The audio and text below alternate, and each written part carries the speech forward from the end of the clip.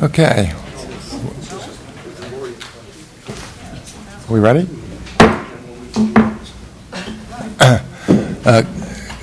Good evening. Let me call to order the meeting of the St. Helena City Council for May 23, 2017. Vice Mayor, will you lead us in the pledge?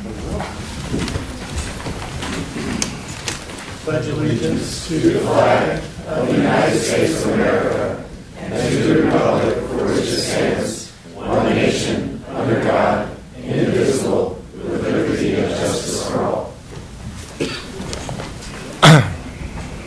Roll call.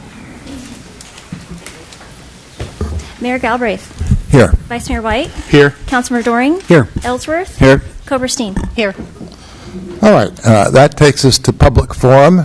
This is an opportunity for members of the public to address us with respect to matters of municipal concern that are not on our agenda, and public comment is limited to 3 minutes. Go ahead. Be short. I'm Bobby. I'm speaking as a resident. I am just curious, who is our city attorney tonight? I don't see her name on the thing. My name is Nira Doherty. I work with. Turn your mic on.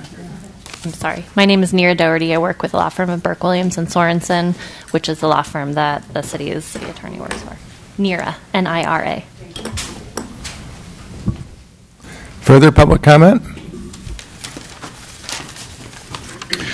Peter Edlin, 1817 Main Street. The topic is Los Alcabas Hotel employee parking.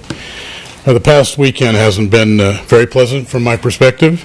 It took me to the lengths of writing 3 lengthy emails to Erica Smithies, and which I finished up on Monday with a 4th, only to find out that Erica has left on vacation for 2 weeks.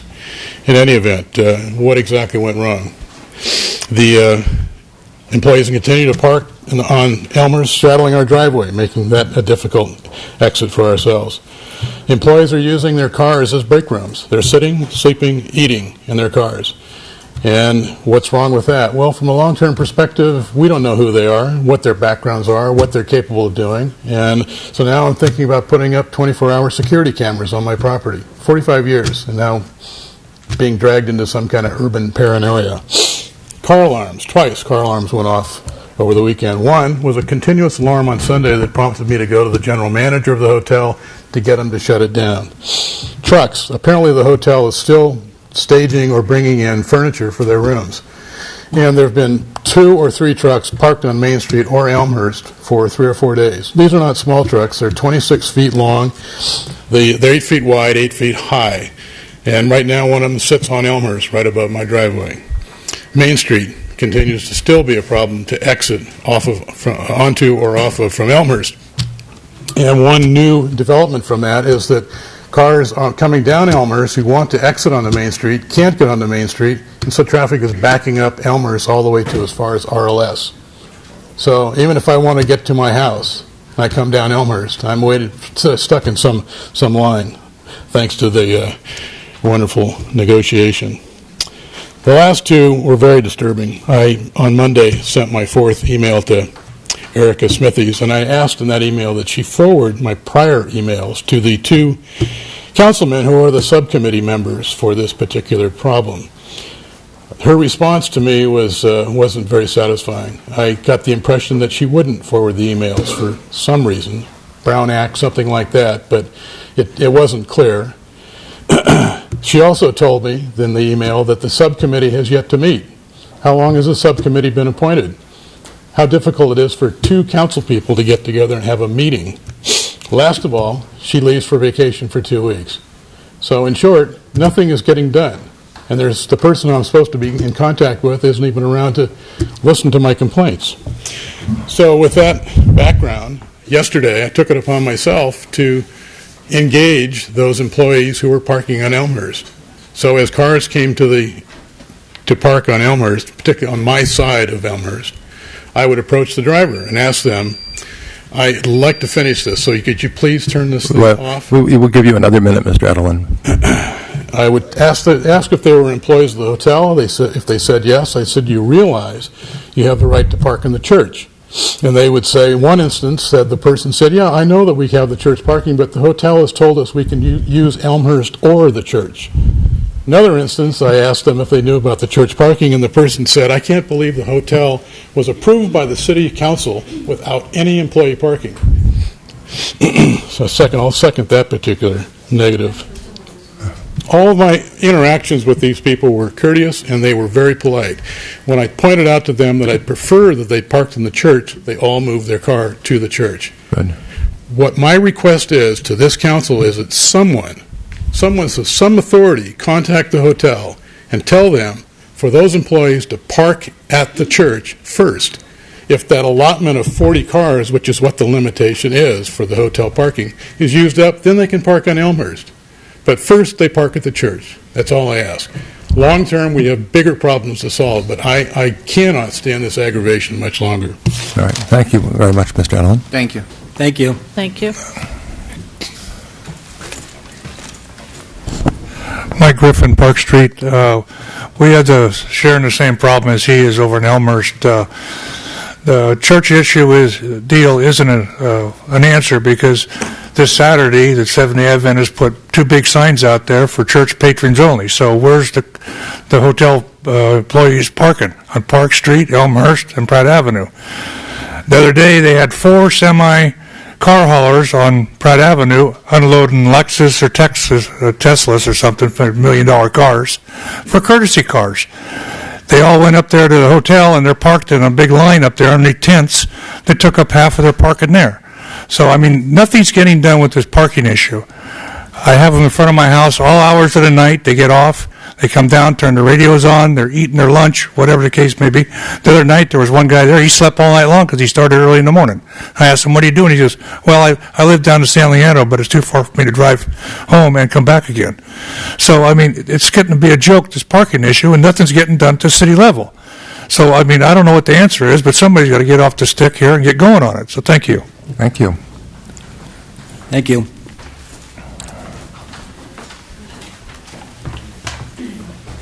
My name's Anthony McKelly. I live 1125 Cornella. This is a little different take on the parking issue. I was on the corner of Pratt Avenue and Main last Monday surveying the traffic. Across the street, Green's Cleaner was unloading their cleaning materials, linens and so forth, called the police. 10 minutes later, the police came, and they're parked in the red zone. Let me back it up. Red zone right after you come over the bridge from the tunnel of trees. Officer just asked him to move. He went up to Los Cabos, turned around, and left. No ticket. I leave town on Friday, and now there's a semi parked in the same spot unloading furniture in a red zone. I called the police, but I was going out of town. I have no idea what happened. Maybe the chief can tell us. Monday morning, I go to Calistoga, come back. Green's Cleaner again is parked in the red zone and unloading stuff. Why doesn't the city ticket these people? Why don't you tell Los Cabos, we're going to fine you if you have any more of your delivery trucks parking in red zones? I mean, this is something that could be enforced. Not maybe like pushing the students out, but the police, nobody wants to do anything. Are they off limits to the city? Okay, thank you. Thank you.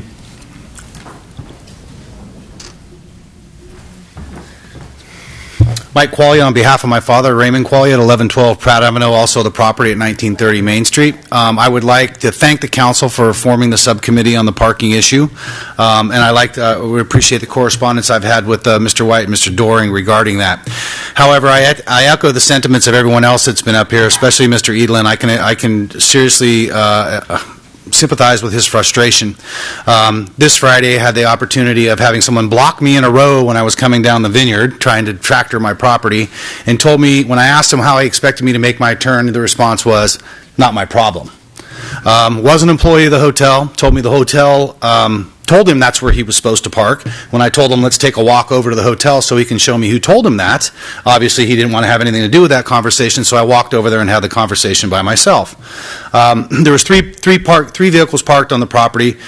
We've had this discussion. Their first response is always, how do you know there are employees? Well, no one's parked there for 50 years until the hotel showed up. So, I mean, I can only, I'm not a rocket science, but I can only put 2 and 2 together, and it's not 5. So, so when I went up there, they moved it. Well, the employee saw when I walked over there that he was going to leave immediately. So when I walked out of the hotel, I looked over to our rental property at 1930 Main, only to see a cleaning van that was up detailing rooms parked in the driveway of our property. Okay, when I began taking pictures of the van, obviously the word got out. He came out and moved it. I had tried to have a conversation with him as to why he was parked there. Obviously, he didn't want to have anything to do with that. And then he moved his vehicle to a red zone. So I called the police. They came out. I do not know if he was ticketed. I would like the council to check in with St. Helena PD to see how many citations have been issued out there, because I know there's been numerous calls. Warnings are not getting it done. Every time you pull through the tunnel of trees to come into town, there is either a semi-truck unloading something in the red zone. When I came through 20 minutes ago before I came here, there was a luxury tour bus there, because bottom line is the hotel does not let anybody come up there unless they're valet parking. Okay? So now all this is overflowed. Caught a delivery truck on Friday. I sent the email pictures to Mr. Doring in which they were unloading furniture into my property. So only had to have a conversation with them then. Why they were doing that? Hotel told us to unload it here. Okay? Spent about 5 hours on the tractor back and forth. Mind you, I only face Pratt Avenue when I'm going that direction, right, in the rows. Cannot tell you the traffic problems they have over there. I have asked the council to come out and have a seat on the corner of 29 and Pratt Avenue and see how long they can brave that.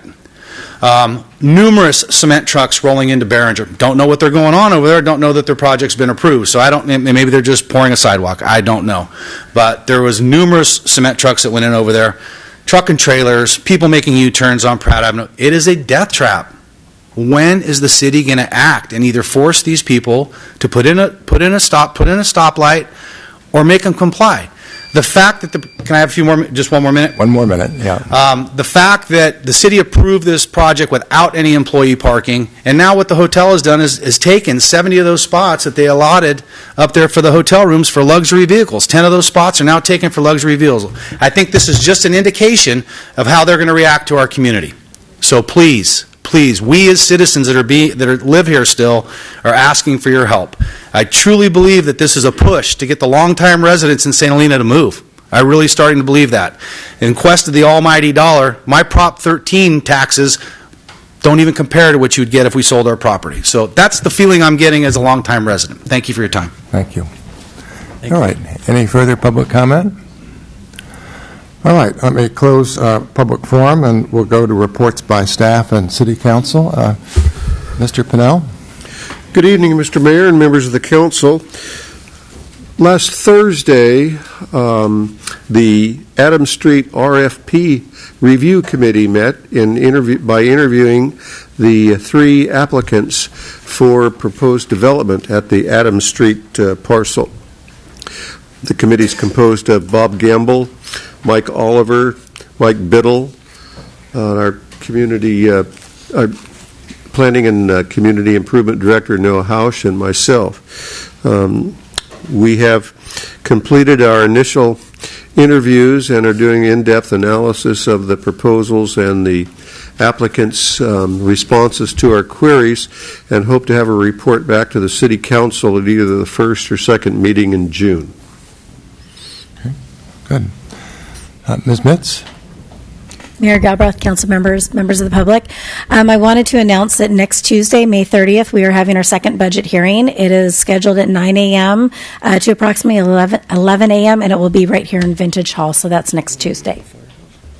Okay. Ms. Black? Well, I am still recruiting for committees, commissions, and boards, and I've only gotten 1 application for Planning Commission. There's 3 seats available. I've gotten 3 applications for the Library Board and 1 application for Sustainability, Active Transportation Sustainability Committee.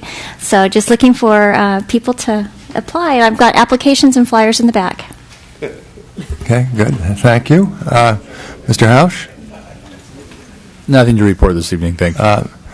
Mr. Uribe?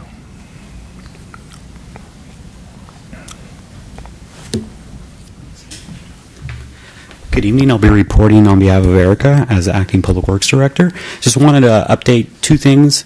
One of those was the Charter Oak and Allison project. Looks like they're going to be completing by the end of this week. They're going to start grading possibly tomorrow. At least that's their goal, or Thursday, and then overlaying Friday. So we're keeping our fingers crossed on that one. The bike lane, they finished doing their markings yesterday. Today they ground the center line out, so tomorrow they're expecting to paint everything and possibly spilling into Thursday, and that's only to set signs.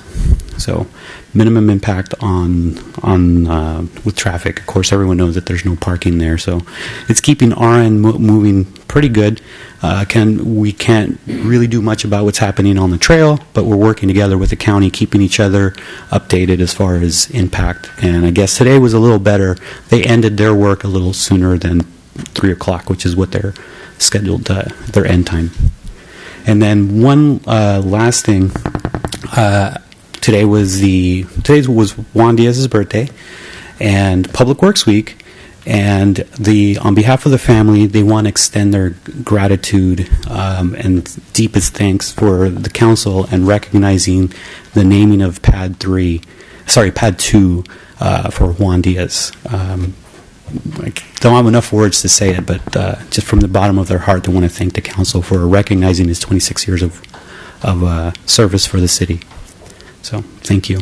Well, we're certainly most appreciative ourselves. Thank you. Thank you very much. Thank you. Our acting city attorney, Ms. Dougherty? Well, what about a closed session? There's nothing to report on. Okay. And I can supplement council's comments on the closed session.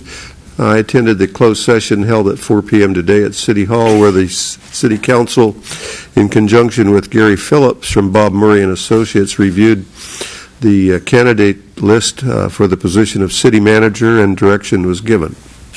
All right. Let's see. Ms. Coberstein? Mr. Ellsworth?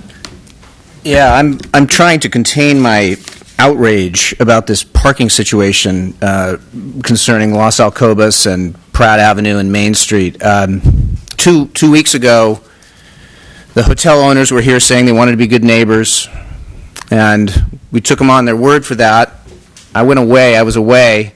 On Mother's Day, I got phone calls, emails about the parking spilling out all over on Elmhurst and then on the other side as well of Main Street. And then I wrote a note to the hotel owner, and he got back saying he'd deal with it. And then I come back here, and there's just more of the same. And so it's not just the problem for the people in that neighborhood. It's all of our problem when somebody cannot and will not contain their operation, and it encroaches on other people here. Other people who are investors here, longtime residents, have the right to a peaceful, quiet,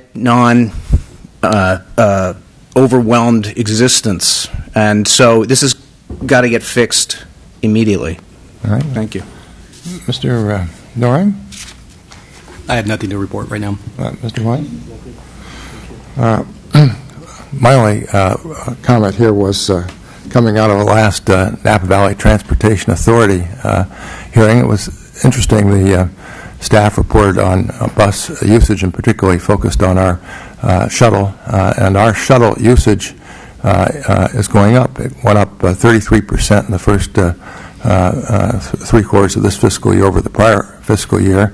That was much better than any other jurisdiction in town.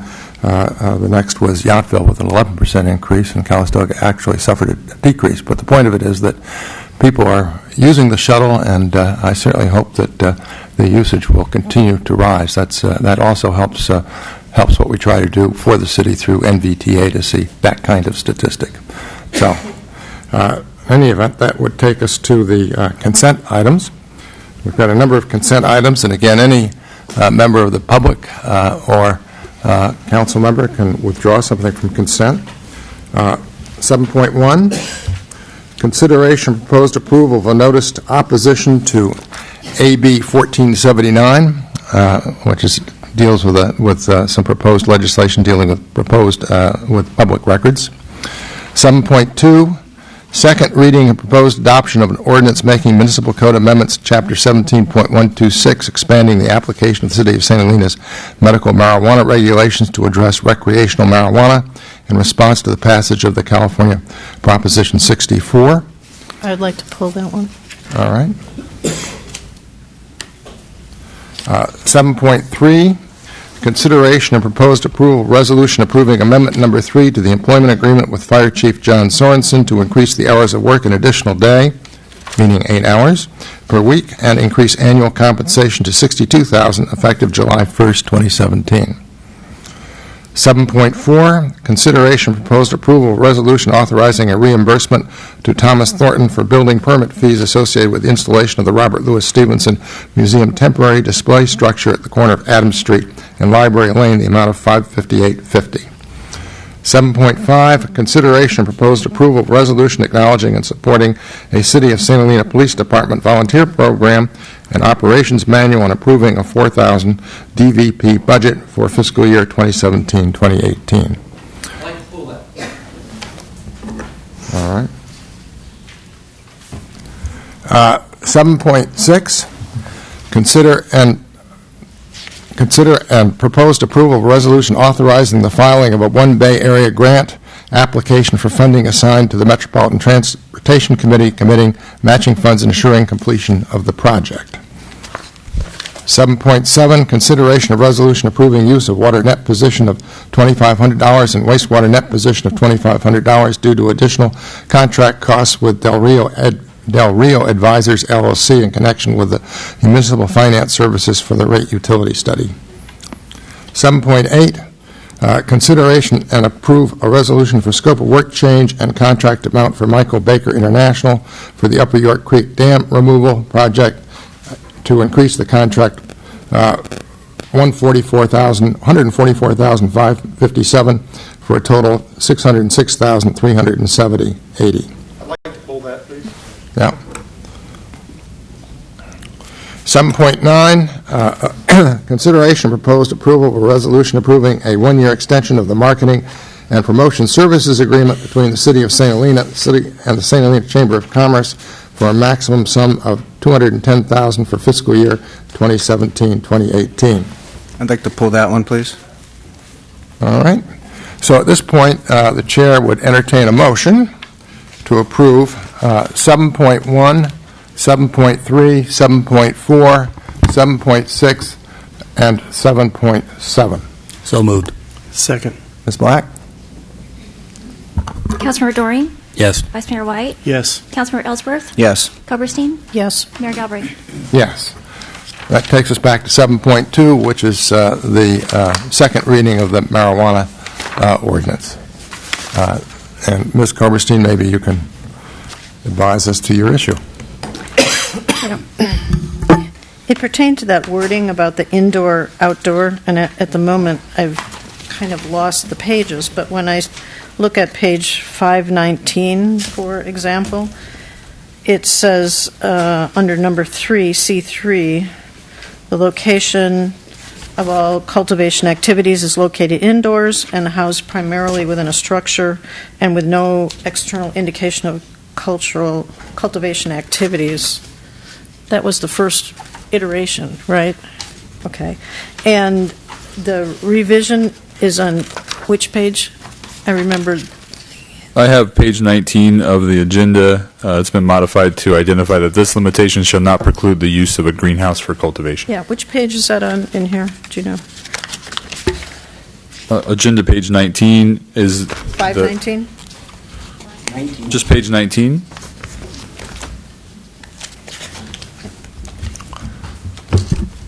Oh, my numbers are different. Sorry. Okay. It's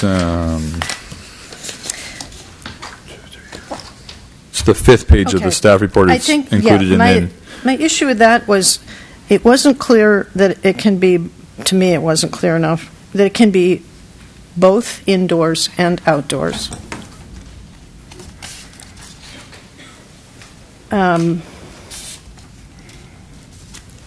Outdoor cultivation is expressly prohibited. Wait a minute. In the state law, I know I In a attended. structure, it's allowed, though. I attended one of the workshops for the League of California Cities, and in the law, a structure, a greenhouse is a structure, and it's not considered outdoors. So, it's like if you had it in a shed, or if you had in the garage, or, it's all in a structure. It's just that outdoors means like plein air, right? You're Correct. out there in the Right. breeze and the sun. correct. Okay, Yeah. it's still a little bit unclear to me, and might be to other people, which is the reason, let's say located indoors or outdoors in a completely within a structure, or it can be indoors and it can be outdoors at the same time. Correct? Under the ordinance. So the goal of this is to expressly prohibit outdoor cultivation. I think some of the concern or confusion is, what does outdoors mean? Right. And typically it means not in a structure, and a structure includes a greenhouse, a shed, or your primary home or your garage.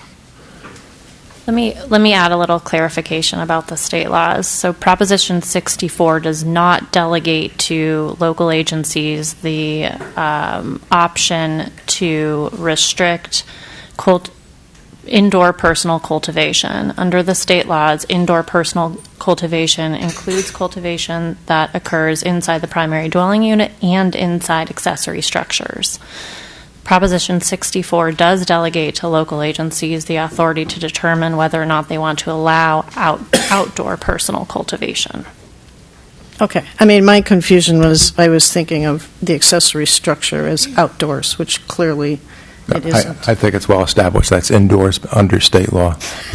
Okay. I've got a question on this, too. California state law, yeah. I've got a question on this, on the delivery aspect. It was something that I really saw at the end of it last time. My concern is not so much with use of cannabis, but commercial veins opening up. And I don't know from your experience, in other cities, was the delivery aspect ever an issue or a problem that came up?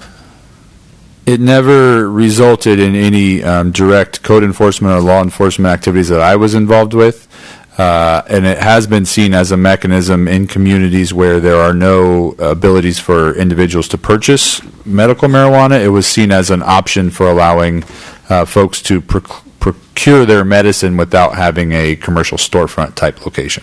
Okay. If there was an issue at some point, could it be revisited? Yes, the code does, or the state law does allow communities to prohibit all commercial activities, it's my understanding, and so that would allow us to revise the ordinance to eliminate deliveries should they become an issue. Okay. I think one of the things that was brought up was that because it's still legal in California, not legal federally, there's some financial things with it having to be a cash business, and so in some ways that might create problems. So I just wanted to make sure that if we needed to revisit it, it could be.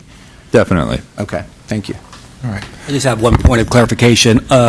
On page 19 of the staff report, under item 2.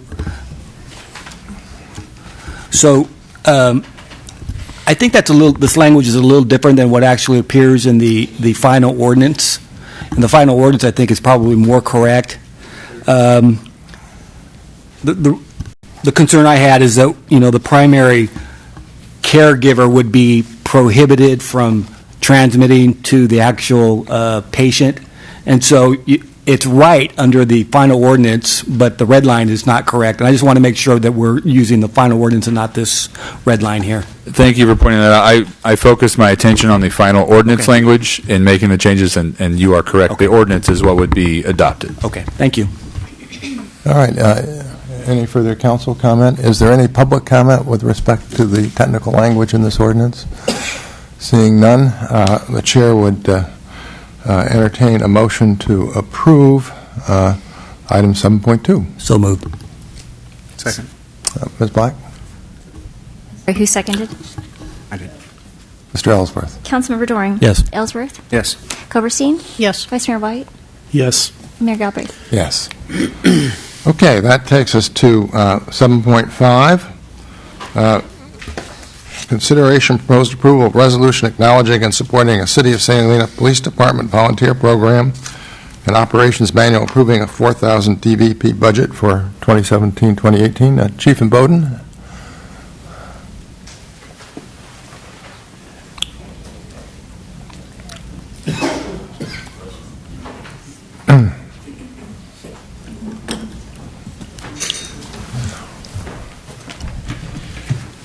Good evening. I don't know who pulled it. I don't know who I'm speaking to. Well, why don't you take a seat for just a second? Let me see if the public commenter would come up and express his concerns. My name is Anthony McKelly. I live 1125 Cornella. My only question is, because I'd be glad to volunteer as long as I can write tickets for Los Cabos. Okay? All right. My services are free, and I'd be glad as long as we have some authority, this volunteer program, or are we just going to go out and give lip service like this gentleman does who had to do that before? That's all I wish to know. All right. Chief? It's fantastic. I can answer that in one word, yes. The intent, the idea of the program is to have volunteers come in and take over some of the administrative duties as well as some of the stuff that we do out on the street, including writing parking tickets. We intend to have an 8-week academy to put them through. We have the trainers in place, and one of the items would be learning how to write parking tickets and being able to do it safely and in a non-confrontational way.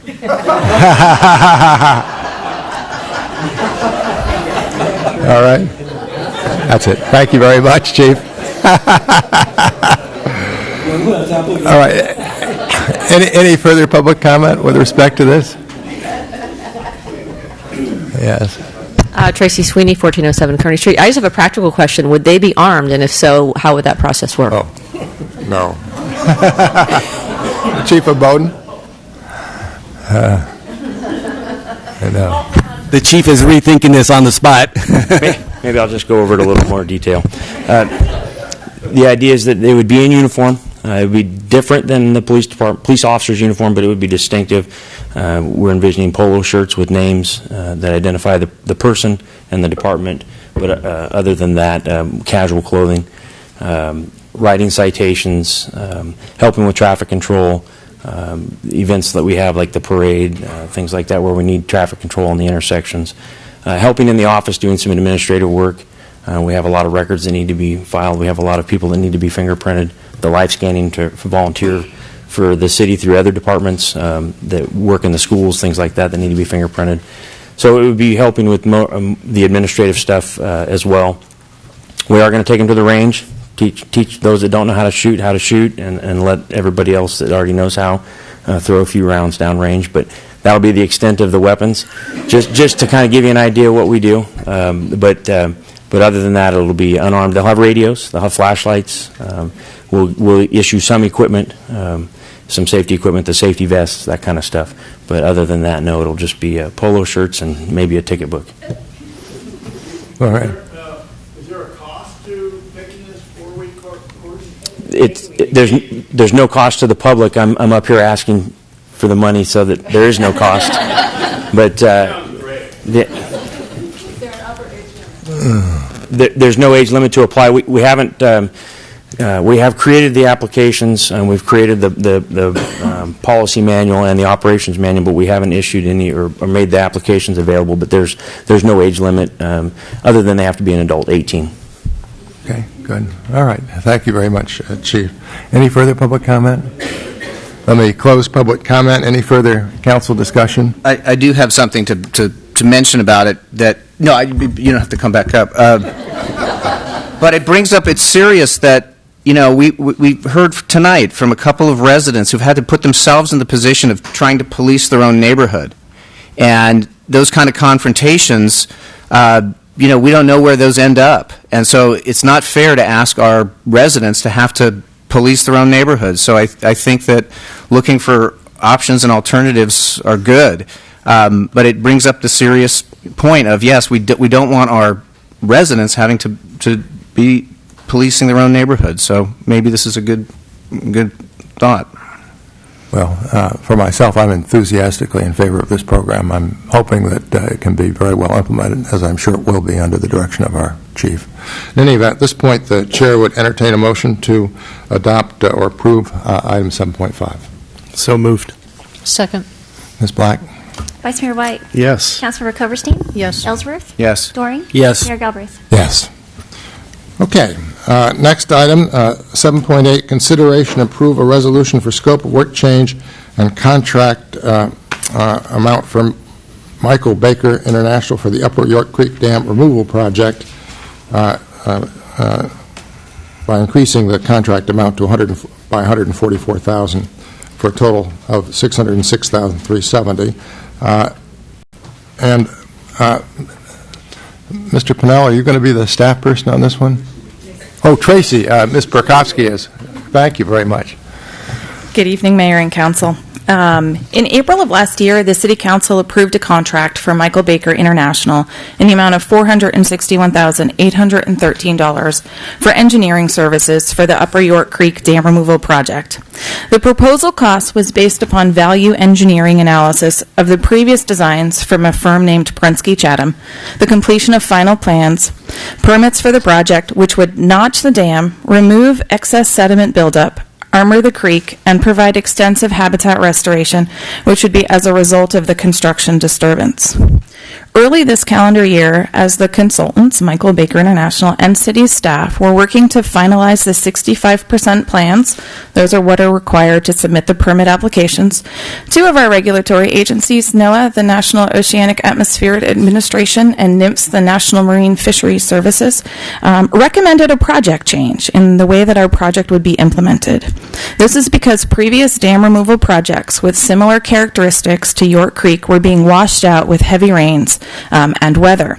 And in order to avoid additional future expense and reconstruction, it was requested that the city adopt a new approach to this project.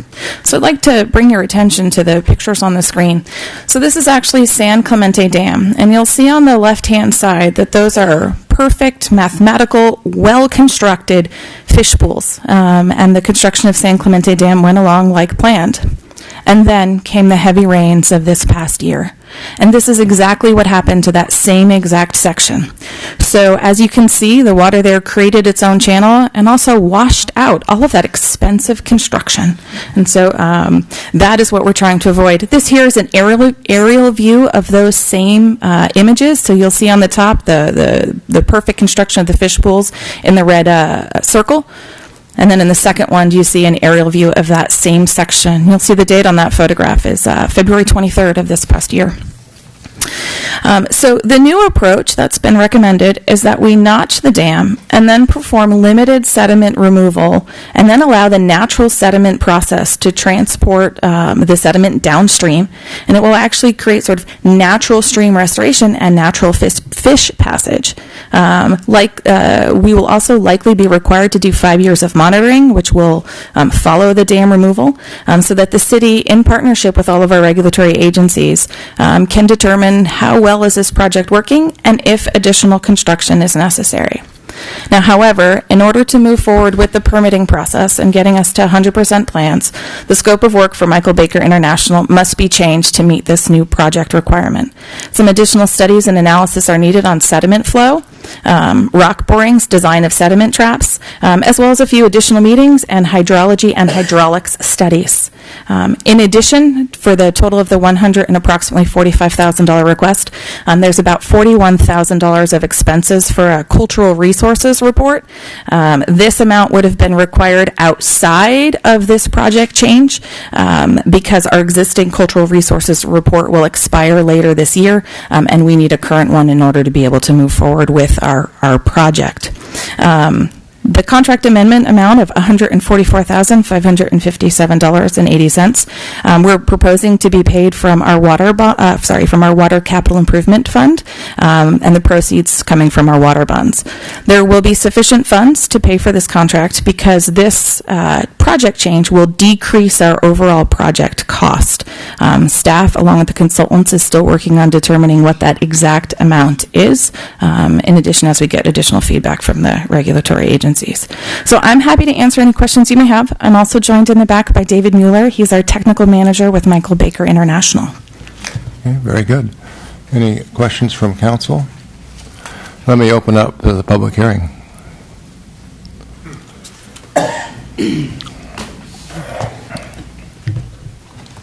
Good evening. My name's Tom Belt.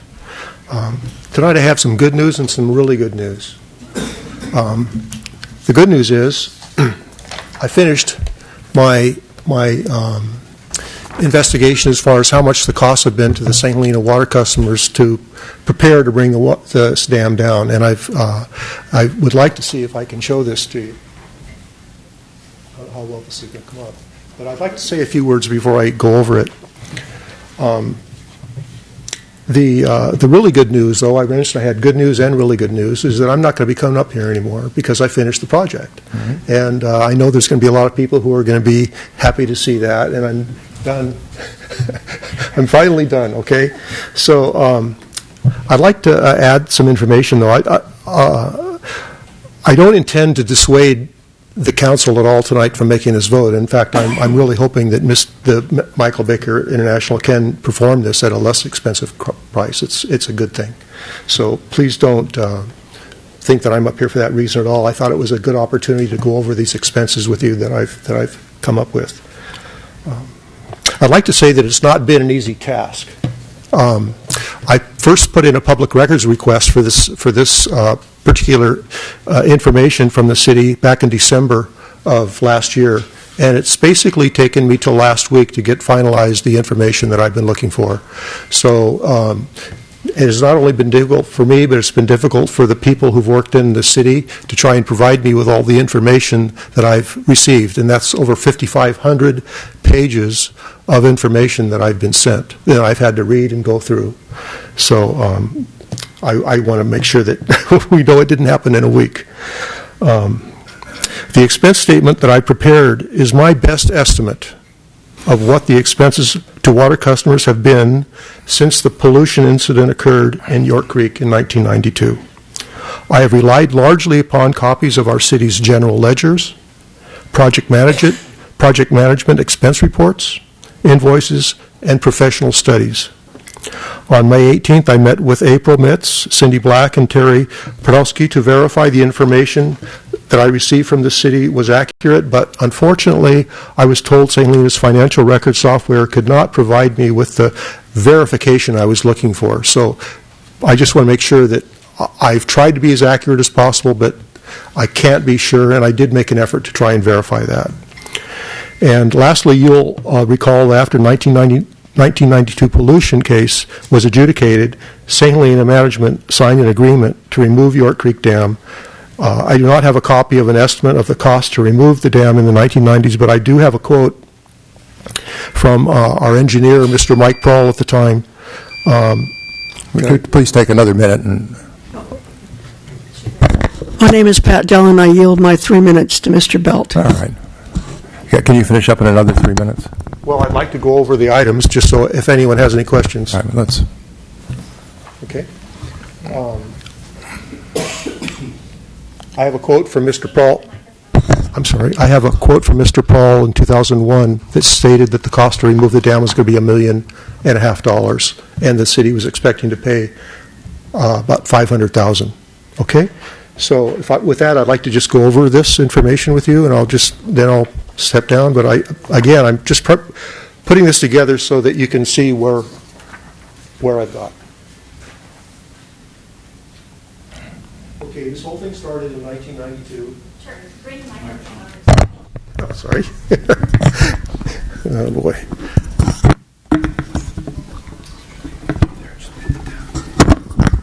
Taking up my minute. This whole thing started in 1992, and Basically, there was pollution cleanup, there was sediment removal, and I did not find any records of any information for those expenses. In 1993, there was litigation expenses to defend the city against the claim against the fish and game violation for pollution, and I did not find any expenses for that, for those records either. In 1993, there was a fine for $5,000 that the city paid for the pollution, and in addition, they did sign an agreement at that time to remove the dam. Between 1993 and 1999, there were no record of expenses, but I do know that there were 2 applications made by the City of St. Helena to the U.S. Army Corps of Engineers for permits to remove the dam, but both of those permits were returned with information needed to complete them, so there was never any action taken on the part of the city after that. In 2000, there was a study, assessment of potential upstream passage for salmonids in the Upper York Creek Dam. There was no record of expenses for that study that was done. In 2001, there were some attorney fees that were paid to Coombs and Dunlop and Diane Price to approach the Napa Superior Court and the District Attorney's Office to have the injunction that was placed against the city to remove the dam removed, and that was done. Mm-hmm. I might add that was done because the city was having difficulty finding money to help remove the cost of the dam, and the DA's office wanted to expedite it. In 2002, there was an initial study proposed, mitigated declaration Upper York Creek Dam removal and restoration project that was a study that there was no record of that. There was no record of the York Creek physical baseline assessment report. There was no record of the litigation expenses to rescind the court. Is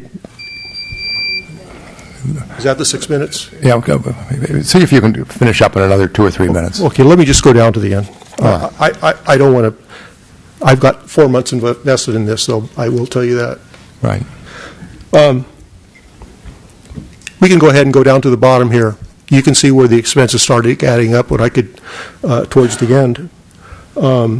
If you include the water bond debt that we took on as water customers in 2012 and the other expenses that we've paid thus far, you'll see that we're spending approximately $6,034,310.97 on this project as water customers.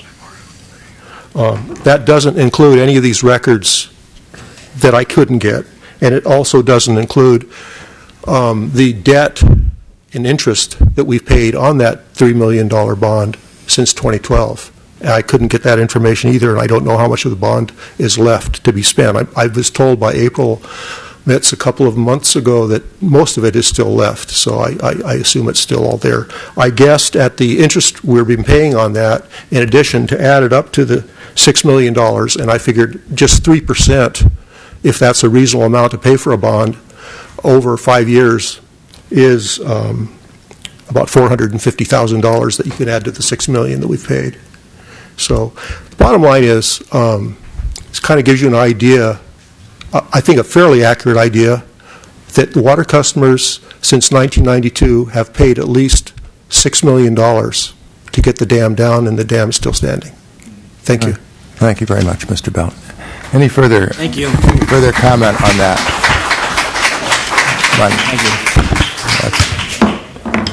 All right. Any further public comment? Any further comment by staff? All right.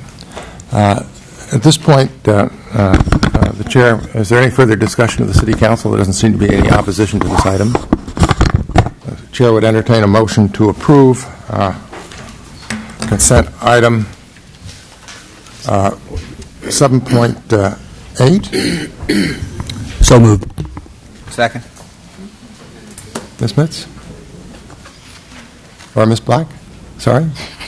Did you second, Jeff? Yes. Okay. Councilmember Doring? Yes. Ellsworth? Yes. Koberstein? Yes. Wyatt? Yes. Mayor Galbraith? Yes. Okay. That takes us to 7.9, and that is the consideration of the one-year extension to the Chamber of Commerce contract. I'm not clear who pulled it. Mr. Ellsworth, you pulled it. Do you want to comment briefly, and then we'll open the public comment? Yeah, the two comments I had were, first, I was just a little concerned it was on the consent calendar. I think it's a pretty, big item. So I had a concern about that. And then also, I thought it would be coming to us in the budget meetings at the same time as the rest of the budget. So I was concerned that it came separately and before. So thought we should discuss that a little bit. Well, in terms of the consent calendar, the consent calendar is for routine city business. This contract had been approved in the past, and of course, anything on the consent calendar can be pulled from the consent calendar, so I wouldn't put a lot of weight on that. Anybody can pull it. It is on the agenda tonight for council consideration. If the council wishes to defer it until the budget hearing, it can do so. Otherwise, the chair is prepared to proceed. But my view of it is we should proceed. We've got a lot of people here that wish to discuss it, and maybe, in any event, let's hear from the council in terms of where it stands on this. Yeah, I'd like to consider it tonight. Yeah. Members of the public that pulled it also. Oh, sure. Just speak to why you wished it pulled, not substantively for the moment. We'll come back to you again. We won't count this as your only time. I think it's close to $250,000, and as far as I know, the information supporting it was only presented to you last night in a very fleeting manner, and I don't think that you have had adequate time to look at the repercussions and just explore this expenditure of close to $250,000. So I think it should be moved to a budget discussion. But I have more information when I get my 3 minutes. All right. Any further comment with respect to the timing? Hi, Lana Ivanov, Pine Street. I was going to ask you to postpone this until budget hearing time. As a resident for 47 years in this town, I'm really concerned about the fact that I'm hearing that the city's in dire straits, and then I hear from bond consultants that say we're in great shape. I think this is something that needs to be looked at along with the budget. This is a lot of money, and I personally have a problem. For about the last 2 years, I've been trying to get a list of chamber members. I've heard from a lot of people in town, small businesses, people that don't have necessarily retail business, that they've left the chamber because they don't feel the chamber is representing them. I'm not saying that it's the majority, but I'm saying there's some people that have. So I've been trying to get a list, and I understand that lists like that are very valuable. You give a list of something like that out, and everybody's trying to get things from them. So I contacted Pam Simpson a couple months ago, and we had a heated conversation. And my feeling is that when the city gives $200,000 to a vendor, that kind of makes them a quasi-public agency. And as a quasi-public agency, I feel like I'm entitled to a list. And I'm not saying I want addresses and phone numbers. I want numbers. I want to know how many people in St. Helena belong to the chamber. And last night was the closest I got to it by seeing the PowerPoint presentation. When I talked to Pam, she told me to go on to the website. If I count up the members, I get 128. About 20% of those are not in St. Helena at all. And then if I go through all the ads, I get another whatever, but I don't come up with 333 like the PowerPoint presentation said last night. She sent me a copy of the 2015 tax form. They say on the tax form that they have over 500 members.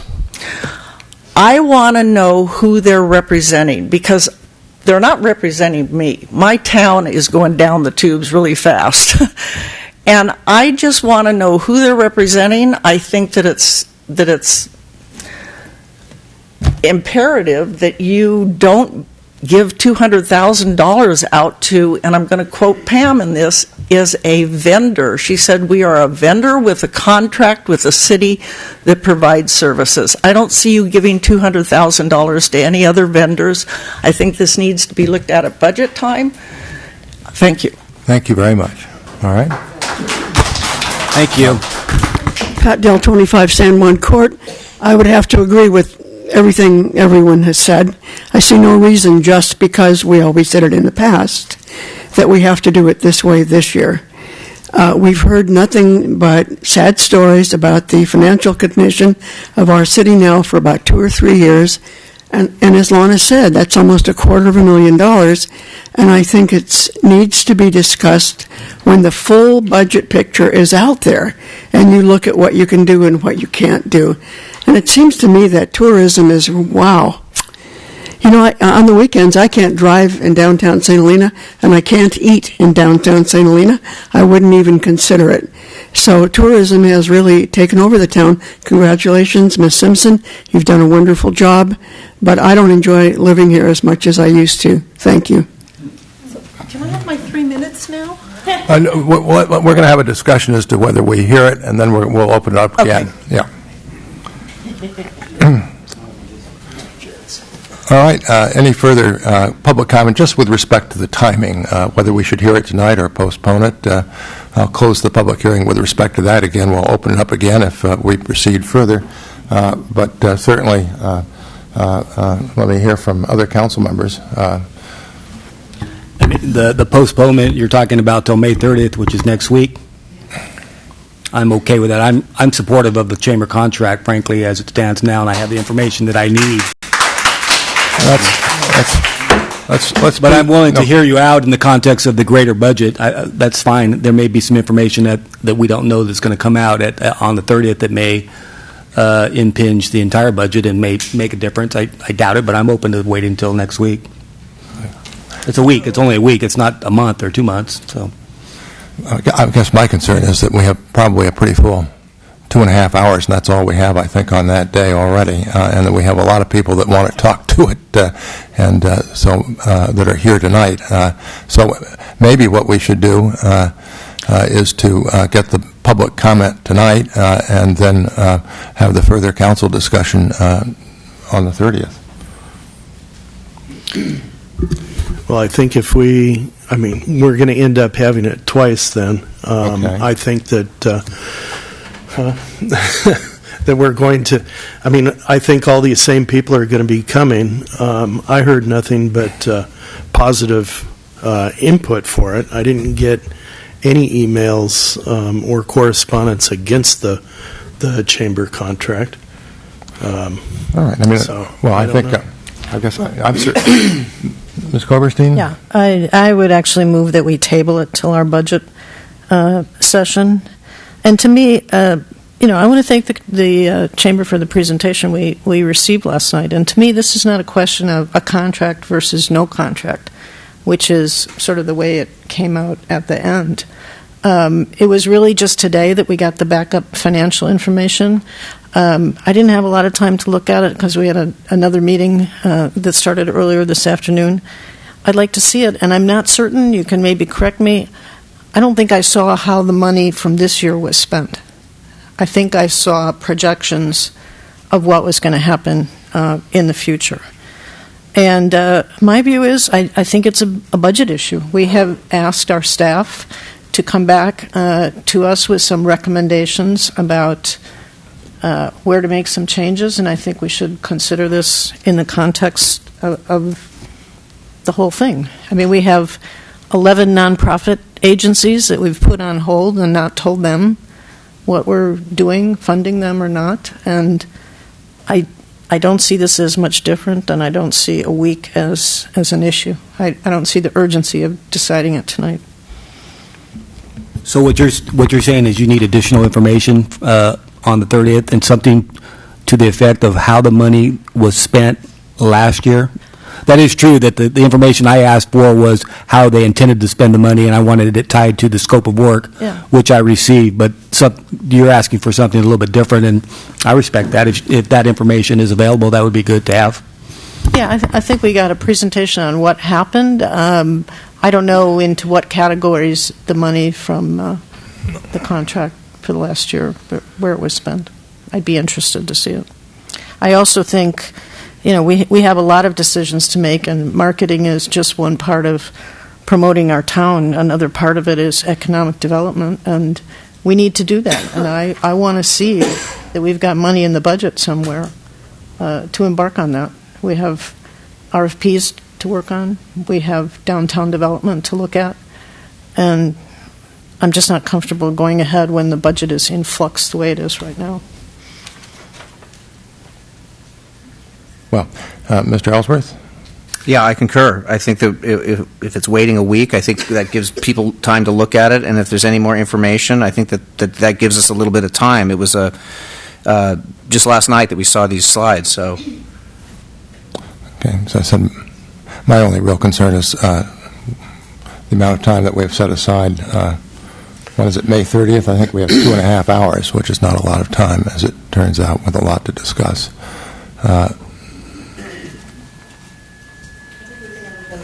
If we understand the data that we got, I'm kind of operating without a lot of information.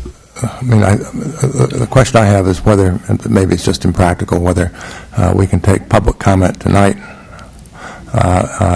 and then push the discussion into May 30th, but hopefully have very little public comment and have the council discussion that time. But that doesn't seem to work, so it doesn't work. All right.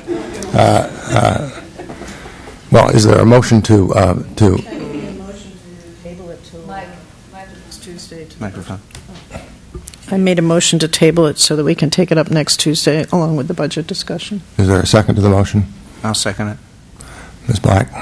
Councilor Coberstein? Yes. Ellsworth? Yes. Doring? Yes. White? No. Galbraith? Yes. Okay, that ends the council, the chamber discussion for this evening, and that then takes us to 8.1, and that item is being continued until the June 13th City Council meeting, and that takes us to 8.2, which is the CIA appeal. That's going to be extensive, and so I propose that we take a 7-minute break, stretch our legs, and come back to it. See what the procedure will be when we do come back? Yeah, I will. So people know? Oh. Well, I'll say it once we come back. Thank you. Yeah.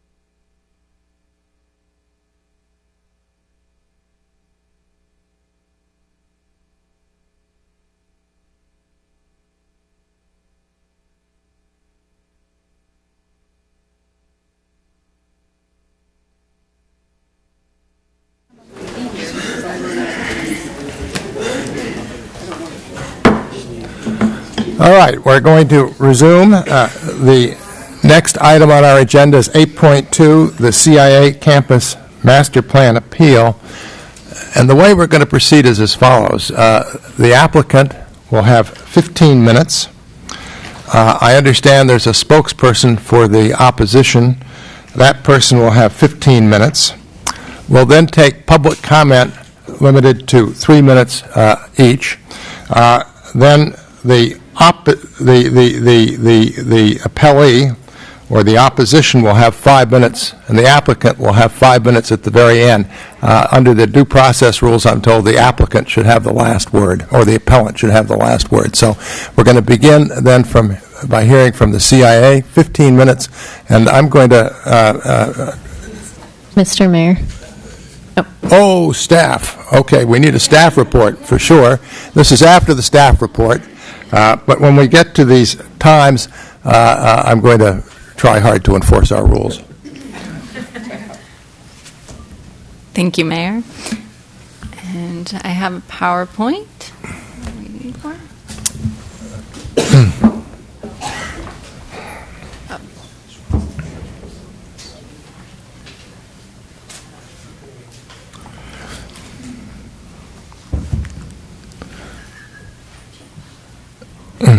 And for those of you who don't know her, this is Lily Bianco.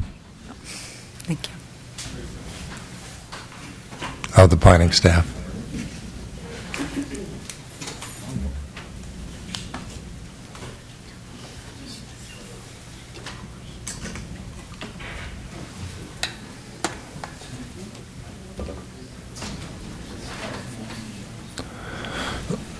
I can probably proceed, or do you want me to just go? Okay. Okay, I'll just get going. We don't know how things are going to pan out. So the project before you is an appeal of the Planning Commission's decision to deny the CIA Campus Master Plan. The CIA Master Plan includes a request for a use permit and design review for 2555 Main Street in the Winery Zoning District with a plan development and historic preservation overlay, and a request for a demolition permit, design review, use permit, and variances for 830 Pratt Avenue in the public, quasi-public zoning district.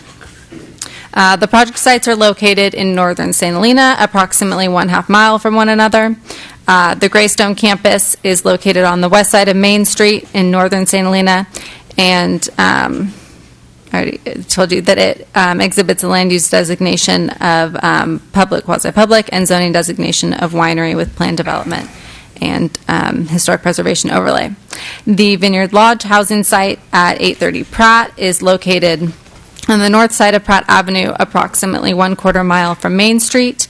The site features an approximately 2.6 acre triangular shaped lot located on the north side of Pratt Avenue, adjacent to the Napa Valley Railroad right-of-way, west of Vineyard Road, beyond which the site is bounded by vineyard and agricultural uses.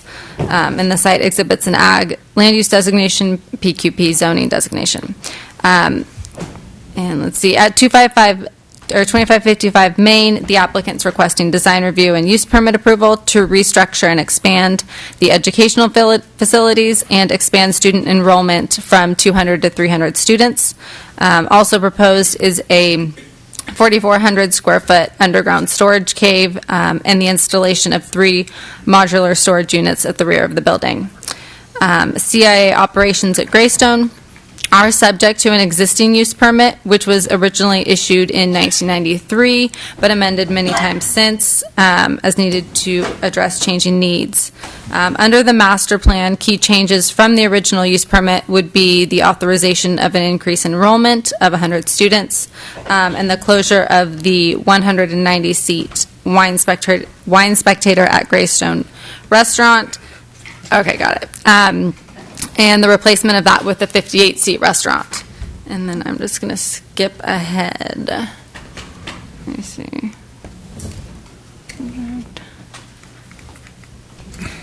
Here's down. Let's see.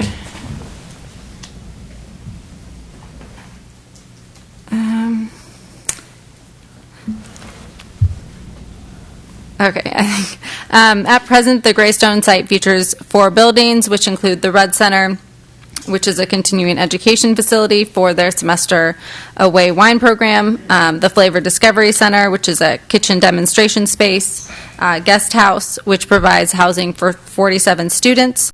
The current occupancy, I believe, is 45. And the Greystone Cellars building, which houses the balance of educational facilities and is the subject of the proposed project. No significant changes to the site are proposed, given that both the storage cave and the modular units will be generally obscured. The storage cave would be located at the north end of the Greystone Cellars building, beneath the former Wine Spectator restaurant.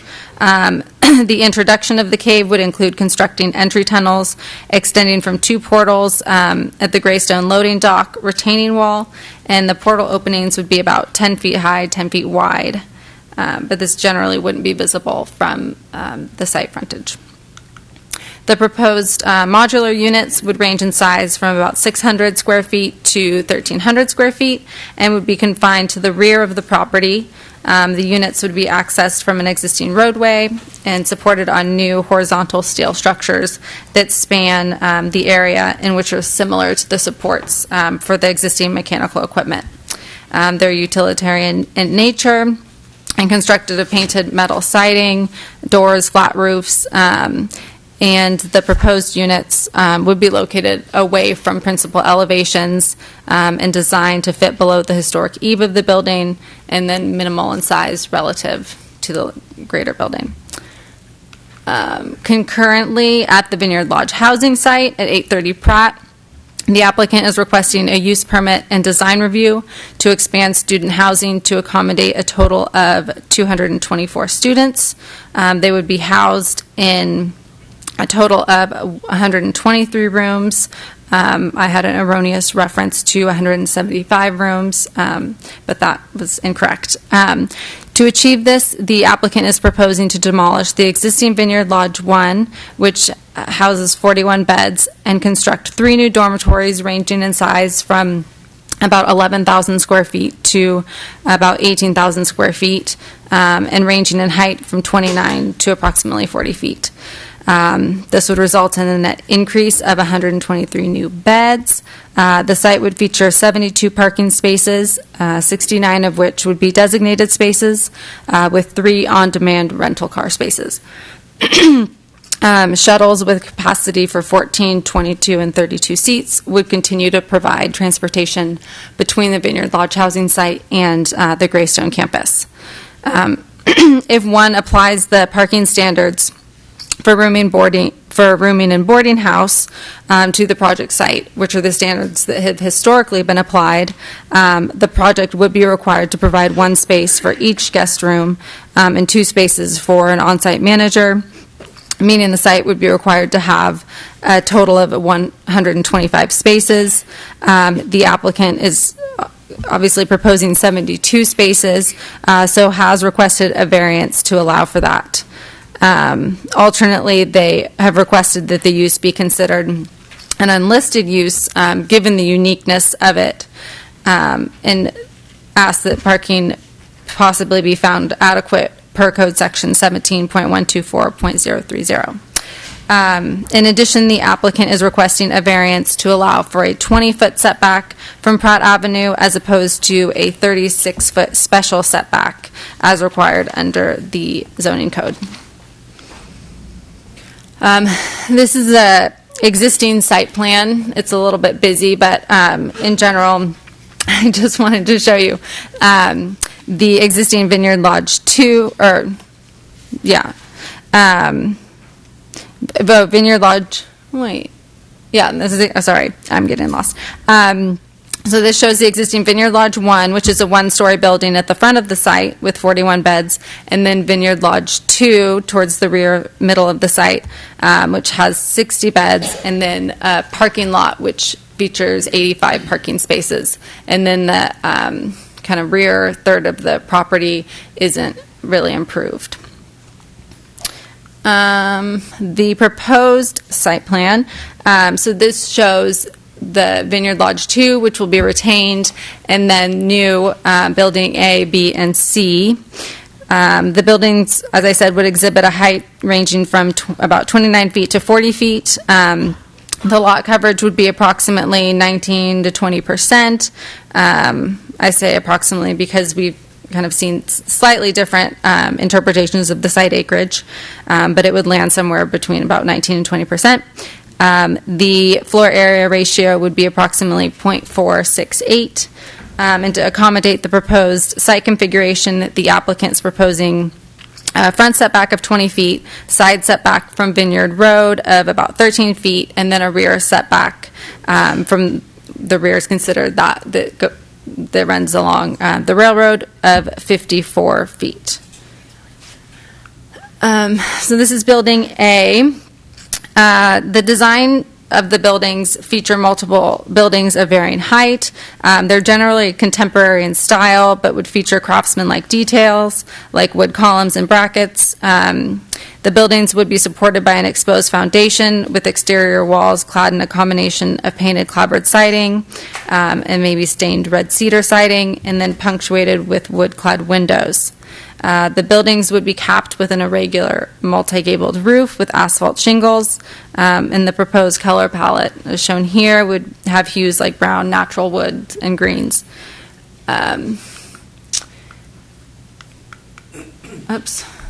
And here is Building B.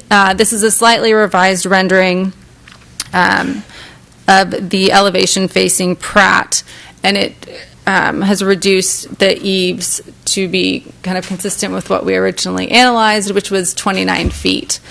So the red peaks show where the roof line was previously, and then you can see the revised version. Because this is consistent with what was analyzed, it's kind of determined to be in substantial conformance.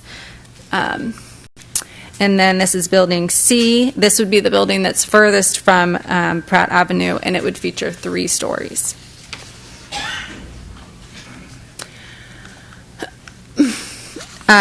The applicant, as I'm sure you know, has prepared a visual impact assessment that superimposed the project on the site to kind of characterize the level of change. This is a before picture showing or looking northeast from Pratt Avenue. And then this is the after. So the buildings are obviously more prominent, but the vegetation and trees do provide some level of screening and softening. And then this is a before looking northwest from Pratt. And then this would be the after. And then, so to comply with the California Environmental Quality Act, an ISM&D, or Mitigated Negative Declaration, was prepared, which identified potential impacts in the categories of aesthetics, air quality, biological resources, cultural resources, geology and soils, land use, noise, and transportation. It did determine that all impacts could be mitigated to levels less than significant. Let's see. The CIA Campus Master Plan project came before the Planning Commission on February 21st, 2017, and was continued until March 7th. At the March 7th hearing, the Planning Commission voted unanimously to deny the project in its entirety and without prejudice, and directed staff to prepare a denial resolution, which staff did and brought back before the Planning Commission on March 21st, 2017, at which time it was unanimously approved. As detailed in the staff report and reflected in the denial resolution, the Planning Commission denied the project on the grounds that the project, and specifically the Vineyard Lodge housing component, did not demonstrate compliance with all applicable design review and use permit findings, namely that the scope of the Vineyard Lodge expansion and scale and massing of the proposed buildings were incompatible with surrounding land uses and inconsistent with the intent of the general plan. The Planning Commission found that the project did not meet required use permit findings based on the fact that it did not demonstrate to the Planning Commission's satisfaction that the project would not generate potential noise impacts, that it wouldn't make excessive demands on public services, predominantly sewer services, and that it did not demonstrate compatibility with surrounding land uses, and that it may conflict with the purpose of the district in which it's located. And then last, the Planning Commission determined that the project did not demonstrate adequate parking. On April 4th, 2017, appellant Thomas Bencel of the Culinary Institute of America filed an appeal of the Planning Commission's decision. In a written statement attached to the appeal application, the appellant asserts that compliance with the required findings needed to approve the CIA Campus Master Plan is supported by substantial evidence in the record. The letter provides a summary of the substantial evidence and rebuts the Planning Commission's findings, cited as a basis for project denial. The appellant requests that the City Council exercise its de novo review powers to reverse the Planning Commission's decision, grant the CIA's appeal, adopt the ISMND, and approve the entitlements for the CIA Campus Master Plan. Under Code Section 17.08.180, the City Council may affirm, modify, or deny the appeal as they deem appropriate. The Planning Commission recommends that the City Council deny the project based on the findings that the project, and particularly the Vineyard Lodge housing component, does not sufficiently demonstrate compliance with the required design review and use permit findings as detailed in the March 21st Planning Commission resolution. And I did want to note that because this is a de novo review, and because the City Council retains authority to affirm, modify, or deny the appeal, staff prepared both a denial resolution and an approval resolution. And that is all I have, and I'm happy to answer any questions. Any initial questions from Council? Maybe I have just one, and that is, you mentioned that the Planning Commission denied the application, quote, without prejudice, end quote. In this context, what was the intent of, quote, without prejudice, end quote, if you know? I think that just was intended to give them the opportunity to come back with a revised design within a year, if they so chose. All right. The City of St. Helena Municipal Code automatically finds any denial to be made with prejudice, right, and that would preclude any similar application from coming forward within a year of that decision. And so the Planning Commission made the determination to make it without prejudice to allow them to reapply should they choose to. Okay. All right. Any further initial questions from Council? Then we'll proceed to hear the appeal, and as I said at the beginning, we'll hear first from the CIA, and it has 15 minutes. We'll see if we can get this working first. Yeah, we won't start your time until you start to talk.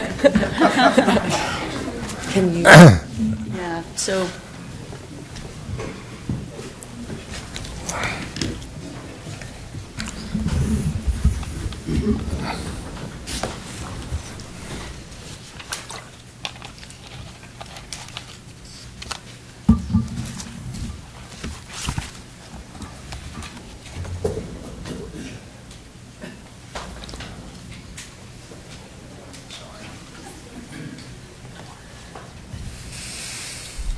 I feel tempted to say the winner is La La Land, but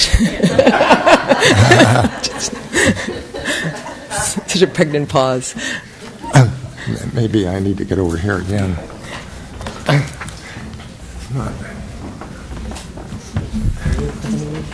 Bill? Oh, here we go. Oh, I didn't hit it, but I'm going to do fine.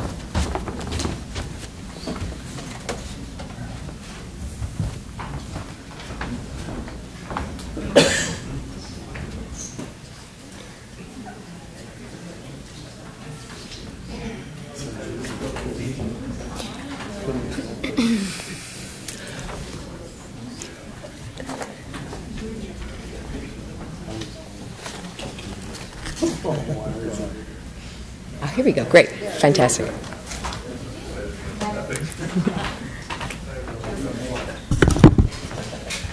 Good evening, Mr. Mayor and members of the City Council, Mary Murphy, Gibson, Dunn & Crutcher, Counsel for the Culinary Institute of America, or the CIA. The CIA is here today to respectfully request that this City Council approve its proposed projects at its Greystone and Vineyard Lodge sites. As you know, the CIA is a vital member of the St. Helena community today. These projects are necessary to ensure its long-term health by providing an additional 123 beds for its students at the site of its existing dormitories on Pratt Avenue. This proposal exemplifies a sustainable approach to resources and will benefit both the City of St. Helena and the CIA in a number of ways. First, this project will avoid and relieve traffic congestion in St. Helena by locating the student housing and the educational facilities very near one another. It is important to note that the Greystone and Vineyard Lodge sites are only a short bicycle ride or a walk from one another. To be exact, the sites are 0.8 miles apart. By housing students on a campus at a centralized location in such close proximity to the educational facilities at Greystone, this project will both avoid and relieve traffic congestion in St. Helena. Further, the CIA will provide ample shuttles and bicycles for those students who do not wish to walk to ensure that the students do not drive to class. In addition, the CIA will subsidize a new bicycle lane between the two sites to further encourage bicycling. Second, the expanded dormitory facilities will take pressure off of the St. Helena housing stock and help to free up the more affordable units within your rental market. Third, this proposal is limited to existing, already developed sites owned by the CIA. The proposal simply utilizes the existing sites more effectively to provide the benefits of consolidation and to beautify and rationalize the sites. It also preserves the historic integrity of the Greystone campus. This approach of better utilizing the existing non-historic site on Pratt Avenue while maintaining the historic integrity of Greystone is inarguably the most green and most respectful of the historic resource. This project presents an opportunity for both the CIA and the city to be good environmental stewards and to be good stewards of Greystone, which is one of the most important historic resources in Napa Valley. Fourth, this proposal is in the long-term interest of the city, given the long-standing support the CIA provides to the health of the local economy and to the tourist and hotel industries. As noted in the materials submitted to you in writing, the CIA contributes approximately $2 million in annual economic benefits to the city. Finally, the CIA does more than just support local government and businesses. It gives back to its hometown through its long tradition of hosting community events such as the Lobster Feast benefiting the local police and fire departments, and the Auction Napa Valley and Premier Napa Valley benefiting local community health and education nonprofits. The CIA cares about this community because it is its home, so it has worked hard to craft a proposal that meets its programmatic needs in the most respectful and least impactful way possible. As we will explain, the CIA has engaged with the community throughout the process and has modified the project in response to community concerns. Although this project comes before you through an appeal, as the staff said earlier, the St. Helena Municipal Code imposes a de novo standard of review on your decision. The de novo legal standard, as this council knows, requires that you consider this proposal without deference to prior decisions and with a fresh look on the merits.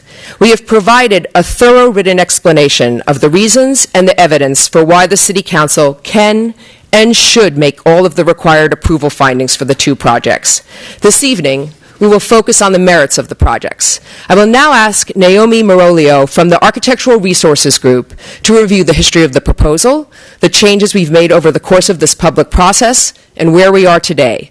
Naomi and ARG are leading historic preservation experts, and Naomi will also address the constraints affecting the Greystone site. Thank you, Mary. So I'd like to start right now and look at the site context, how it informed our design approach, and why we feel that building additional dormitories on this site is a good proposal. So the surrounding site does not necessarily exhibit a unified or sensitive character. The project site, which is outlined in the green on the slide, is surrounded by industrial ag production. The warehouse directly to the southwest, with production waste ponds directly to the northeast, vineyards surrounding, and then residential areas to the southwest and further to the northeast. Get my directions right. The warehouse is a large-scale building with the long, expansive walls and no architectural features, which is quite appropriate for a warehouse but doesn't present a sensitive context. If you stand at the site and you look across Pratt Avenue, it's directly across some vineyards with a single residential building at the south end of the site next to the railroad tracks. This residence is 2.5 stories tall, with a roof height about 33.5 feet tall, directly across. So again, in conclusion, the site doesn't present a sensitive context. It's surrounded primarily by ag industrial and does not encroach on ag land. So looking at this, we sought to create a compatible design. And there were a few key aspects that I wanted to highlight about how the design reduces the scale and massing of the project, and that specifically is the roof configuration. I think Lily presented a number of design elements, but the roof is a multi-gable roof. The top floor utilizes dormers to fit within the roof line, and the eave height of the roof is quite low. If we look at a scale comparison in this diagram to the adjacent buildings, which are the warehouse to the left, Vineyard Lodge, the existing Vineyard Lodge is all the way to the right. The proposed 2-story building, you can see, looks more like a 1.5-story building. The proposed 3-story building is more similar in scale to a 2.5-story building. And this is the project that we originally proposed to the community. And we just wanted to note that the project has gone through a lengthy public review process, and throughout the process, the team has made numerous and significant revisions to the project to incorporate community comments and city feedback. The schedule for this, just to outline all of the different levels of input, we had an initial City Council presentation on March 22nd, 2016. We presented to a neighborhood group. April 20th, it made design revisions based on their comments in our submittal to the Planning Department on June 21st, and then we incorporated Planning Department comments, resubmitted on September 2nd, and then presented to the Planning Commission. And as Lily mentioned, we made an additional revision for the March 7th Planning Commission meeting. So there were a number of specific changes to the project. We addressed massing along Pratt Avenue. We addressed setback issues. And then a few additional items that I'll go through. So massing along Pratt Avenue. The original design, as we've mentioned, comprised 3-story buildings exclusively throughout the site. And this is an image of that. These incorporating the feedback that we got from the neighborhood meeting, we reduced the buildings on Pratt Avenue to 2-story. We did incorporate multiple gable heights as a way to add some visual interest, but in listening to comments, we felt that it was most important to reduce them all to the 29 feet 2, and this is the image of that. The building setback revisions. Originally, we proposed 26 feet from the edge of Pratt Avenue. With feedback from both the community and the planning department, we increased the setback 60%, which is now 41 feet from the edge of Pratt Avenue. We also addressed building height concerns and did additional tree preservation. This is the image originally presented with the 3-story buildings. This is the image where we changed to 2-story buildings along Pratt Avenue and maintained the 3-story building at the back of the site. And then we reduced the 3-story building an additional 7 feet 8 inches relative to the June design. And then we worked with landscape architect and civil engineering to retain all of the trees along Vineyard Road. So the setback, there was a cumulative positive effect of both reducing the height of the buildings and increasing the setback. And that effect is that, we're at 176 feet to the 3-story buildings at the top of the site, 132 feet back at the bottom of the site. So you can see there. And then if you look at a 3D model perspective of if you were standing on the edge of Pratt Avenue and Vineyard Road, 176 feet back, that 3-story building has a minimal scale. And then one other issue we just wanted to clarify is that dorm parking requirements are not stated in the St. Helena Code, as Lily mentioned.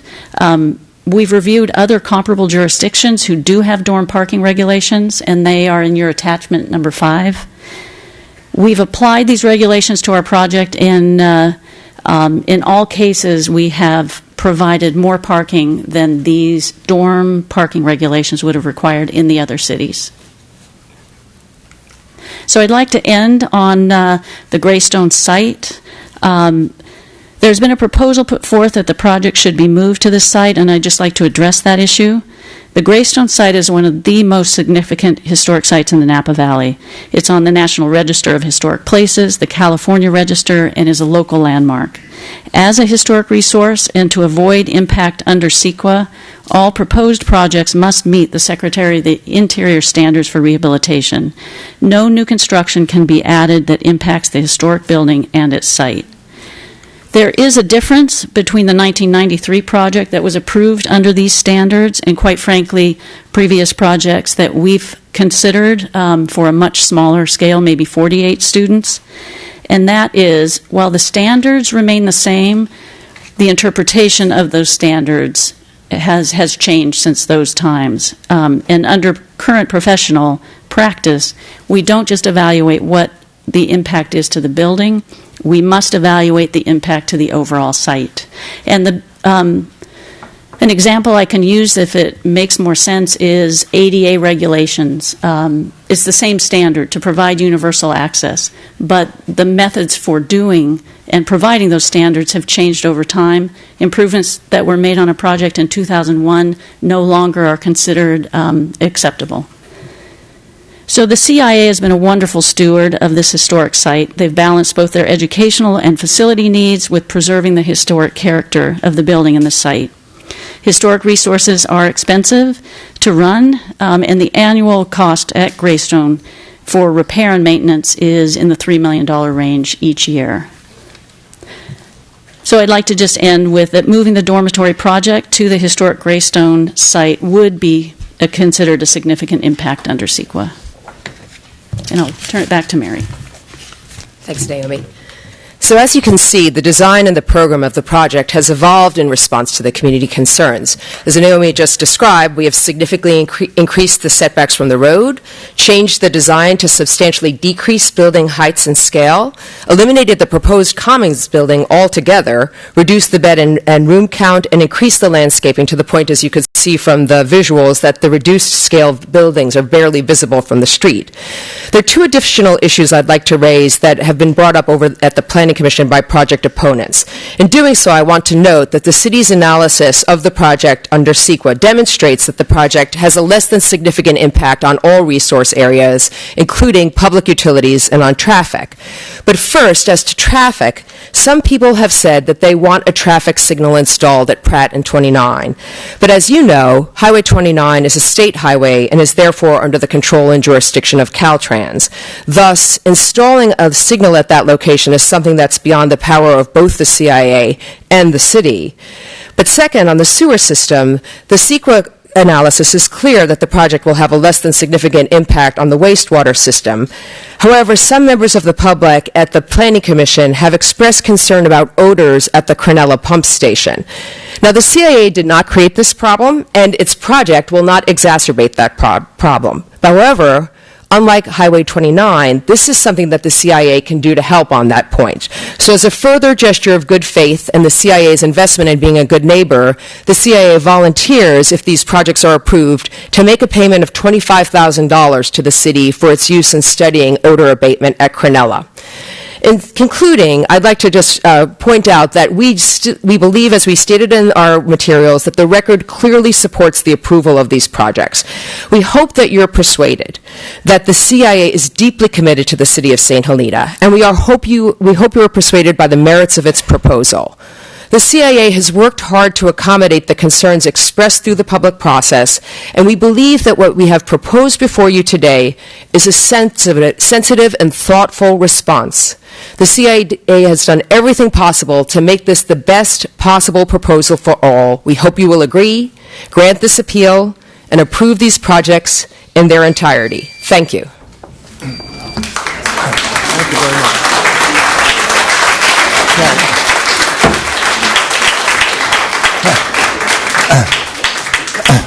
Perfect timing. It reminds me of many oral arguments in our courts of appeal around the country. So, Mr. Russell? Good evening. My name is Brian Russell, and I work at the law firm of Abbott and Kinderman. We represent a group of citizens who are concerned about the size and scale of this project. Usually, when submitting a project application, the applicant tries to resolve all the foreseeable issues before submitting their application. If they have not solved the problems prior to submittal, it simply means that the problems are not solvable, and the applicant must then proceed through the CEQA process with a flawed project. The project before you this evening is a flawed project. It is full of head-scratching issues that should make you say that something is not right here. What is interesting about this project is that it has not one red flag, but several. In fact, the project as a whole really does not add up. The unresolved project issues consist of over 40,000 square feet of new building on a 2.6-acre parcel that is oddly shaped on a property that is located outside the urban limit line. This is too much urban development for a small rural property. The applicant is asking for two significant variances, one for a property line setback and the other for an extreme reduction in parking from 125 to 72. Further, the project adds significant traffic to a level of service F traffic intersection. The question is, why would an applicant continue to process or propose a project like this, a project that your staff is recommending that you deny, a project that the Planning Commission denied 4-0 because it was simply too large for the site? This is an aggressive proposal that is testing you as a council member. It is a fishing expedition to see if the applicant can, based on their goodwill in the community, ask the world, meaning an oversized project, and hopefully get what they want. The reality is that this project is too large for this location. It is asking to add 100 new residents to St. Helena. 100 residents to this small town in perpetuity. 100 new residents is the environmental equivalent of adding 25 new single-family homes. Furthermore, these new proposed residents would be students who are not looking to put their roots down in this community. They are not singing in the choir. They are not putting their kids in Little League. They are not paying property taxes. They will be staying for a year or two, using up the city's resources, and then leaving to be replaced by a new set of students who continue to do the same thing year after year. This, as we've heard tonight earlier, is a fragile city with limited infrastructure. This applicant, without conducting proper legal or environmental analysis, is asking to add 100 new residents to a town that is already extremely limited financially and is operating on a failing infrastructure. The previous city manager described the city's infrastructure needs as woefully unmet and described everyday operations as fragile. If the city uses up their limited public infrastructure capacity and resources on this project, then the city may not have the capacity to approve projects that are necessary, like local serving businesses, moderately priced family housing, and hotels that produce transient occupancy tax that can benefit the city. On the traffic, the applicant is asking to add the potential for 123 new cars to an already impacted intersection of Highway 29 and Pratt Avenue. Currently, without this project, this intersection operates at level of service F, which is failing. Adding 123 new cars to a failing intersection where a new hotel just recently opened is an unreasonable request. Plus, there is the modification at the Behringer facility that was recently approved, and no one is aware of what those actual traffic impacts will be. At the end of the day, traffic flow is like water, and when there is a backup with traffic, it will either stop or flow onto other streets. This project is proposing to add the potential of 123 cars to a failing intersection. The traffic will either stop or flow onto other streets. It is that simple. So for parking, as I mentioned before, the applicant is asking for a variance to reduce the parking count from 125 to 72. The variance request does not meet any of the legal requirements for a variance. The applicant has not even attempted to provide a legal rationale for the variance. They have simply taken the approach that the established rules should not apply to them. Further, what is really frightening is that if the project is approved, the city has no legal mechanism to prevent the CIA students from parking cars on the neighboring streets. The CIA's response to this claim is that it is standard procedure for our students not to use the cars, and the city should just trust us. The reality is that the only way to curb unauthorized parking of cars is to have neighbors complain to the city, as we saw tonight.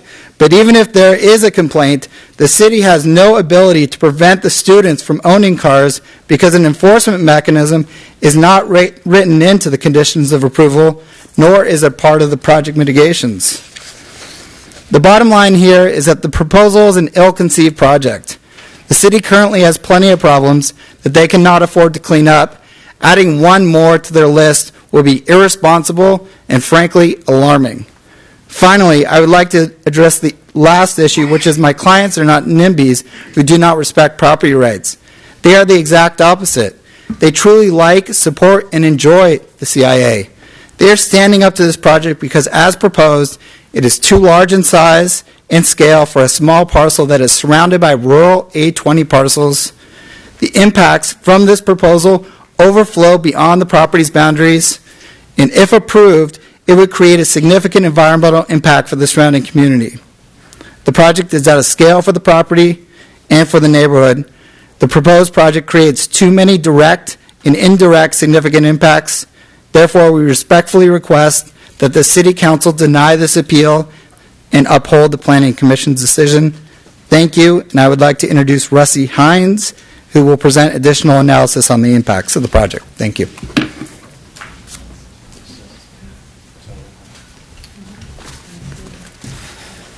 Good evening, Rusty Hines.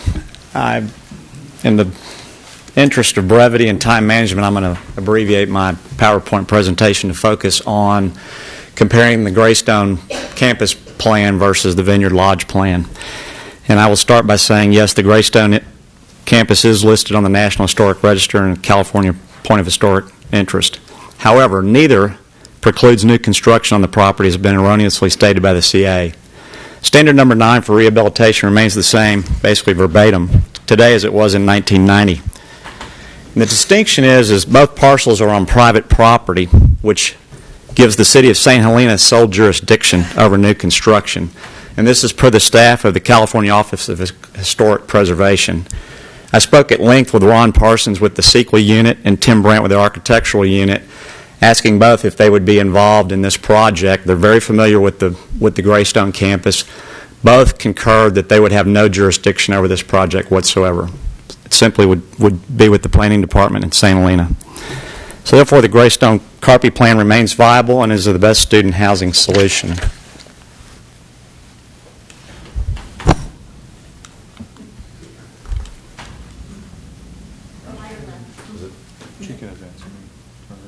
Is it this one?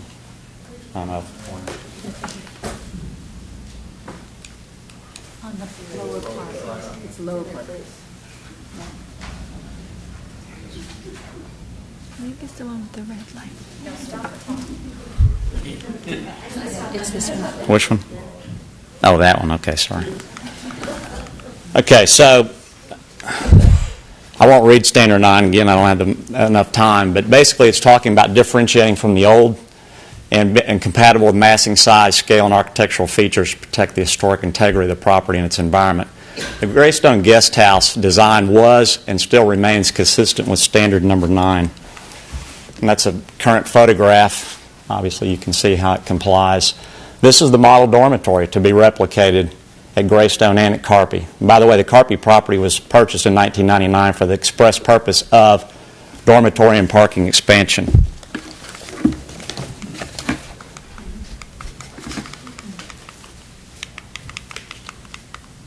I think the best way to continue my presentation is just to put these two plans head-to-head and compare them. The Greystone Carpy plan was the original CIA master plan from 1999 through 2002.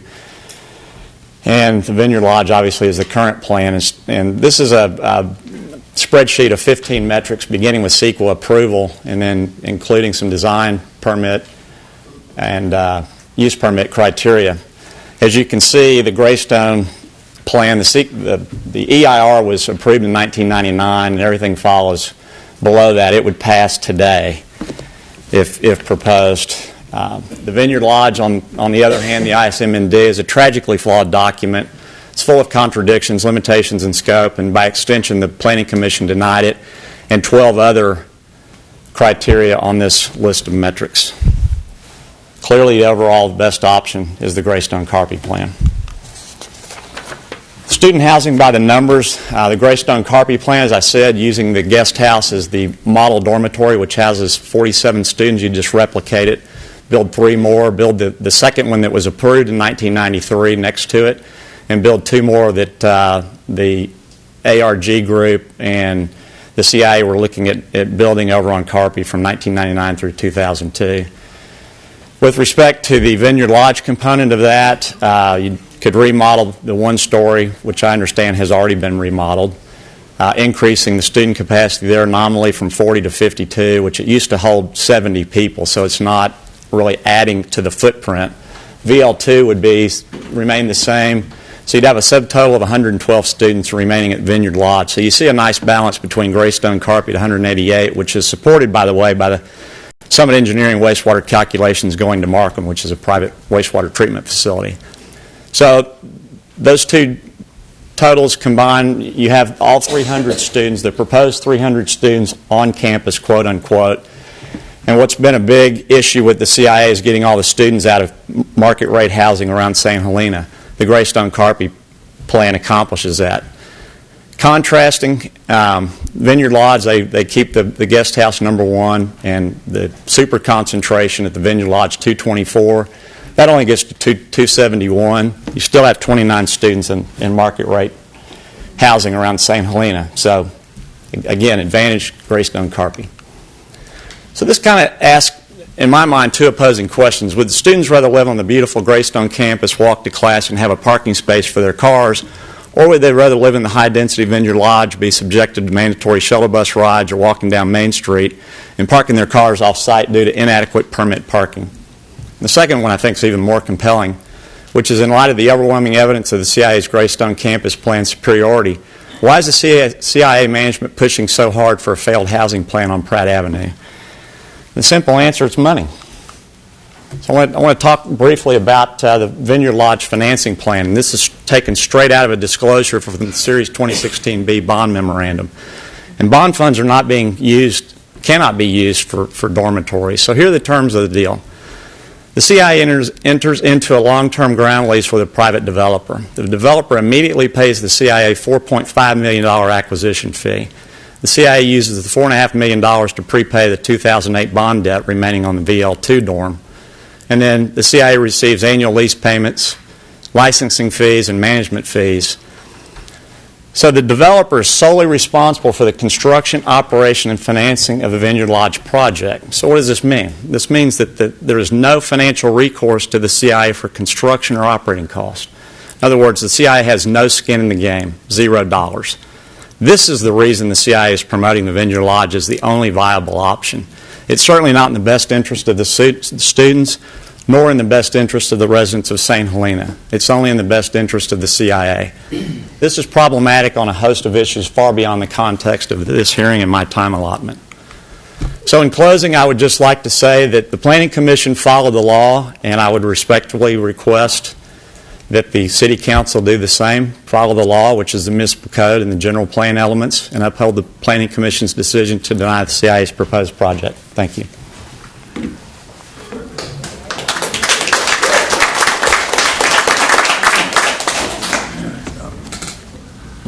All right. Is there any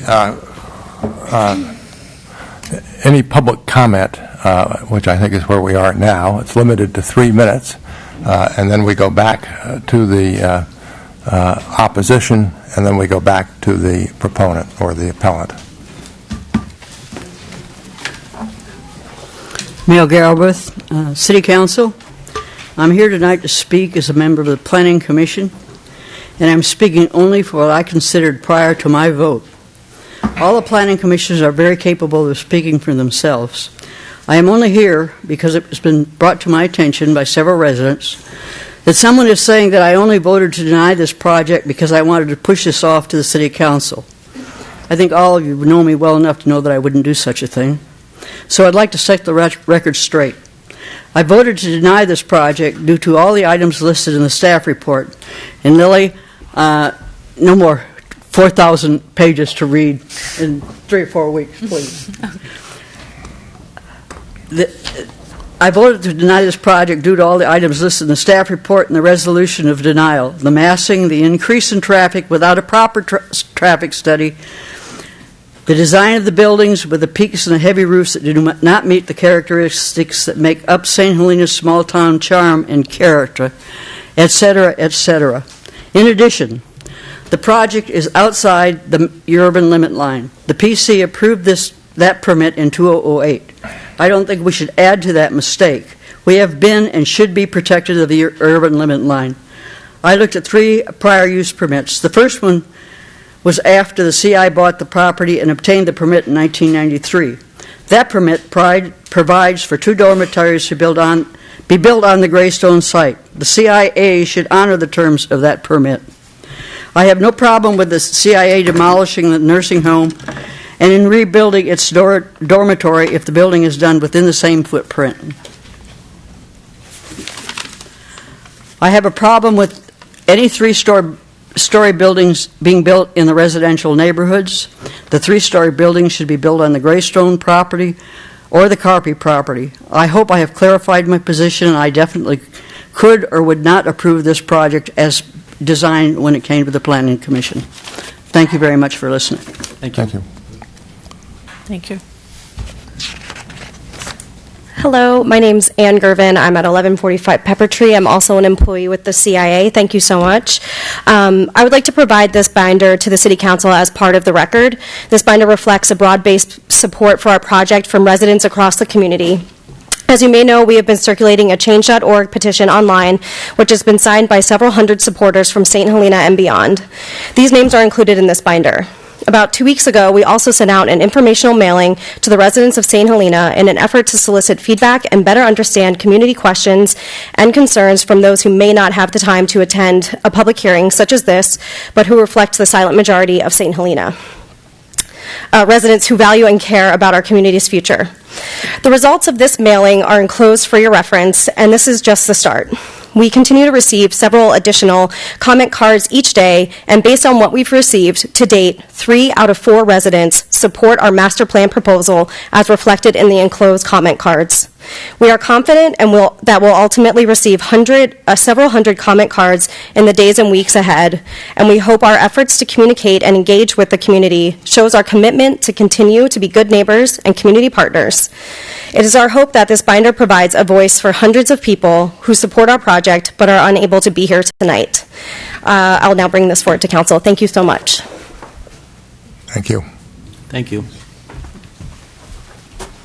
Hello, my name is Jonathan Forster, and I'm the Director of Housing at the Culinary Institute of America, and so I'm in charge of all the residence halls and all the houses that are in the community. And there are a couple points that I wanted to address that were brought up at the planning meeting back in March and tonight. One of them is the noise issue. Part of my job is to make sure that those things never happen. I myself live on property, and I am there to monitor the behavior of the students. I also have a staff of 6 resident assistants that are students, student leaders in the community, and they're in charge of making sure the community standards are met, which speak to the noise levels. Second point that I'd like to address is the parking issue. I have over 10 years of experience working at colleges and universities throughout the country. And one of the things that universities do, because a lot of they have large incoming first-year students, is they do not allow students to park on campus. And that is something that we can implement to mitigate the concerns about parking. I can tell you right now that there have been no issues with parking in the community except for those parking, in the houses.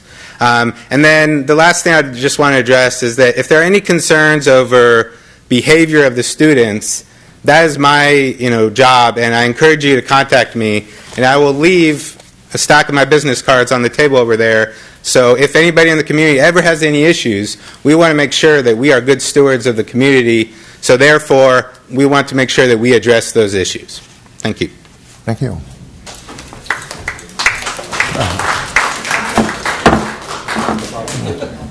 My name is Linda Myers, and my family has been at 675 Pratt for 50 years.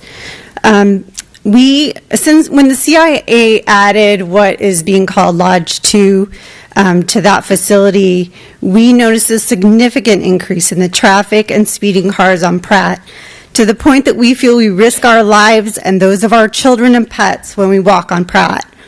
Our family is adamantly opposed to further expansion of the dorms for reasons of pedestrian and driver safety, road congestion, and highly inadequate parking that will exacerbate parking issues already created by the new hotel development at the end of the street. I read in the information from the CIA that they're basing their parking on cities like Berkeley and Sacramento. And I hardly think that you can compare dorm parking situations in cities with those kind of densities to the city of St. Helena, much less an agricultural area within the city. So, and I just don't think that you can say, well, it's not our problem. We wouldn't be able to change the fact that there's no light at the end of Pratt Avenue and pretend like it's a problem that doesn't exist. It's a problem that has to be solved, or you can't put that many people on Pratt Avenue. Thank you. Thank you. Hi, Donna Hines, and I'm here to ask the City Council to uphold the decision of the Planning Commission. The Planning Commission spent 2 long meetings hearing the positions of all the interested parties and spent many hours reviewing the large stack of materials that you all, I'm sure, have read as well. Their decision was correctly based on the merits of the project. There are currently 3 open spots on the Planning Commission. It is important for the City Council to give deference to the decision of these volunteers to show your support for the work that they do, and also for future volunteers. Let's show them that the work they do is meaningful. Otherwise, it's really going to be hard to fill these open spots. The CIA has rallied for support in the community by mass mail-out and petition. Instead of describing the details of this project, the petition and mail-out seeks support primarily based on the general principle that they are the CIA and need this project to stay in the community. The issue to be decided tonight is not about the applicant, but it's about the specific project. It's about the facts of this project that the applicant has proposed. We all support the CIA, but you cannot approve a bad project based on a good applicant. You have to decide on the project based on the merits. The project is massive, consisting of 3 very large 2 to 3 story buildings up to 40 feet high. Based on the fact that the site is outside the urban limit line and is surrounded by agricultural zoning, the Pratt Avenue site is already fully developed to the maximum massing and density suitable for this location. Any further expansion on this site should be denied. The applicant is seeking multiple variances to meet the code requirements for this project. The granting of a variance requires a showing of some type of hardship. The only hardships related to this project are those created by the applicant's own design over the way they've designed the building site and trying to fit too much on one piece of property. The Pratt Avenue setback variance should be denied since it is in direct violation of the code and the general plan. The applicant seeks a variance to allow fewer parking spaces than required by code. We just heard, what's going on with the Los Alcobas. Let's don't create another problem like that or expand that problem further down Pratt. The City Council owes a duty to its citizens not to approve a project with insufficient parking. The project is not compatible with the general plan, which discourages urban sprawl and encourages low-density uses outside the urban limit line. The project does not meet the standards for design review, for variances, and for use permit, and therefore should be denied. Thank you. Hello, Tom Rinaldi. My wife and I lived on Pratt Avenue for almost 40 years, and we've watched the neighborhood really tumble.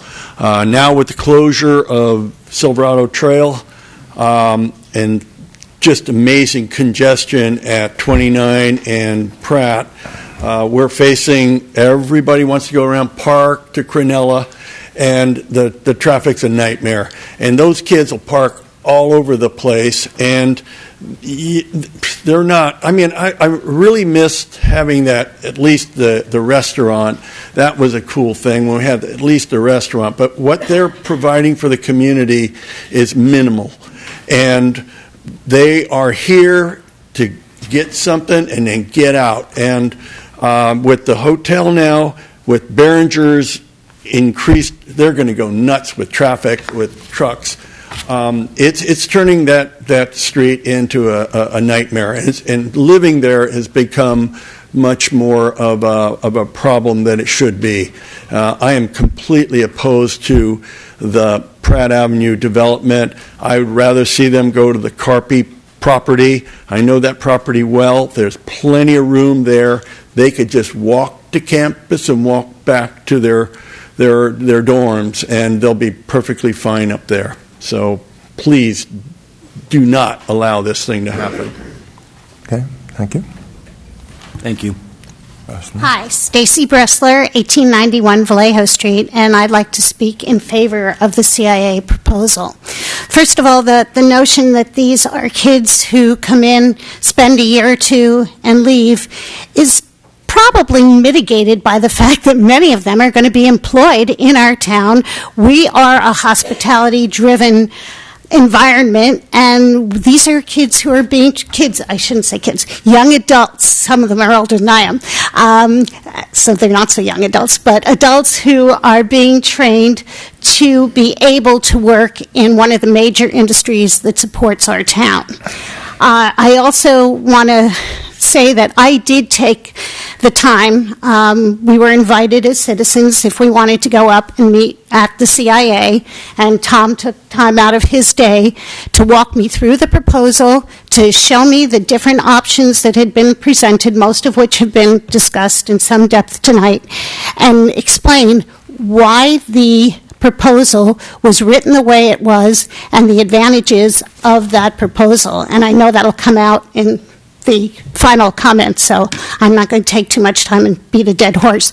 But I want to once again say how much the CIA has contributed to our town and how they're going out of their way to make this proposal work.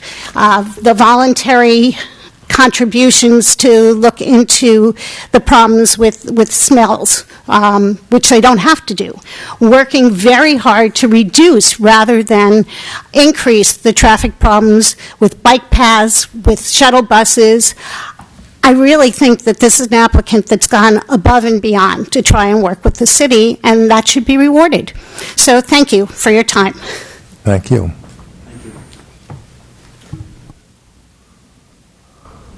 Good evening. My name is Juliana Inman, and I live in Napa, California. I am here in my capacity as an historical architect. Someone in the community has notified me about this hearing and about what's, the discussion about, in particular, moving housing to the site of the CIA at the Greystone Cellar site. I've had an involvement with this CIA project since 1994. I went back and looked in my records, and at that time made recommendations on ways to meet the Secretary of Interior standards and also meet the life safety requirements, like suggesting using intumescent paint to paint the iron columns so that they wouldn't have to be boxed and lose those features of the building. So I actually worked for the City of St. Helena on several occasions on meeting the Secretary of Interior standards. I would like to reiterate what Naomi Meroglio was saying about this site and the context, and that the context is very important for property of this significance. This is a property of significance to all of Napa County, and it's actually of national significance. Putting buildings behind the existing structure, adding them, as I have heard suggested, in the parking lot in front, at the sides of the building, all of these things would have a negative impact, and this would be a significant impact under CEQA. I can recall in my life in Napa County landmarks, we've been giving out awards of merit for all kinds of historical projects for many years, and a few years ago we actually gave an award for a demolition, and we gave an award to Inglenook for demolishing that concrete structure that was built in front of the building. If you recall that concrete structure there in front of Inglenook, we don't want structures built in front of the Greystone Cellars building. So I'm asking you to please protect that site, that historical context, because it is important to all of us, not just residents of St. Helena, but residents of Napa County, and people from all over the country who come to see this incredible facility. Thank you. Thank you very much.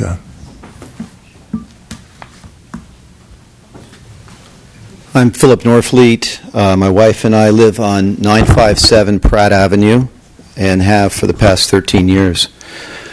First, I'd like to thank the members of the City Council for their dedication and willingness to work for the citizens of St. Helena in what is often a difficult staff. The same thing goes for the Planning Commission and the planning staff. I imagine that many of the comments we're hearing tonight, and that we're all hearing tonight, that we've already heard in the transcript of the Planning Commission, so sorry for the repetition. But just a couple of points. To start, we are not against the Culinary Institute. We agree with their overall desire, as expressed in the mailing to all citizens, to, quote, preserving our past and protecting our future. We're not against the Culinary Institute. In fact, we support them. We're not against the students that attend the Institute. We have friends that are graduates. We are, however, against the drastic and improper expansion of the dormitories on Pratt Avenue. We believe the initial study and mitigated negative declaration from the planning staff was highly flawed. Areas of potentially significant impact were not thoroughly or properly addressed. These include impacts upon aesthetics, traffic, water, and sewer use. We also feel they neglected guiding principles of the general plan, including, once again, quote, expansion in a logical and orderly manner within well-defined boundaries. Right now, with the existing density on the site, there are negative water and sewer impacts as seen with the problems of the Quinella lift station, dangerous behavior and pedestrian issues including no sidewalks, storm drains, or crosswalks, and the appalling condition of the road pavement on Pratt Avenue and the extremely dangerous traffic and intersection issue on Highway 29. All of these are occurring before the proposed doubling of students on the Pratt site.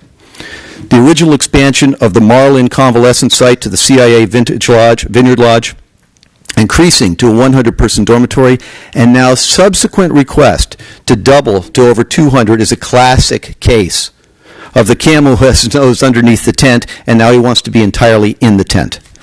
We think that the proposed expansion should be somewhere on the Greystone campus. This removes the issue of traffic study, water, sewer, and ease of movement. We recognize that may cost much more money, but in the long run, it's certainly a better solution, and it's my understanding that there are probably economic ways that this can be taken care of. I should note, by the way, that the Vintners Association, which we all also support, recently gave the CIA $1 million in a grant, and I also understand the Institute paid $12.5 million for the Copia site. it should not be terribly difficult to find something adjacent to Greystone for this dormitory. I'm sure that there will be numerous supporters. Can I have 30 more seconds? 30 more seconds. I'm sure that there will be numerous supporters as a result of the mailing that was sent. Unfortunately, I don't think that it addressed all of the issues that are out there. I will skip to my last paragraph. I think that if this proposal were accepted, overturning the recommendations of the Planning Board, placing over 200 students on an extremely small site in what was previously an agriculture area would be a grave mistake. I'm sure that we would not apply the same density logic and standards to single-family residential projects, retail projects, or multi-family projects within this city. We should avoid approving this just because we like the CIA. We believe they should find a better solution than the highly flawed proposal they're appealing tonight. Thank you. Thank you. All right. Hello, Mike Qualia on behalf of my father, 1112 Pratt Avenue, Raymond Qualia. I think one thing you should take note of when weighing in the public comments, there's nobody here in support that lives anywhere around the facility. So people that are showing up, Napa, I mean, I respect their opinions, don't get me wrong. However, we've seen it. We live there. We see it every day, okay? Bottom line is, great students, I'm not saying they're bad people, but they're college students. They act like college students. Okay, they drive 75 miles an hour down Pratt Avenue. There's no regard for the community over there. Okay, I respect the man's to leave us his card and call him. We don't want to have to do that. Okay, I'm already dealing with a hotel over there that I got to deal with on a regular basis. Okay, please, the parking issue alone, to authorize this project with the variance in the parking will be a catastrophe. We've already are seeing the fallout of the Los Alcobos project and what we're dealing with that. Please give the citizens on Pratt Avenue a break, okay, between the hotel, this expansion, the Behringer project. What's next? We can have a strip mall going in? I mean, it's just like, let's get it under control. It's out of control right now. Have nothing against the CIA, very well respected institute. However, 200 college students on Pratt Avenue, please don't do that to us. Thank you. Thank you. Good evening, Jim Sweeney, 1407 Kearney. Well, the nice thing about the parking is we now have associate policemen and women that are going to be out there giving tickets at your corner. And also they can sit outside Anna's Cantina when all the kids get out. But what I want to do is just briefly address Donna's comment, and that is it's a good applicant possibly with a project that needs to be amended. And then to Stacy's point, you have a project owner or manager here that is willing to work with you as much as possible with the community. Also, outside of my personal relationships, I think overturning the Planning Commission is your prerogative. That is why the law and the structure is set this way. So I would put that aside and make the right choice, whatever you choose that to be. And then very directly what I'd like to do is to address the council of the opposition. We value these students in this community. They are not transients that come here, use this community, and move out. First of all, they work in the community. They volunteer at half of the events up there. They're available and spending money in a community where restaurants need the business after 5 o'clock. And for somebody in the food and wine business, these are the most ardent supporters of Napa Valley, of our wine business, of responsible food and wine consumption. These are advocates. And so please, anyone in the room that does not consider these folks important parts of our community, whether it's short-term or long-term, I ask you to rethink that. That is just completely wrong. Thank you. Thank you very much. Mike Griffin, Park Street. They've never addressed the issue in their plan here about the sewer. I have my fingers crossed in Las Copas they changed the plumbing fixtures on the Cornella pump station that would make the sewer go down the railroad tracks on the Railroad Avenue instead of being pumped to Main Street. But that hasn't gone away. The smell's there. I came out tonight and just about puked. And so the system that they have down there at the CIA that they're proposing, the one little tank that they're going to add into what they have already, the system that's there initially was for the 40-something or 50-something bed rest home. And what they're going to put in and what they're going to generate, the calculations, there's no parasites knowing the man that'll decay that stuff fast enough to where they can pump it along with the 3-inch pipe up Pratt Avenue. So, I mean, when the pot's full, they're going to pump it around the clock. Along as with the traffic issue and everything on the intersection of Main Street, the gentleman said he can leave his card. So I got his card from his assistant here, probably 6 months ago. Speeder on our street, up and down, up and down. I called numerous times. Thank God the problem went away. The kid graduated and he went back to Texas. So, I mean, calling there for issues of speeding and whatever the problems else we have in the neighborhood, it just, they talk to them and it doesn't do any good one ear and out the other. Like Ms. Qualia said, they're college kids, And don't get me wrong, some of them are good, some of them are bad. I mean, I had 3 oranges left on my tree. They disappeared. I found them in my backyard. They threw them over the roof of the house last week. So, what do you do? Call the guy and say, hey, they stole my oranges and threw them over the roof? It doesn't get anything solved. It's just the plan needs to be back up there where the main Greystone facility is and on the Carpet property where it'll all fit in one place for them. And, we don't need a $1,000 donation for a smell study because it doesn't take money to smell it. It's there. Thank you.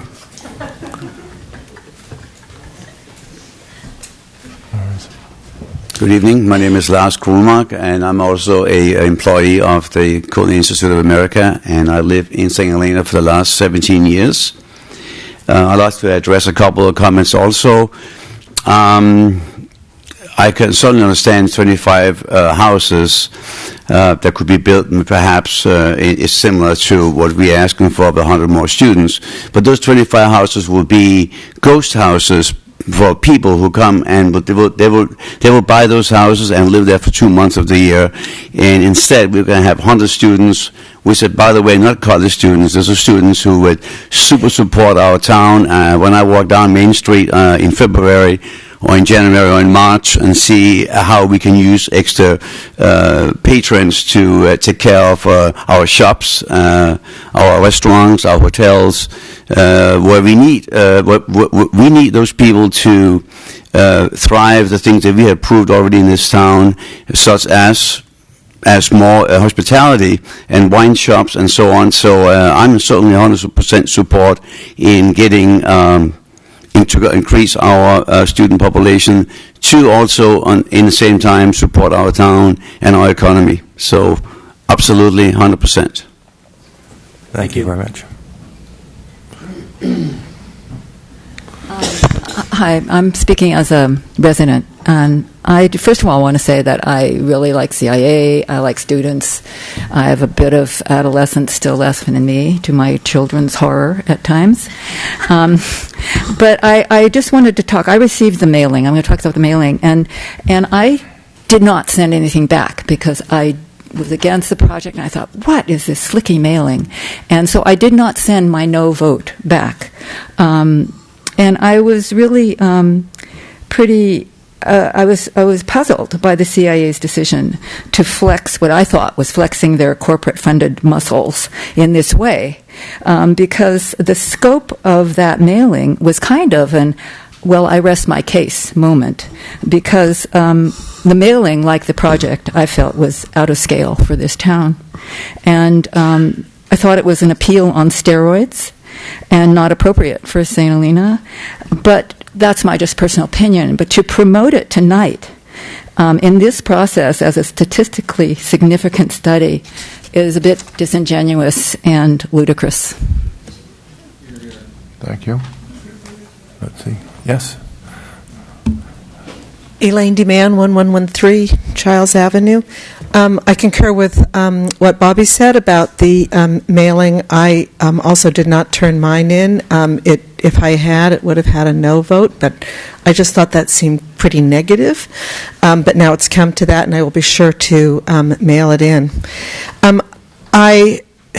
I'm a frequent visitor to the cafe at the CIA, and I really enjoy it. I also enjoy students and young people. Makes me feel young.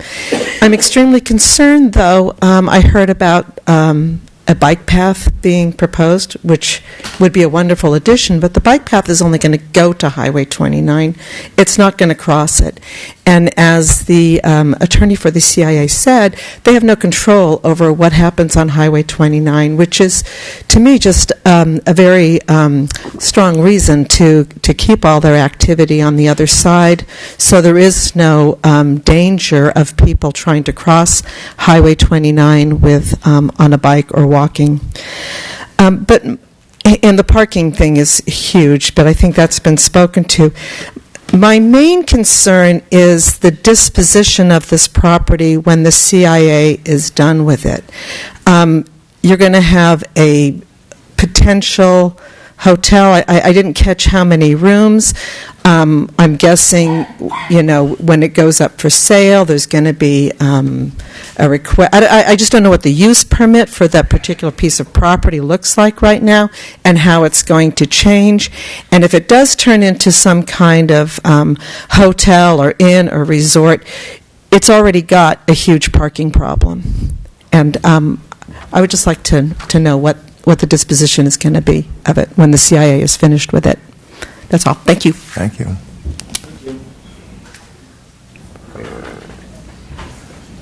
I have a presentation, so hopefully it'll get up on the screen before I start. Sure. Okay.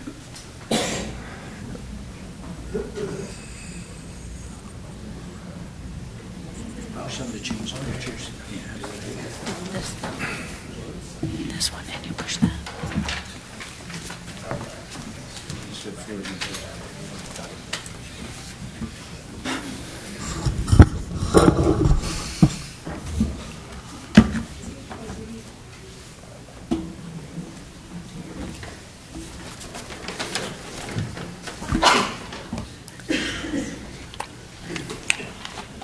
Okay, my name is Anthony McKelly. I live at 1125 Cornella.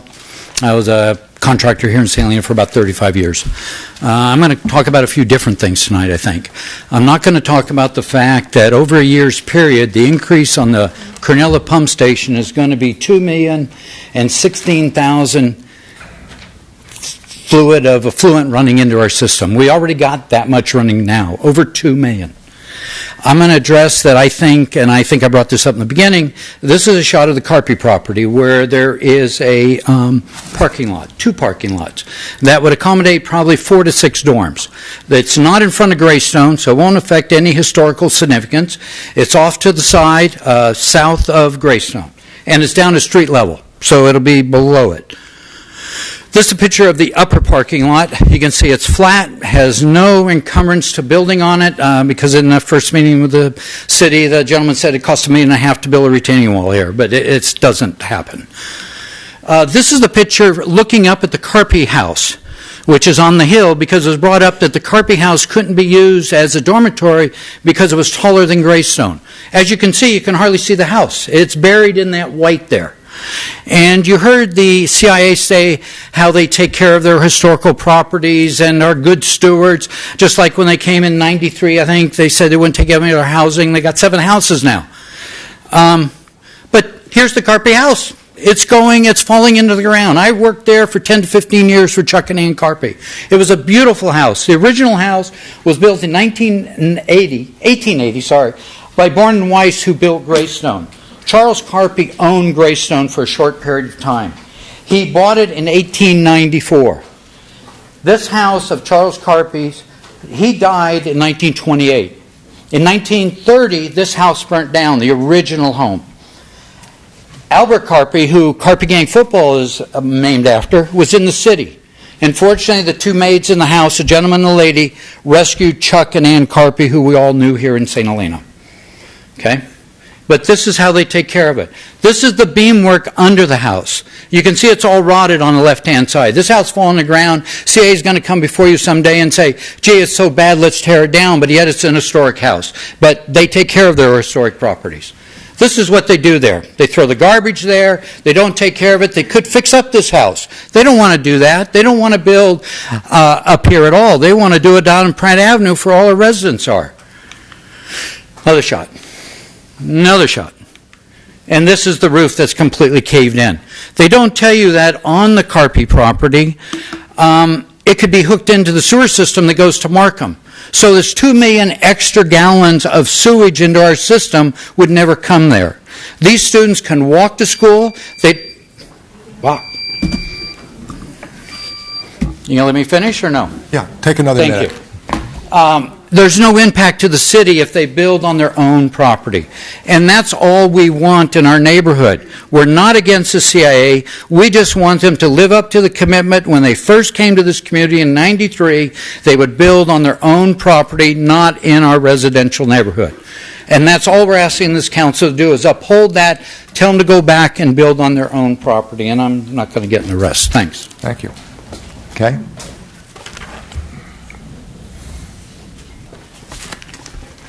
I'm Sharon Krull, 2125 Palmer. And the Culinary Institute is probably the premier culinary educational center in America, and we are incredibly fortunate that they chose to locate their West Coast campus here. And they have done an amazing job, a creative reuse of that Greystone property, and all of us should be grateful because they have contributed in many, many ways to our community that other people have added. But most importantly, if we allow them to build the project on Pratt Street, that will put 12 rental properties back on the market in St. Helena, proper affordable housing that we definitely need. Maybe not, it's not legally affordable, but workforce housing.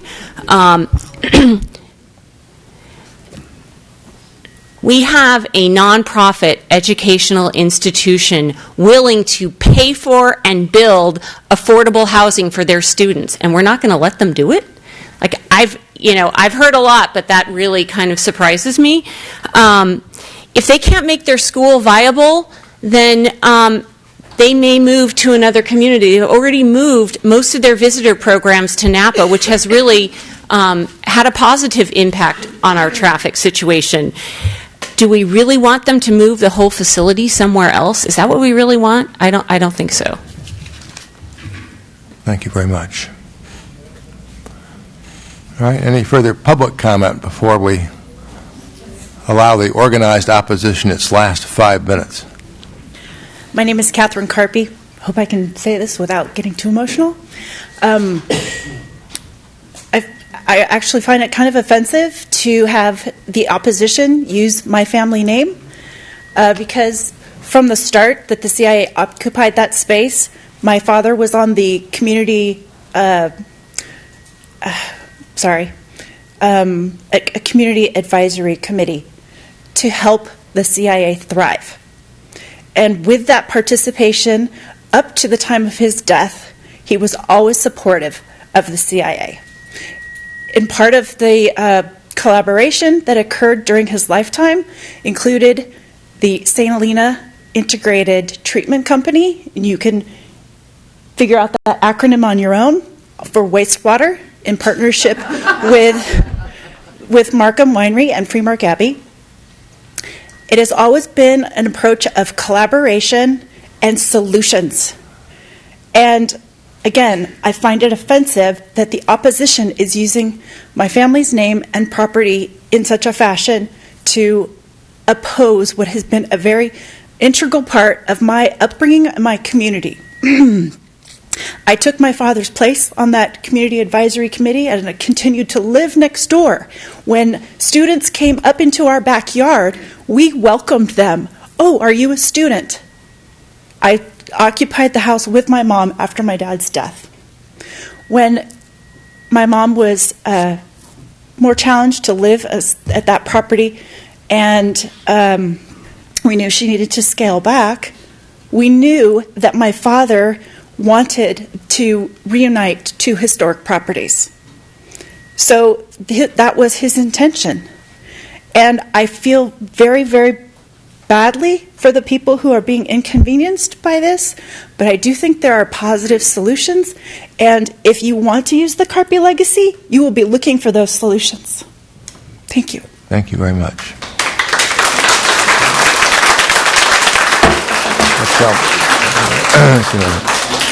Further public comment? All right. Then under our rules, the opposition is allowed 5 minutes, but the organized opposition only. And don't feel you have to take them all. Probably won't. Brevity is... Cindy, could we put the... before?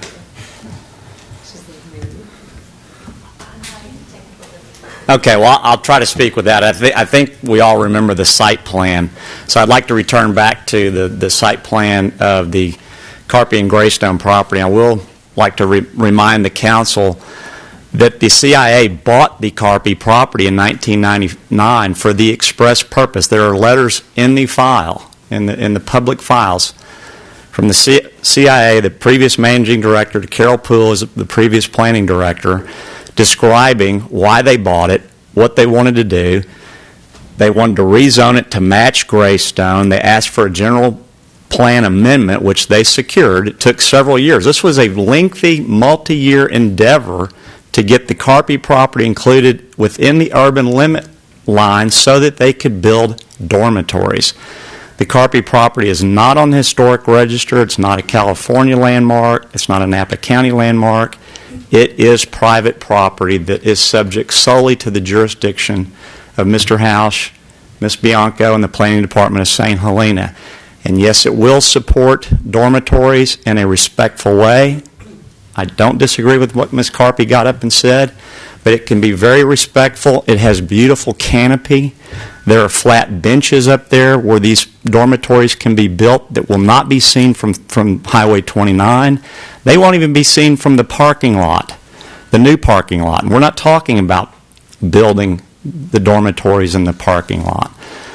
As far as the other dormitory that was proposed and approved at the CIA, the environmental impact report and the CEQA statement of facts and findings in 1993 still applies today. It is still a valid document. And nobody's talking about putting that second dormitory, guest house number 2, let's call it, in the parking lot, in front of the still house, or in front of the Greystone building. It will be built right next to the guest house number 1, where it was always envisioned. And there's no, the pad's already there. It will not take down any trees. You can't see these dormitories from the highway. They are also beautifully screened by natural landscaping. So all the opposition is talking about is reconstituting the original. We're hearing master plan. If we don't get our master plan, we're leaving St. Helena. This is their original master plan. This is not the opposition's master plan. This is not Rusty Hines' master plan. I dug into the 1,885 pages of documents. I've read every single page. Call me crazy, because I'm a fact finder, and these are the facts. And the architects that have gotten up, I respect their professional opinion, but they're basically wrong. The California Office of Historic Preservation, those are the guys that are the experts. They deal with it every day. I think if you ask your talented planning director, he would also second what these guys say. There are historic register properties all over the United States that have new construction on them. Many of them have new buildings attached to the old building, and those elements are mitigated. So, I think it's a little bit disingenuous to say, well, it's going to impact the historic integrity of the site and the environment.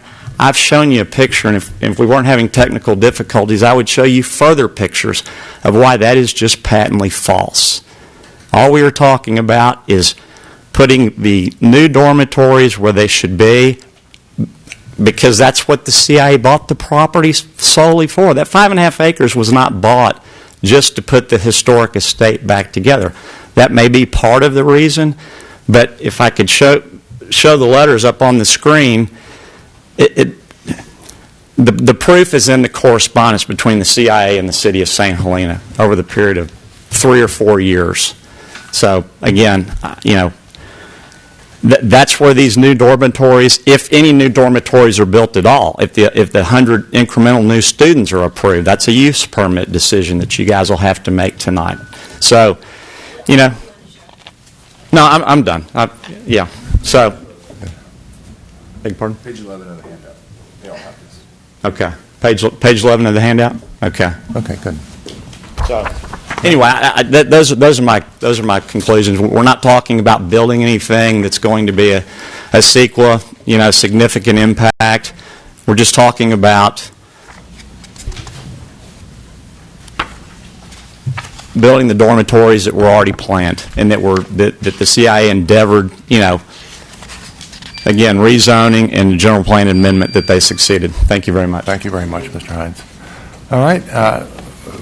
The appellant has 5 minutes. So the visual's not working at all? No. Okay. Well, thank you.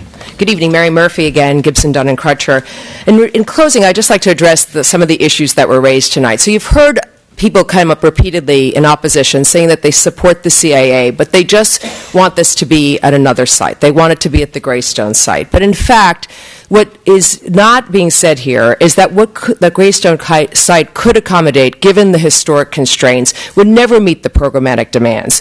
This program is for 123 beds because the CIA is trying to do what has been the long-standing effort of the city, to try to consolidate, encourage further development on already developed sites. They're providing shuttles, bicycles, car rental for the students on site. These are less than a mile apart, these two facilities, and this will, in fact, be advancing the needs of the community in a way that putting something at Greystone, it's just not a real possibility. It's a false choice that's being presented to you here.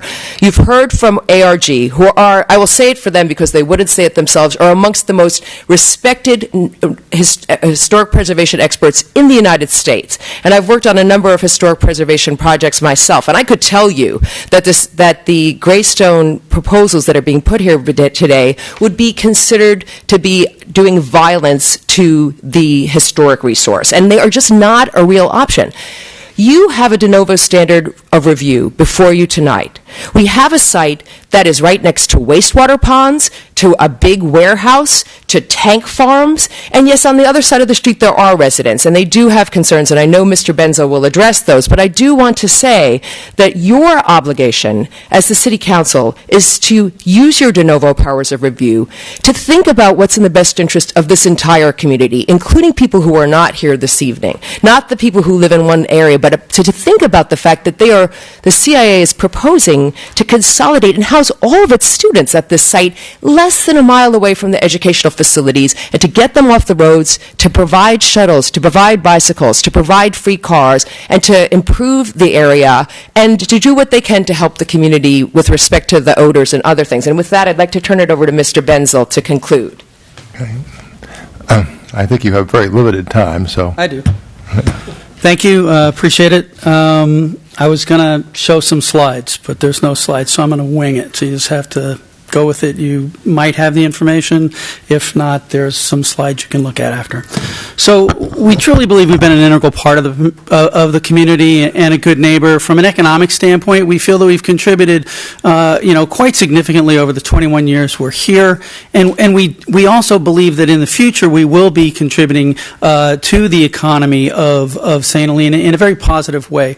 One of the slides I had was, speaking to the number of hotel room nights that just in last year, in 2016, that visitors to our campus, both for our industry conferences, for our consulting work that we do, and for graduations and events that happen on campus, 8,000 room nights in 2016. St. Helena doesn't have the beds to be able to handle. And we schedule our industry conferences in the off season. We schedule them in November and January, February and March, because we realize that we have a great working relationship with the hotels here in St. Helena, and we book their rooms. We book their whole hotel if it's available. So we feel that we really contribute in that way. The other is how we give back to the community. And I wish I had the slide here because it goes on for 4 or 5 slides, and that's only part. It's only part of what we do in the community. We speak about our students, and I will tell you there's 5 community events that our students put on every year. There's the holiday event that happens. We have over 1,200 people come to that are residents of St. Helena and beyond, and the choir sings there, and the church is there, and the community is involved, and our students are making this happen. They hold several events programs throughout the year, and they give to the Valley Fire, they give to Toys for Tots, they work with the police with Shop a Cop. These are our students that are generating this. This is not us telling them, right? So the last thing I'll say real quick is Pratt and Main is an issue. We are willing to fund a study, $5,000 to fund a study, because we can't get them to put a traffic light there. But maybe one citizen sent a letter to us, and we think it's a great solution, a great idea. A flashing crosswalk sign. At least we can get that going there. And we're willing to fund the study to be able to do it at $5,000, and we're willing to spend another $5,000 for the installation of that flashing sign, because it is that important, and it's important for our students. And I gotta finish one last thing as a personal note. For someone to stand up here and say that we don't care about our students. I'm a graduate of the CIA. 1976, I spent 35 years in the hospitality industry, and the highlight of my career was coming back to the CIA and being put in charge of these wonderful students. They are my brothers and sisters, and for someone to say that we don't care for them, that's out of line. All right, thank you. All right, that concludes our hearing. Pardon? I said that concludes the hearing part of the appeal. The next, we will go next to council discussion, but we will take a sub-minute break before we start.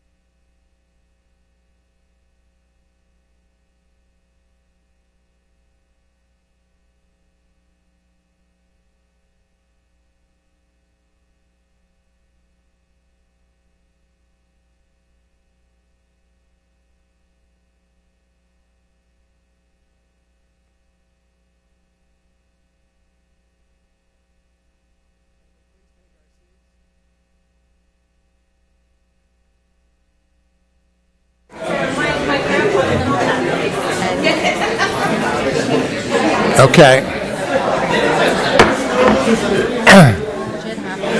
Okay.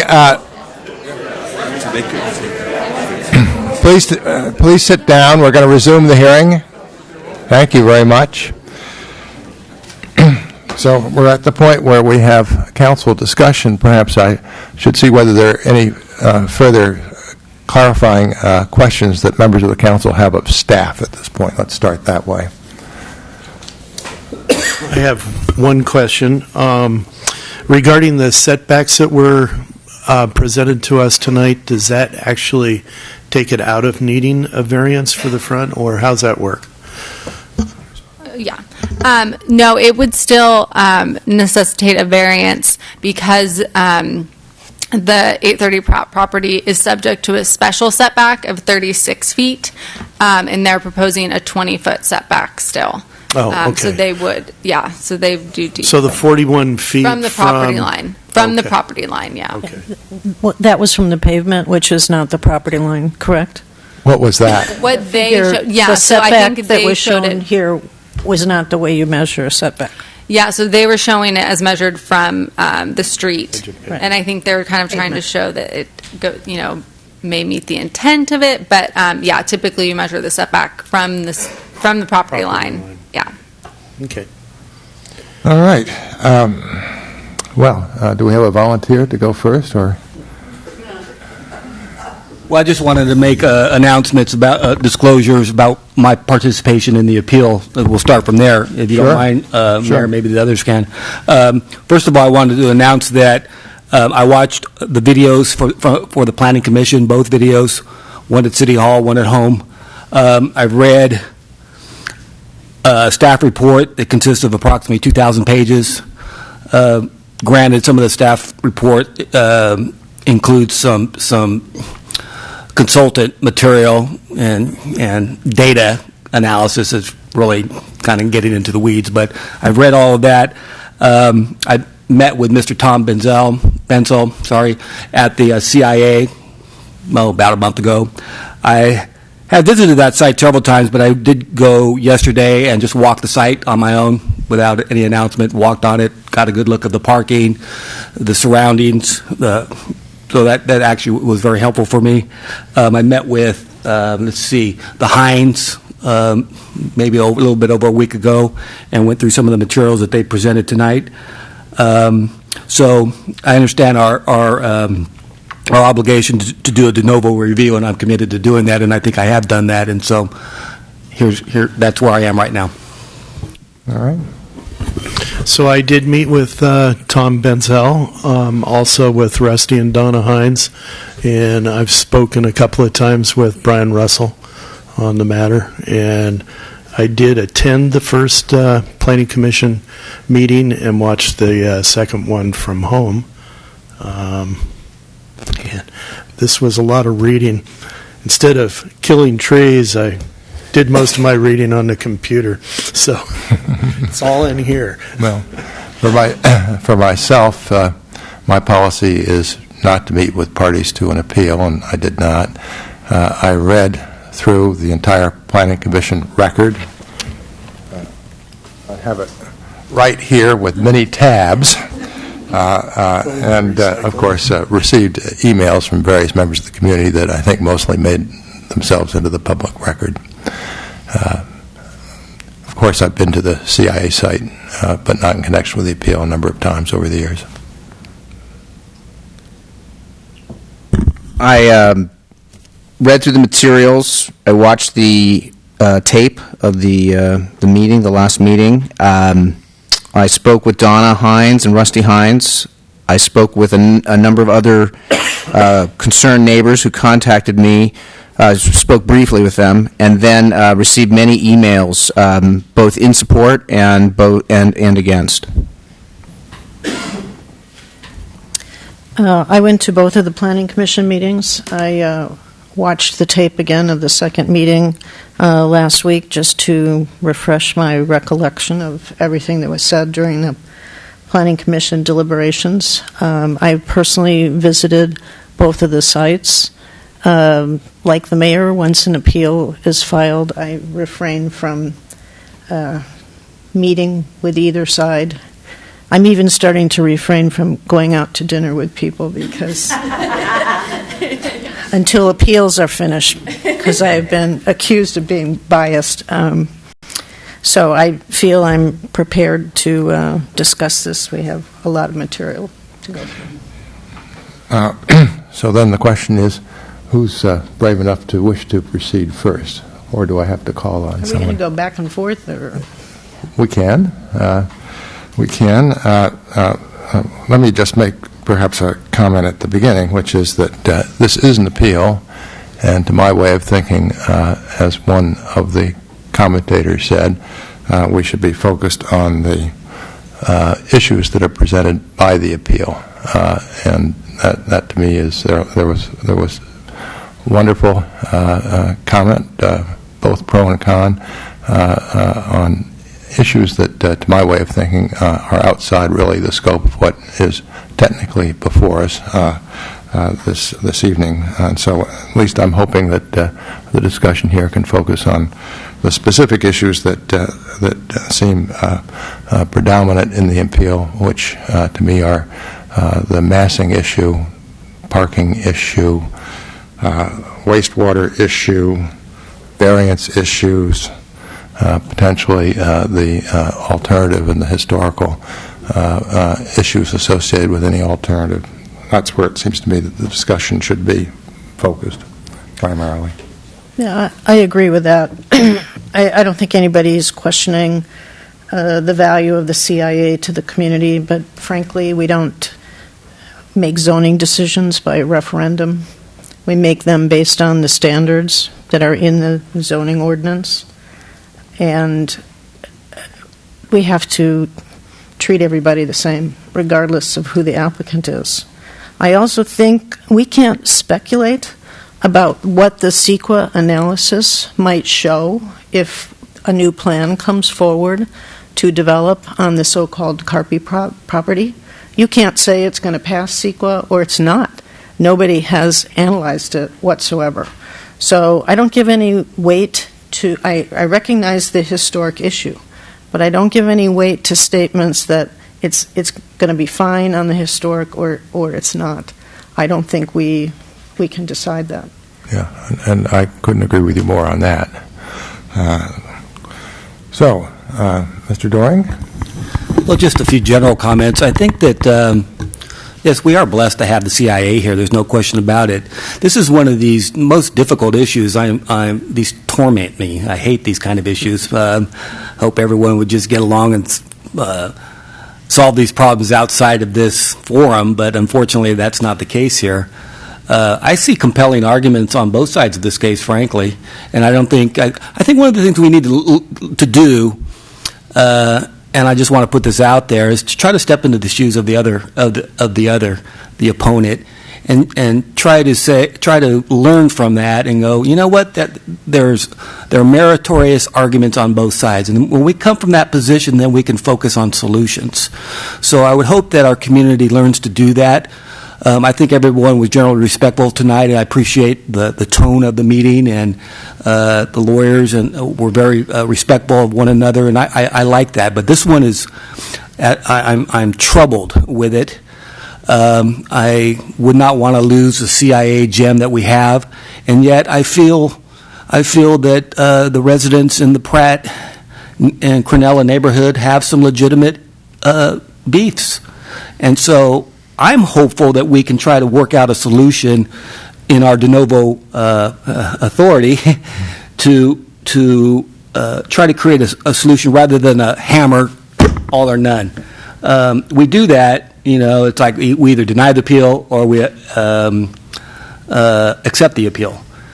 And I'm of the mind that there's some other way to help resolve some of these issues. For me personally, I mean, there are a lot of, first of all, I don't have any issues with the Main Street Greystone renovation plan. Fully supportive of that. I'm generally supportive of some expansion on Pratt Avenue.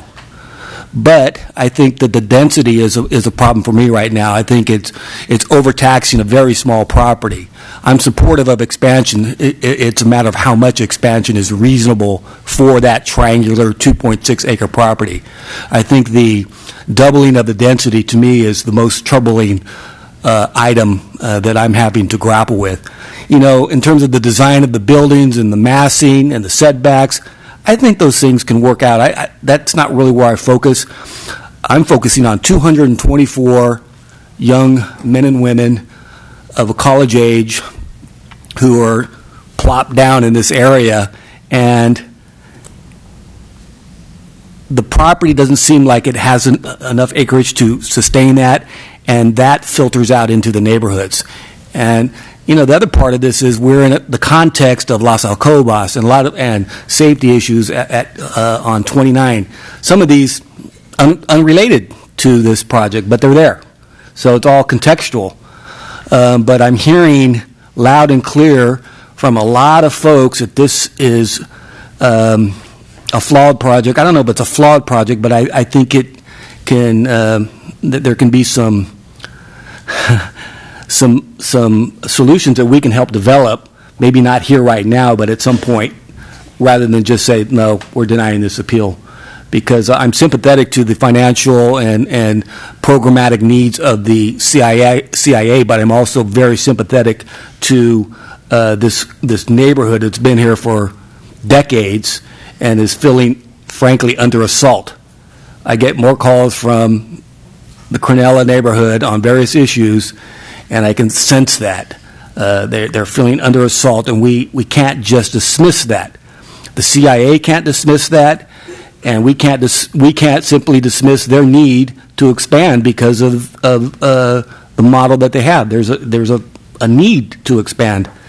Is it 124 students on this property? I don't think so. I'm not there yet, but somewhere between 0 and 123 students. We want to talk about that. There's probably not a nexus on the traffic signal, to put that onus on the CIA. But the city has to deal with that. I think Behringer, Las Alcobas, and the CIA and the city have to get together and fix that problem. It's not a subject of this appeal in my mind, but it's something that we cannot let go on. It is a safety issue, and we're hearing it. I mean, we can't just continue to ignore that. I mean, I'm hearing that, and I experience it myself. So density, the traffic, the parking, I've walked it a couple times, and I think they said there's 85 spaces now existing. From my experience, it's generally about, I didn't count one at a time, but my sense is 60 to 70% full every time I've been there. Whether those are students or visitors, I don't know. I don't buy into the comparison model that they've used on the parking with other dormitories. I think it's not accurate to compare rural St. Helena to Berkeley, Napa, or I forget the other one. Maybe it was Petaluma or somewhere where they had dorm. It's not the same thing. These I understand the connection between Pratt and and using and the traffic issues there, but folks use their cars for other purposes other than going up and down to the CIA at Greystone, or they park other places. If they're not going to be able to park there, they're going to park elsewhere. So I think that the parking is, frankly, I don't know if they need to go to 125, but again, between 75 and 125 would probably be reasonable in my mind. It's not an all or nothing in my case. I live in the world of gray as a lawyer, and I see these issues as being worked out for the benefit of our community on both ends, on the CIA's and on the neighborhood end. And then the final thing is the sewage issue. I don't know what the deal is there, but there's an odor problem. I don't think it's going to get better. And so we have to investigate that. We have to resolve that. Irrespective of, again, CIA's contribution to that, I think there probably would be some contribution, but I don't know for sure. They've offered some money to study that. But, no neighborhood should have to live with that as much as this neighborhood has lived with. They're under assault, again, by that.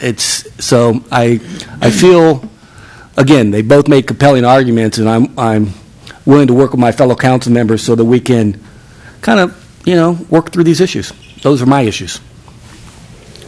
Well, I'm happy to talk about them, but I don't think we are here tonight to redesign the project, and I think that that's why the Planning Commission, in a real gesture of good faith, denied this without prejudice, because there has been no real test of what development on the existing Greystone Carpy property could be or would be.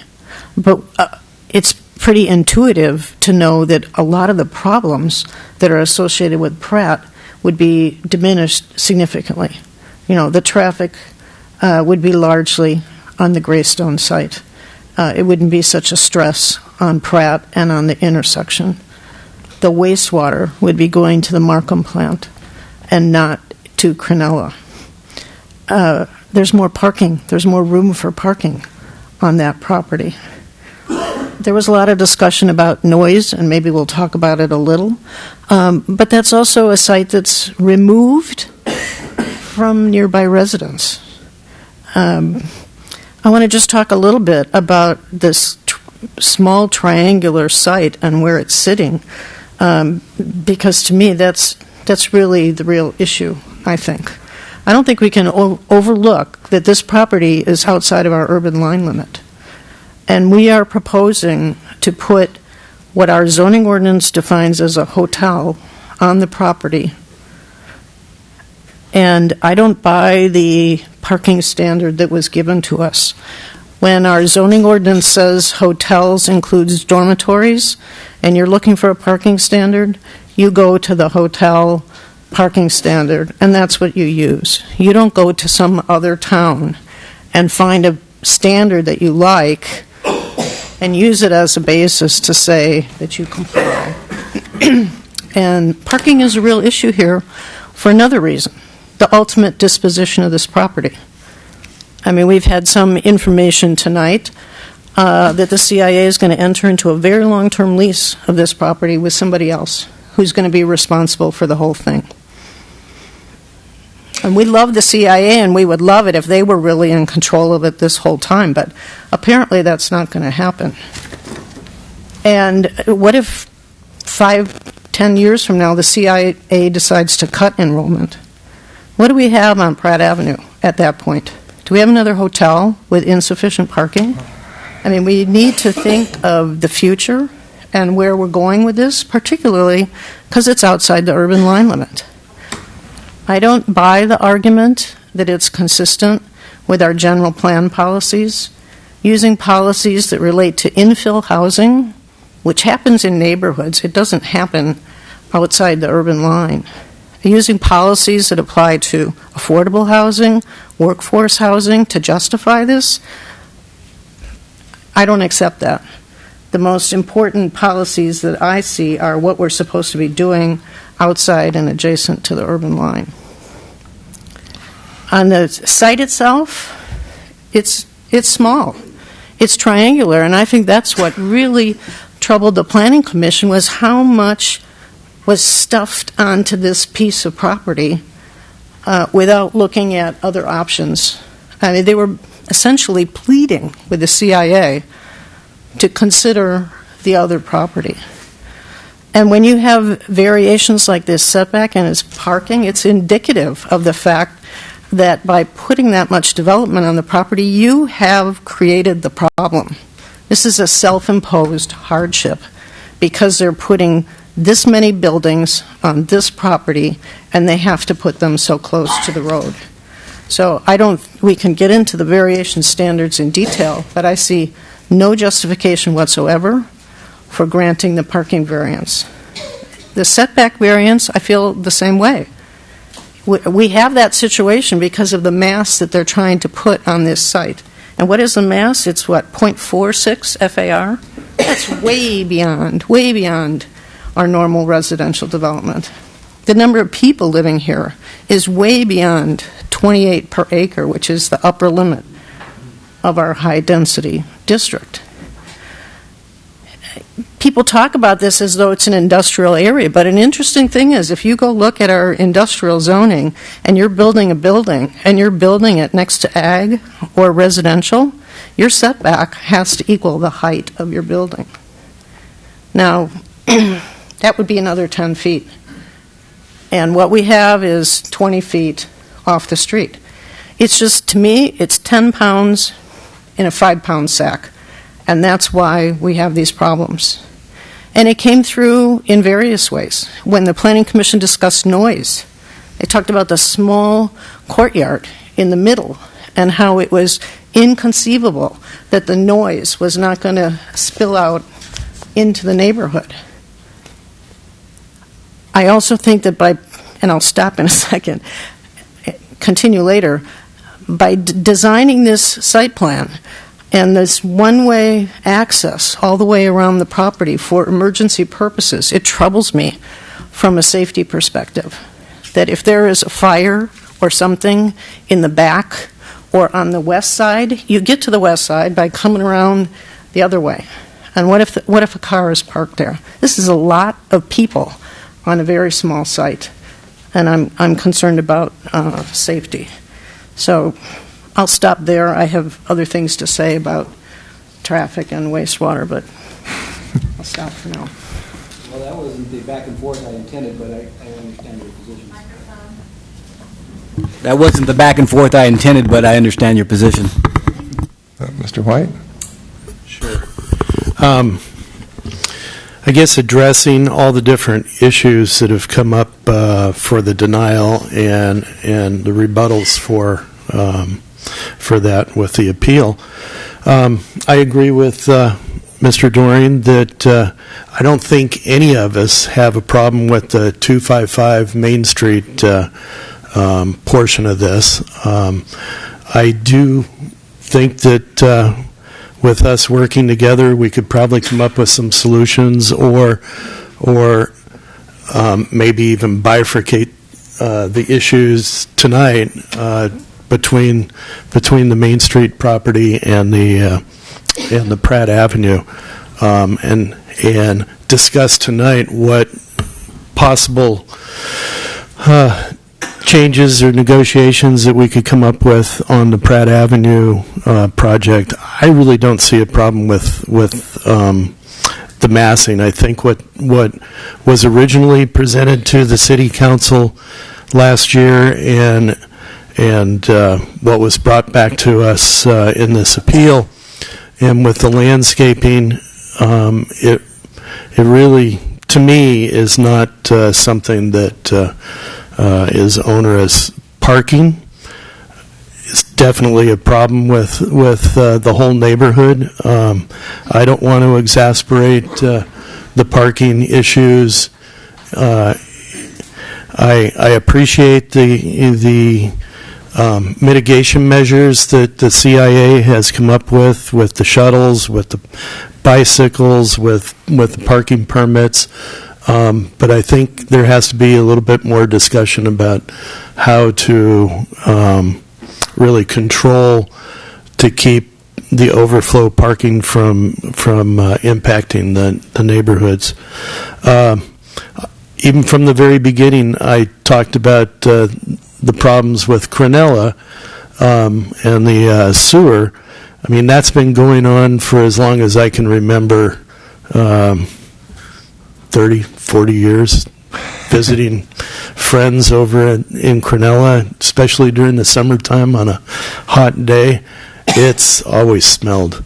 And to have a chance of having a project help find a solution there that has not been something that they've created, but an inadequacy for that system, I think is a plus. The students, I've met a number of students over the years, especially the ones who have volunteered for different fundraisers and things in St. Helena, and I've always been impressed with the students, and they are definitely a plus to this community. And the CIA itself is part of the fabric of this community, and I would like to see us work out some kind of solution for the housing. I agree with Mrs. Kroll when she was talking about, here we have a business, a school that is willing to put in affordable housing for their students and a number of their faculty. I mean, where do we get that? Nowhere. I haven't seen any other business put up that kind of benefit to the community. So I'm willing to negotiate and come up with some solutions. But I think at the very least, if we can get the CIA to bifurcate the two projects, or to look at them as one project, that we could pass tonight, and then we look a little bit deeper at the Pratt project. My difficulty with that is that reading the CIA presentation, they say, and it seems to me logical, that the projects at Greystone and on Pratt Avenue are inextricably linked. They can't proceed with one without the other. And that makes sense to me, that it's all part of a single project.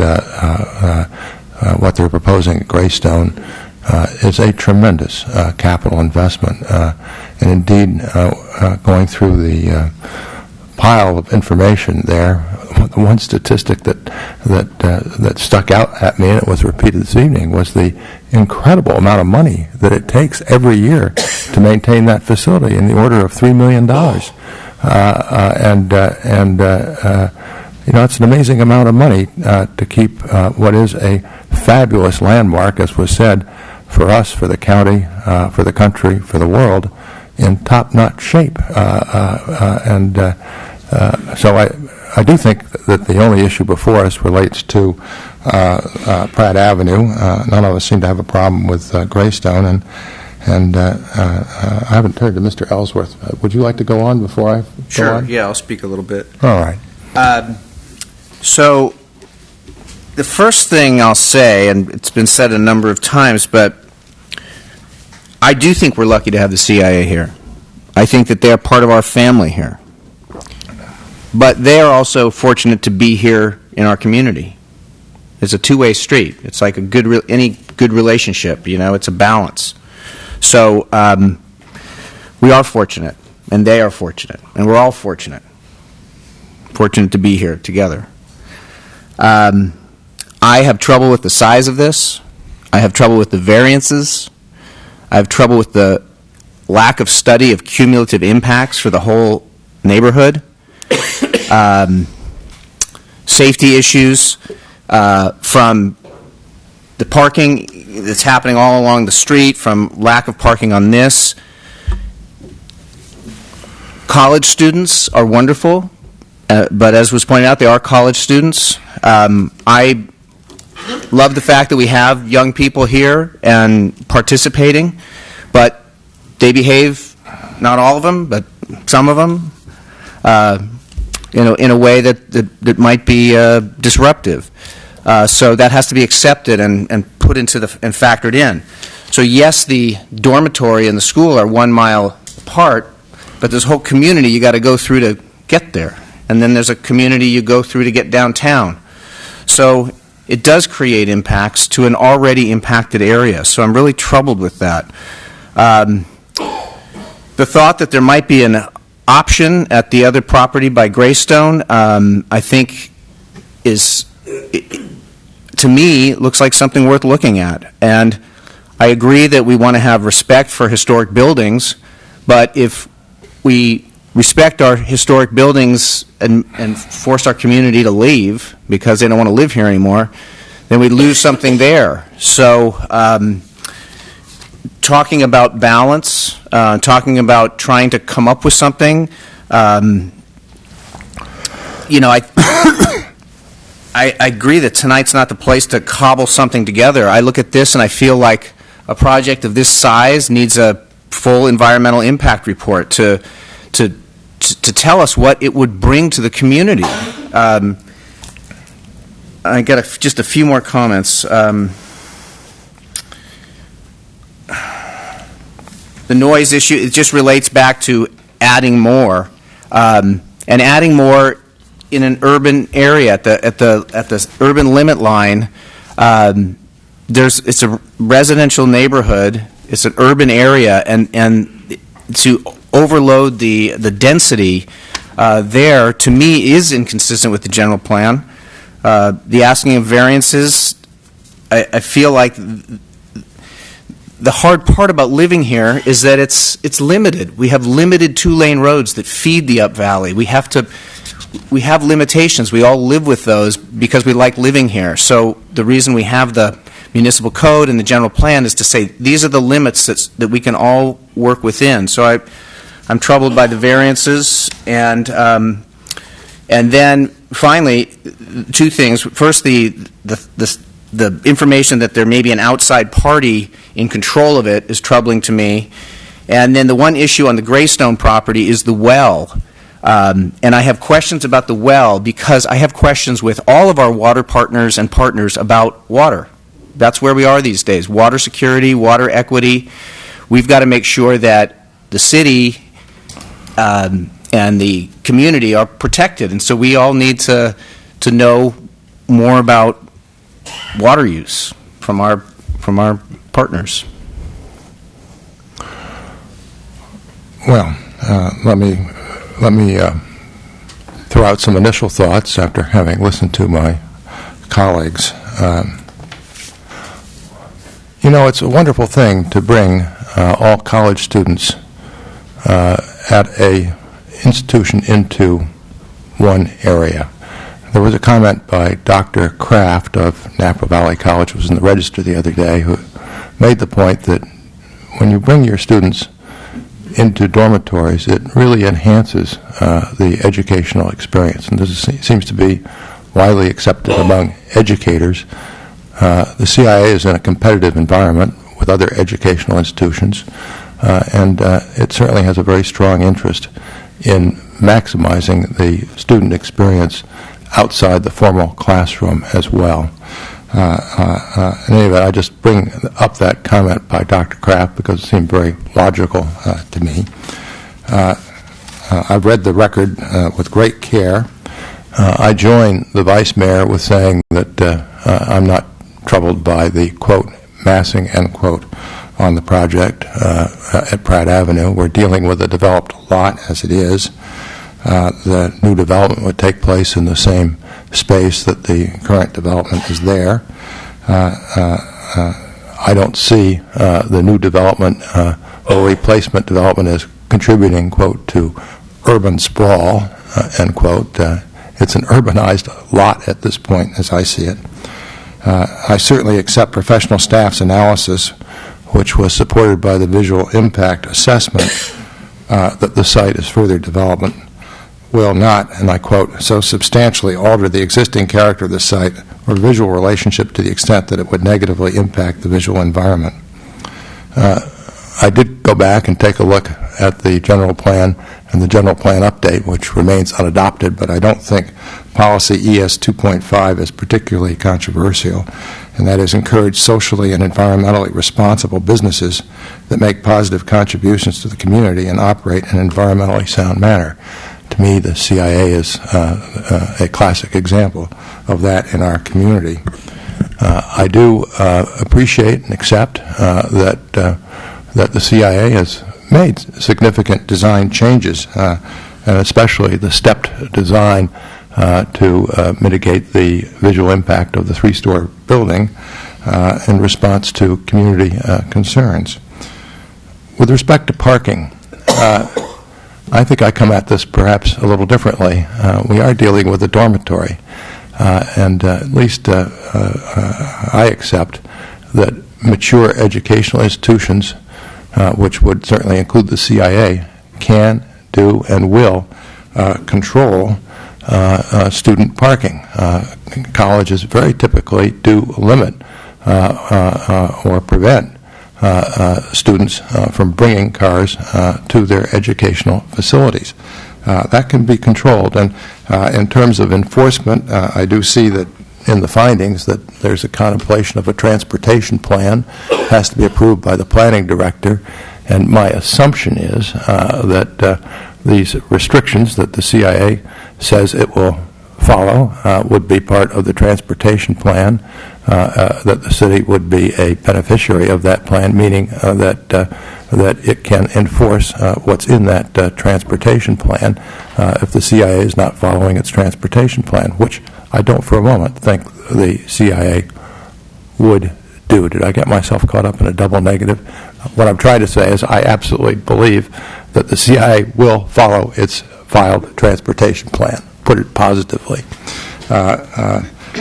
With respect to wastewater, that Cronulla pump station, as all have said, has been a problem for many, many years. It's actually one of the significant improvements that's a capital item in our forthcoming capital program on the wastewater side.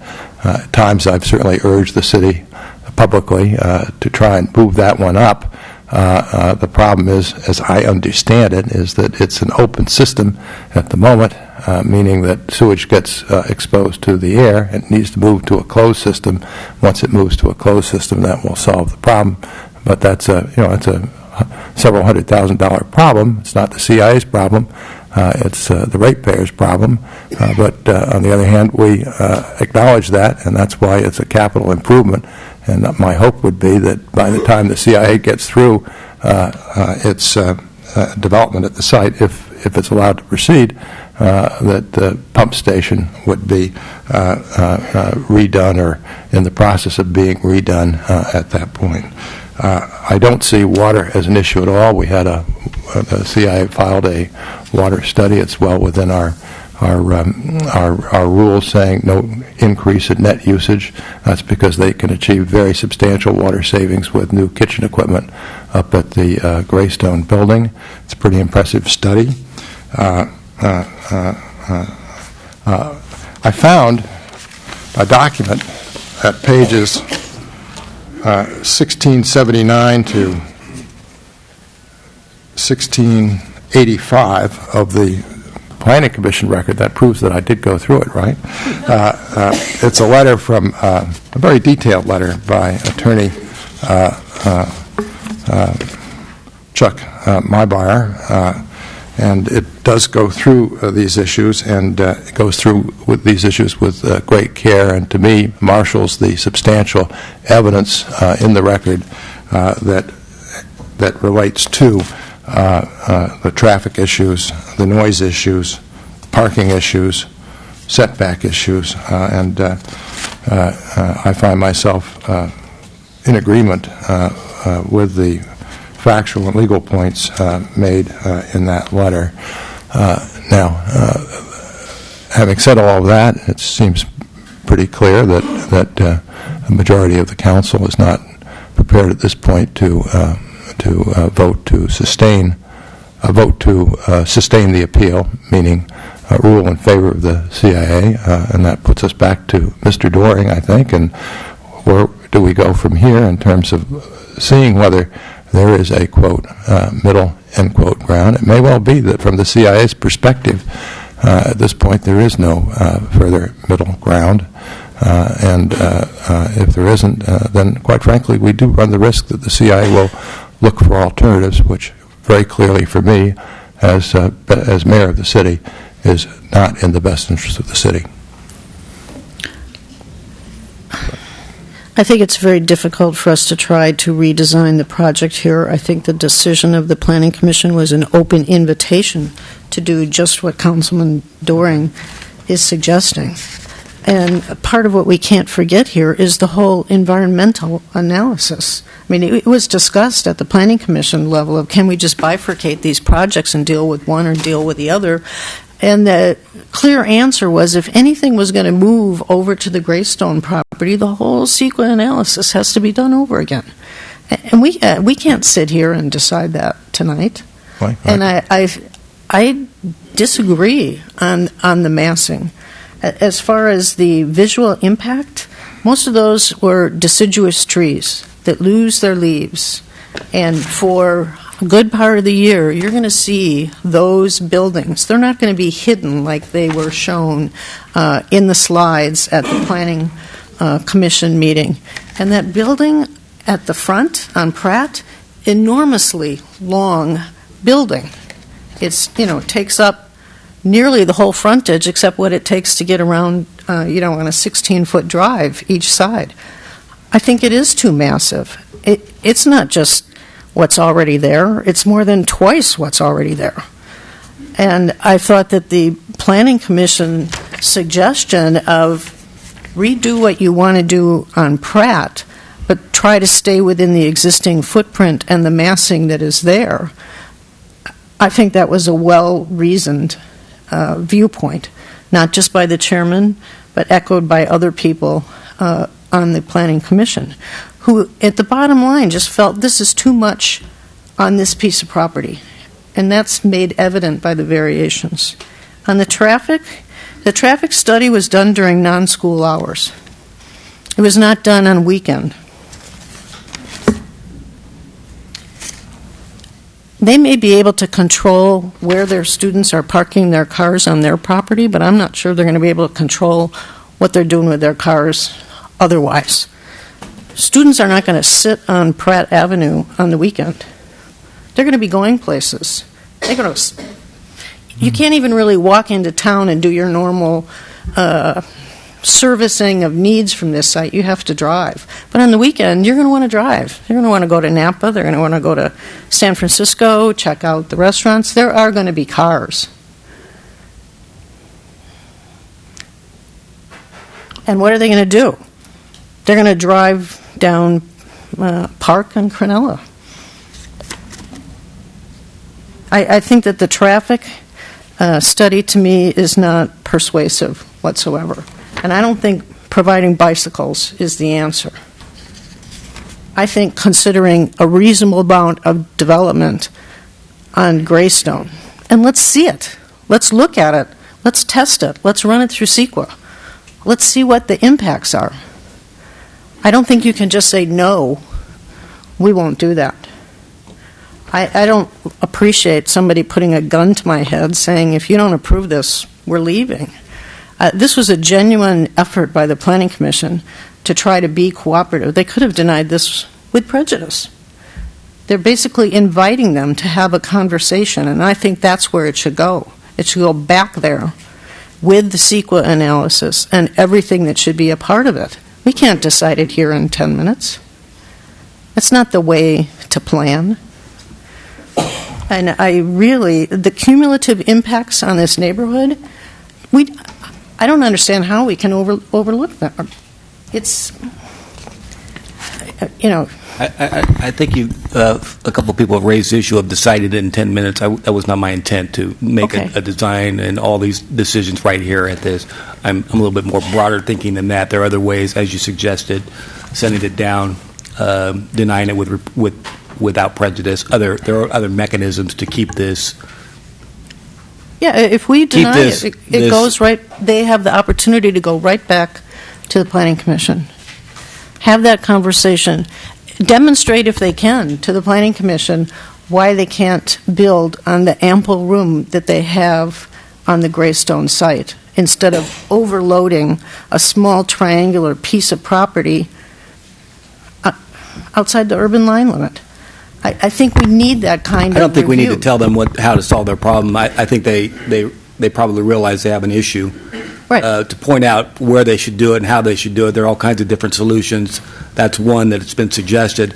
I'm not adverse to that, but I don't think it's our Right. I'm not suggesting we direct them to do that. I'm suggesting we give them the opportunity they requested when they asked the Planning Commission to deny without prejudice. Give them the opportunity to go back there and see what else they can present and see how it comes out in the evaluation.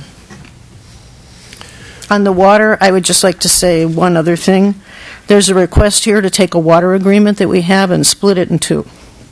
and put part of it over on Pratt and leave the rest of it over on Greystone. And I'm very uncomfortable doing that, particularly with the revelation tonight that there's going to be a long-term lease to somebody else on Pratt. I'm not willing to entitle them separately with the water that they need. They're not the CIA. I just don't think that's a good precedent. I would rather just keep the water agreement as one thing. I don't think it's a good idea. I think that's a little bit speculative, though. I mean, we can make all kinds of arguments about what's going to happen here in 10 years or 20 years. I don't think any of us have enough information to know that. The same example you gave with CEQA up on Greystone for alternatives. I mean, I can come up with 100 different more positive turnout outcomes for that. I'm not so. I understand why they're doing what they're doing, but I'm not as fearful, and I don't know that we should spend a lot of time speculating on how that would come out later, because I don't think that does us much good here. I think we should focus in on the issues that have been raised, the financial and what will happen. I mean, a lot of things can come and go, fail, be rebuilt, be converted into affordable housing for our residents. Who knows? It doesn't have to be a hotel. I mean, there's all kinds of things, and so I resist the speculation. Mr. White? Well, when I said I was ready to negotiate a few things, I wasn't anticipating having to push this off or to have a denial. I mean, I'm with the mayor that I think a lot of these things have already been taken care of, but if there's a few things that you want to talk about that we can come to a decision, I'm ready to do that.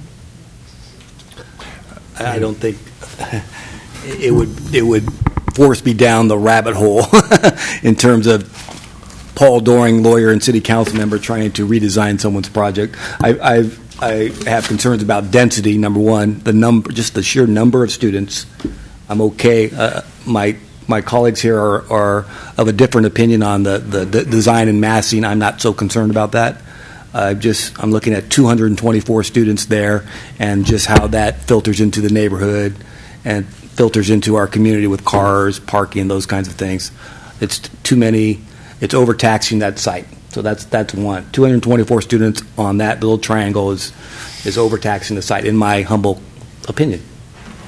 So that's one. The other ones, that are there's less of a nexus, but the more we can do to resolve the sewer issue, the traffic signal issue, the flashing light, all of those things, I would love to see those. Yeah, so would I. Which we could make a condition of approval. I don't know how it... And that's not redesigning the project, but... Apparently the CIA has a certain number of students that they need to pencil out the project. I don't know what all those details are, so I'm not going to suggest what that is. But I think for me to be inclined to accept or approve the appeal, I'd like to see a project that has fewer students. That's the most significant for me.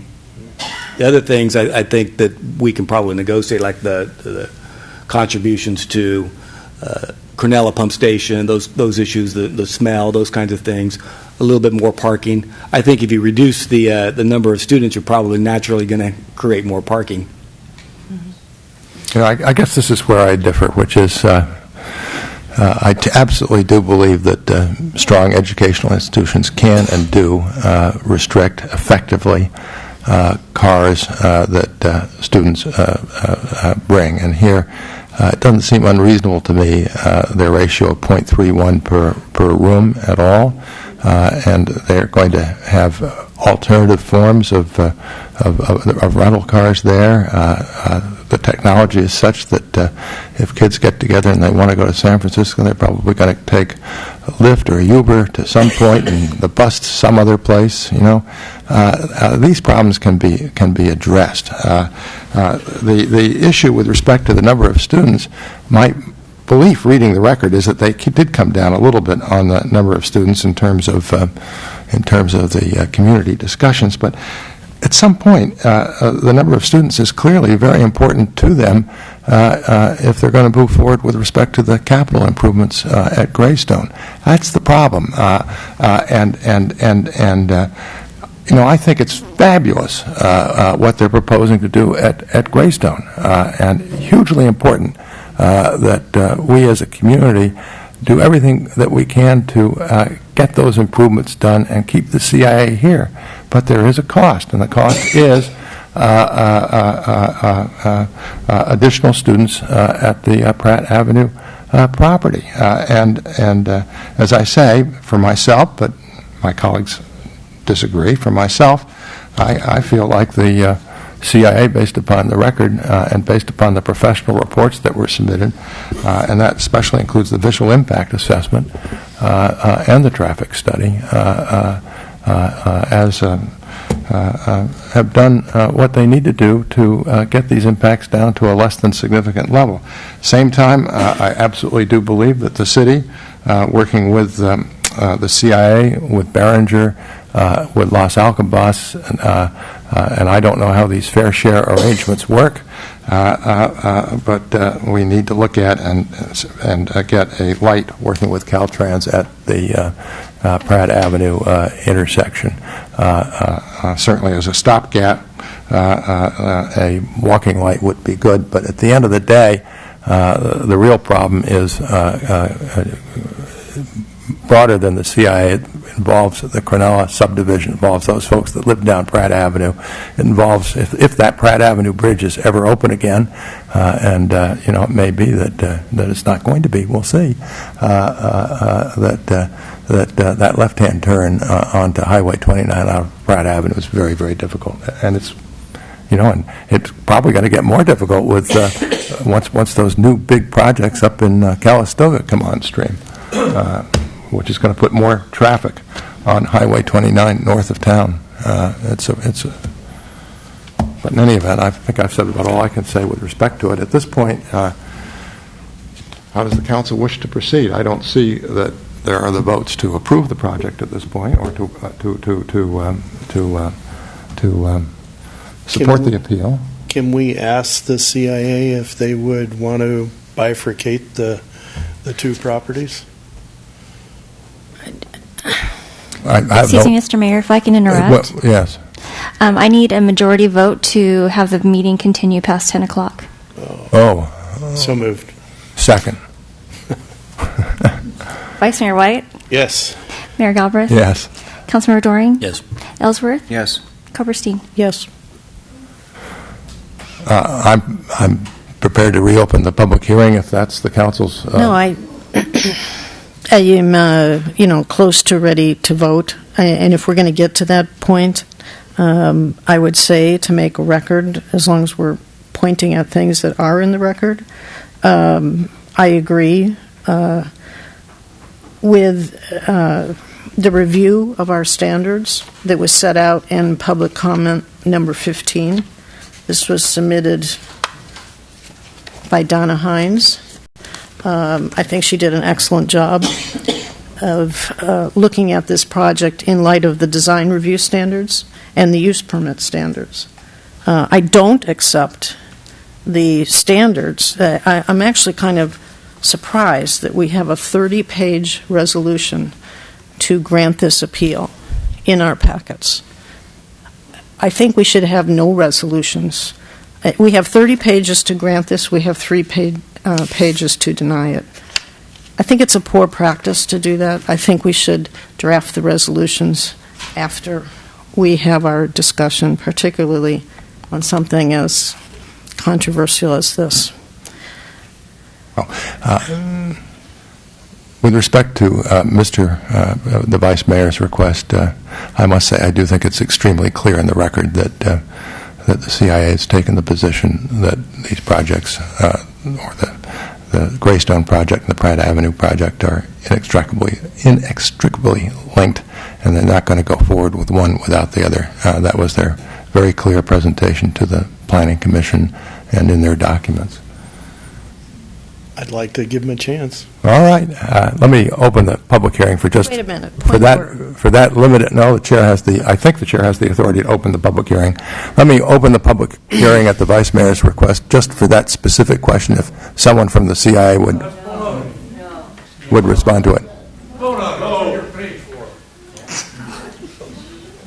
Would Mr. Bensel, would you approach the podium, please?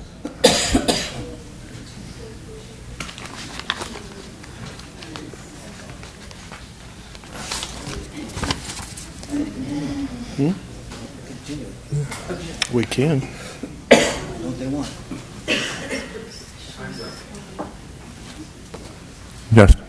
So, Mr. Mayor, I understand your interpretation of what we want, and I am listening to what people have said here over the last couple of hearings and this hearing as well. I would actually ask that it be bifurcated. I would ask that you vote on the Greystone project and the reasoning behind that. If I can. All right, you don't need to give your reasoning. Well, it's all a matter of, if we could ask for the Greystone project to be voted on and a continuance on the Pratt, so that we can come back with potential dealing with the concerns and come back with some alternatives. All right. That sounds... A 4-week continuance? Yeah. To be able to come back with. Yeah, that sounds reasonable. Let's see whether the council will go for that. Thank you very much. Mr. Mayor, please allow me to interrupt. Yeah.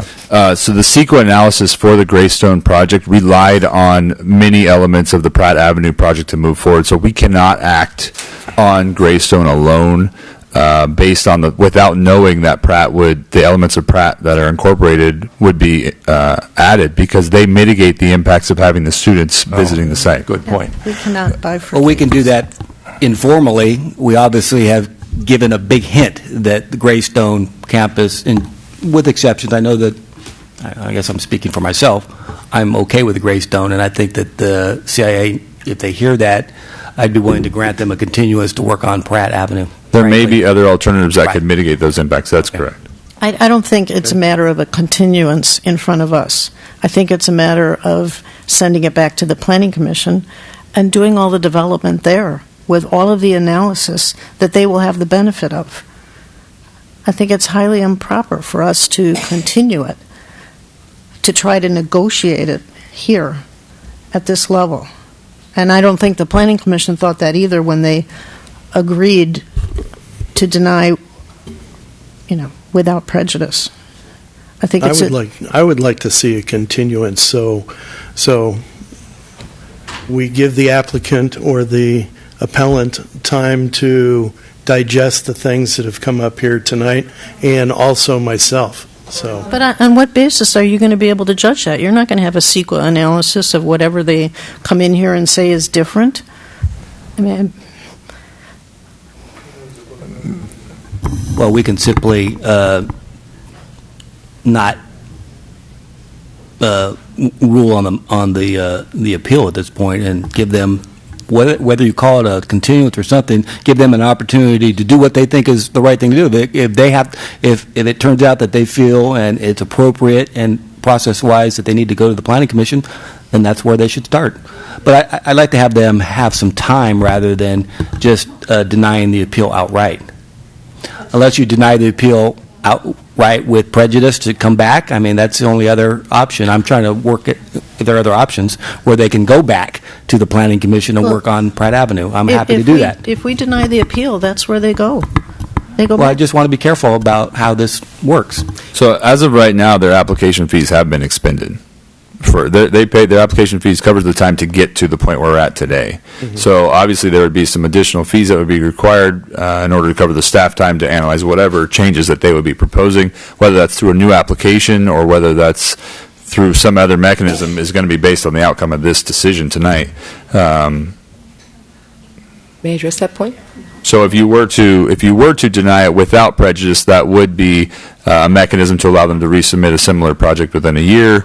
Obviously, you deny with prejudice, they would not be able to come in within a year. Or you could approve the project as it sits, add some conditions minimally, And then I would have to look to the city attorney if there was specific issues regarding continuance of an appeal, because I've never been a part of that in St. Helena. Okay. So, Mr. Doring, how would you like to proceed? You keep looking at me, Mr. Mayor, and I don't have all the answers today. I'd be, just to let you know, I'd be willing to deny. I'm not comfortable accepting the appeal. There's no question about that. Where I would go is to deny it without prejudice, allow the CIA to get with Noah House and maybe do something at the Planning Commission level. That's where I am right now. All right. Do you want to make a motion to that effect? I will move that we Can we- deny the appeal without Do we still prejudice. have the hearing open? No, the hearing Is is there a not second? open. No. I second.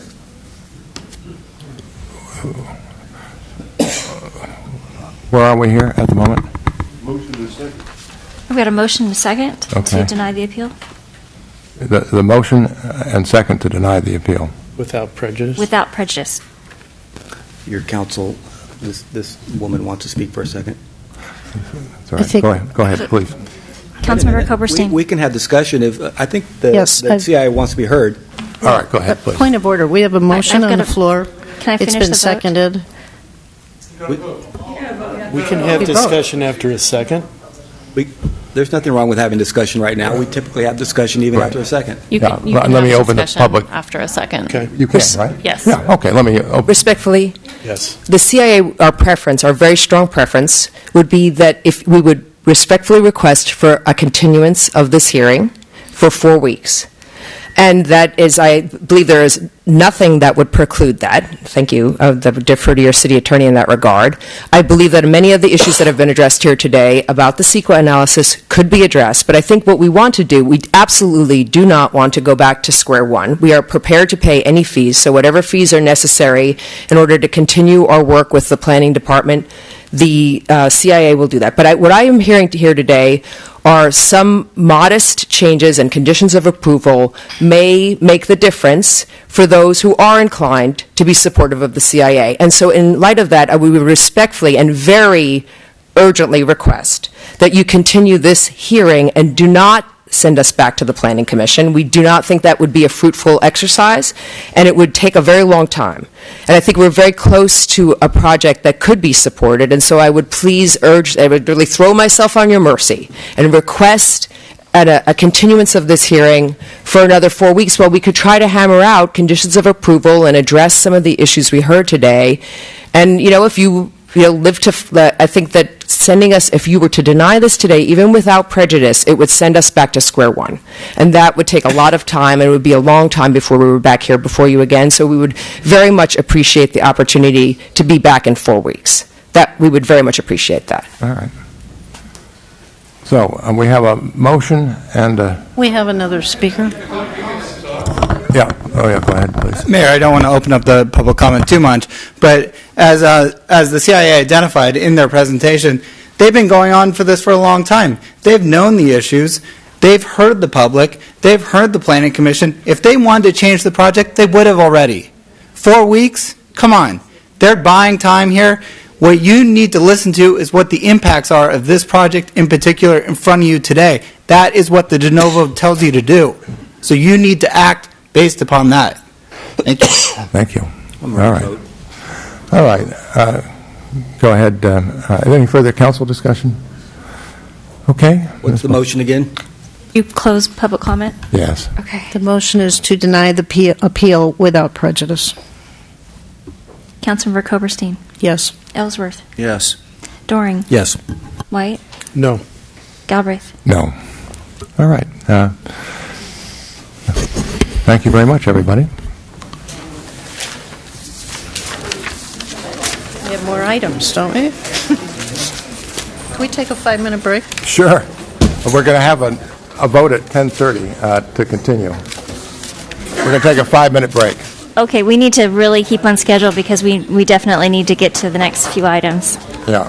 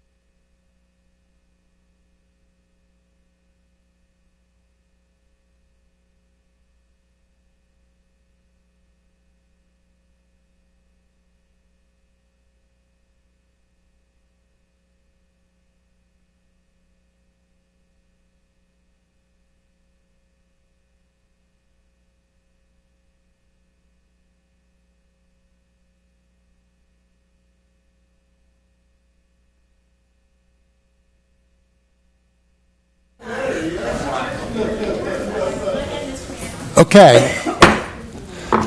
Let me reconvene our... Oh, okay. Okay. Let me reconvene our meeting. It's about 10:12.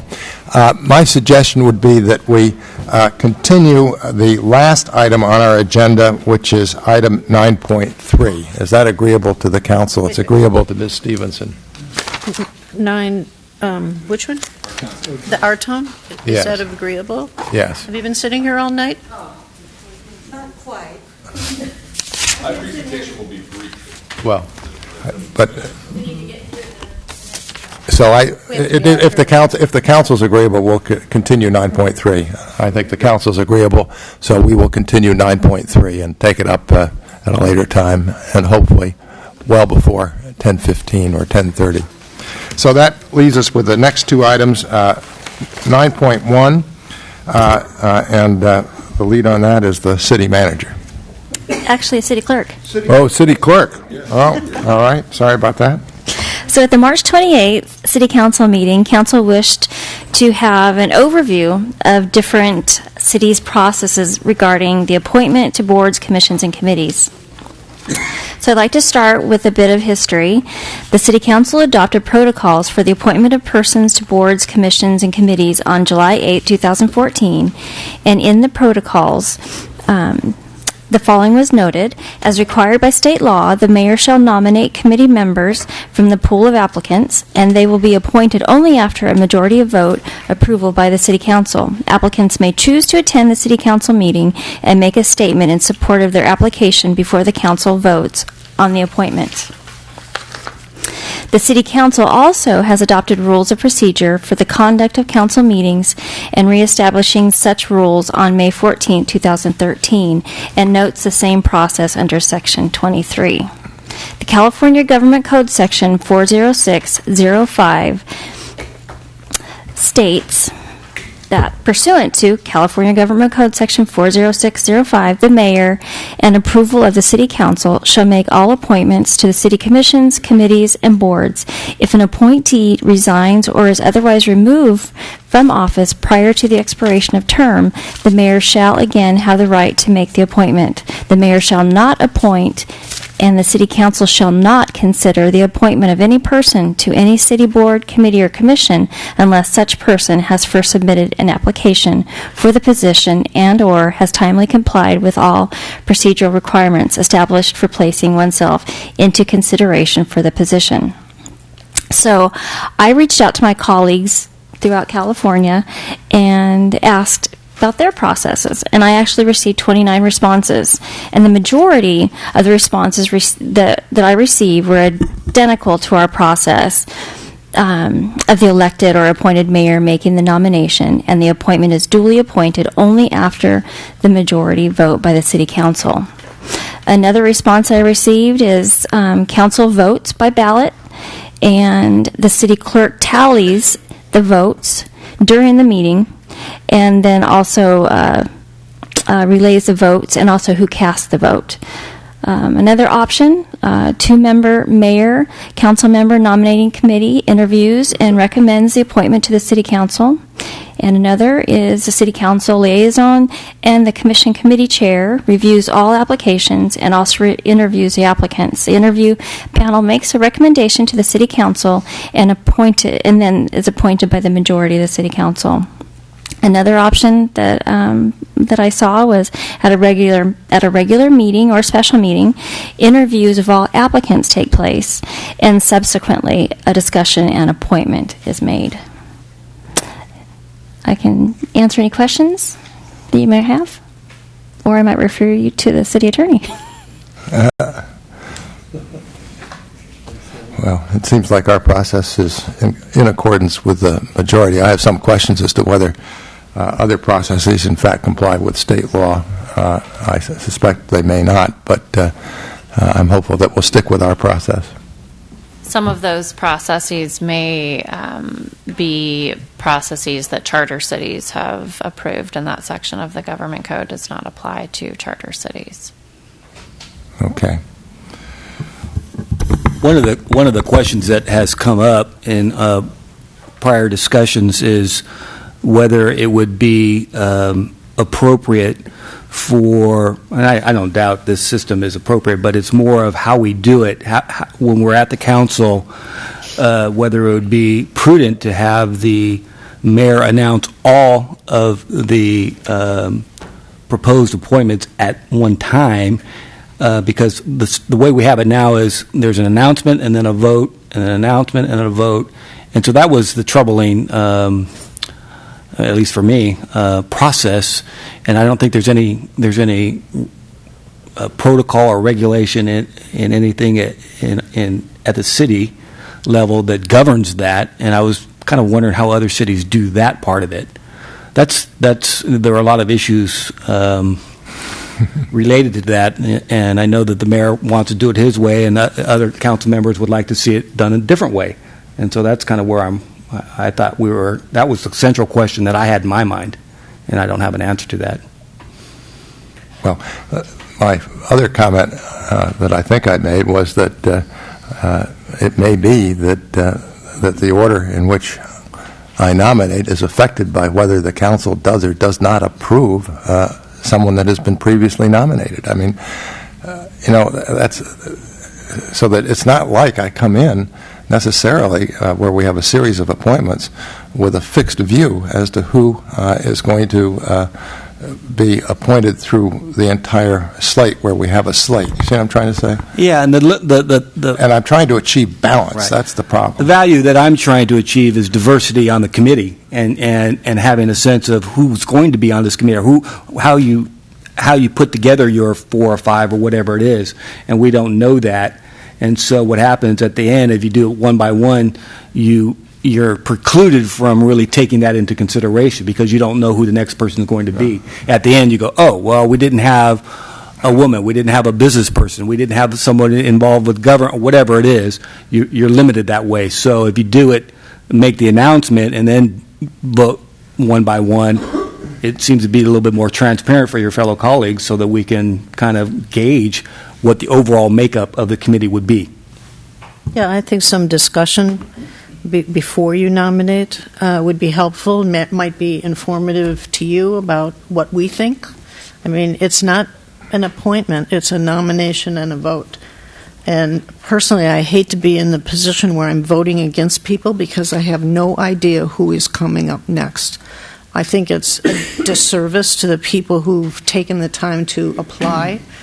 And particularly on a night like tonight or next month when we're going to fill 3 positions on the Planning Commission, I think we should have a general discussion first about what we are each looking for and what we would value in terms of experience or makeup of the committee.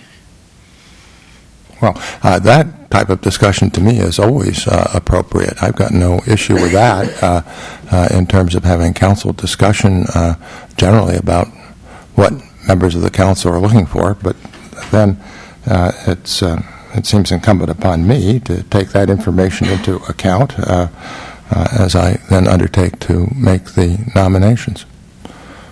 I mean, I'm looking for input, that's for sure. Well, the way that I felt, reflecting back to the ad hoc appointments, was that I was put in the position of having to speculate about how the balance might work out.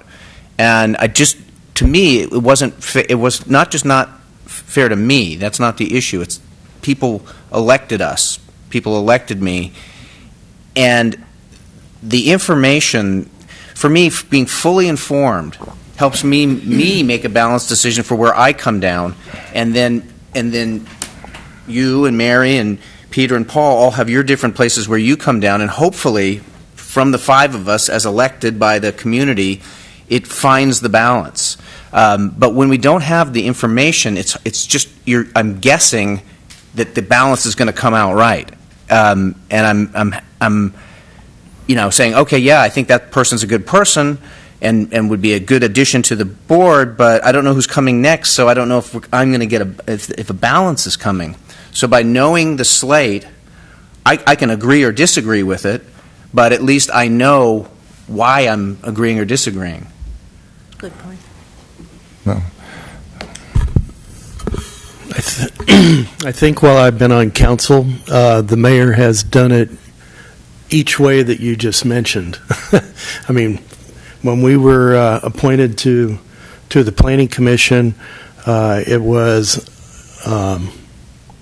actually one of the council members that kind of rotated to where, okay, it's this year, it's this seat's turn to pick a planning commissioner, and then there was.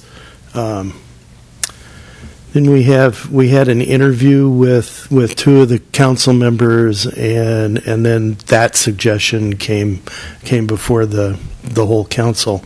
But then we finally got to the point where we had an attorney, city attorney, who actually looked at the law and showed us that we were doing it incorrectly.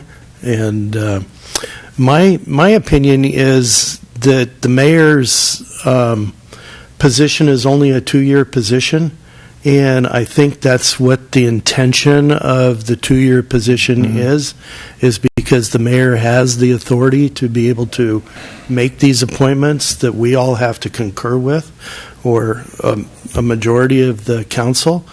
If we take that away, do it differently, I would like to take a look at whether we have a 4-year mayor.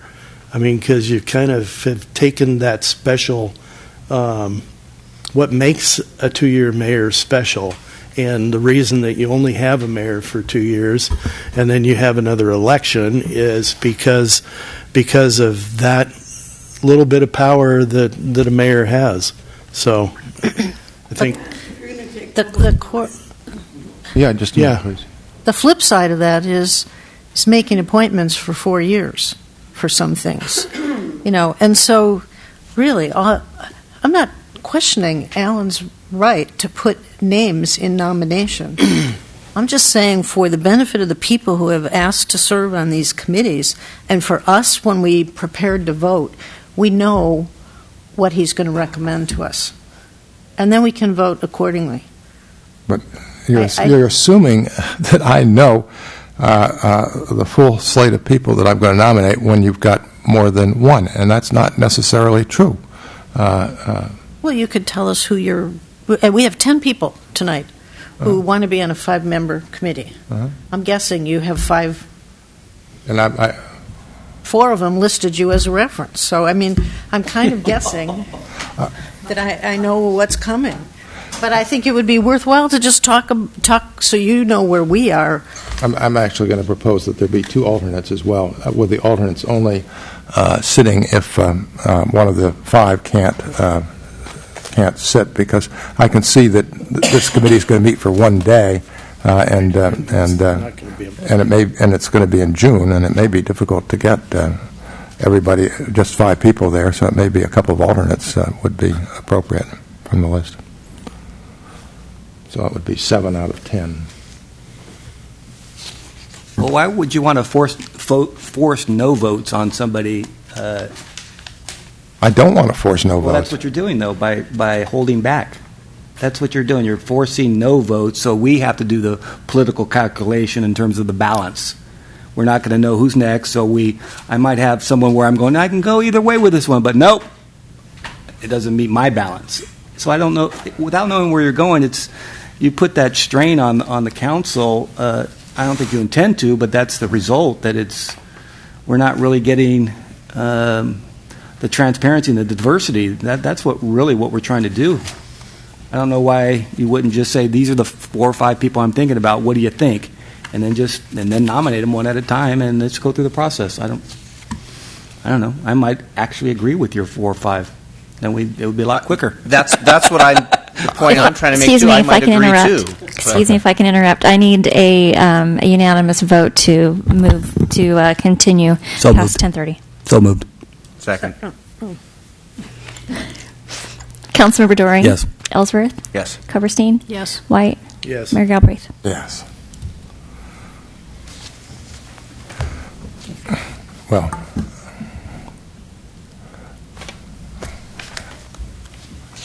I think this is real important when we get to the Planning Commission next month. I mean, we have basically changing the composition of the Planning Commission. Yeah, let me open the public hearing. Ms. Dell? I've wanted to speak about this topic since the appointment of applicants to the ad hoc committee for utility rates. I read Resolution 2013-27 today. Item 23 says applicants for commissions, committees, and board shall be interviewed by the city council, not just the mayor. The mayor shall make appointments to commissions, committees, and boards subject to city council approval. I feel this puts way too much power in the office of the mayor, but it's apparently state law, so my opinion doesn't matter really. My observation and experience in the appointment of the utility committee was that only the mayor interviewed candidates. My interview was done in his home. I was questioned about the removal of the York Creek Dam and about the payment of it, and this was an item on which I would have voted if I had been selected for the committee, so I think that was improper, actually. But no matter what state law says, it should not be possible for the mayor to construct the nomination process in such a way that the city council members, is the mayor listening to me? Yeah, absolutely. That in such a way that the city council members don't get to discuss the candidates before a vote has been taken, which is exactly what you're talking about here. I feel this was manipulative and that practice should be prevented from happening again. Another practice that I don't like is that of recruiting candidates for openings on boards and commissions. I'm sure that there were candidates recruited for the ad hoc utility rate committee. And the result of that is that we have people on that committee who aren't that enthused about being on the committee, so they don't show up. So it's been a very difficult committee because they hardly ever had a quorum. It really ruined the effectiveness of that committee, and I think that's a result of someone, I'm not saying who, having recruited people to sit on that committee. And again, I looked at 8 of the applicants yesterday. I guess there are more today for the committee to interview the new city manager. Of the 8, 4 used Alan Galbraith as a reference, and one of those also used Peter White.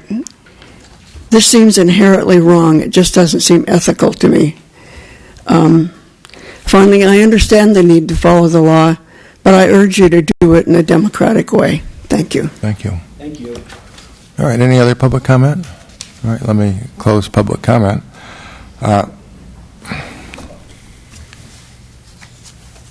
Any further discussion here tonight? Well, I think this is, the Brown Act creates so many problems for us in talking to each other. Even this idea that 2 council members can interview everybody, well, they can't talk to anybody else about what happened in the interview. And this is the place for us to talk about the candidates and express our views. And that's really all we're asking. And what do we think is a good makeup of the committee? Who do you think are your first choices? And you'll hear, what we say. I don't want to get into personalities, but I want some information. I don't want to come here with no information about where we're going.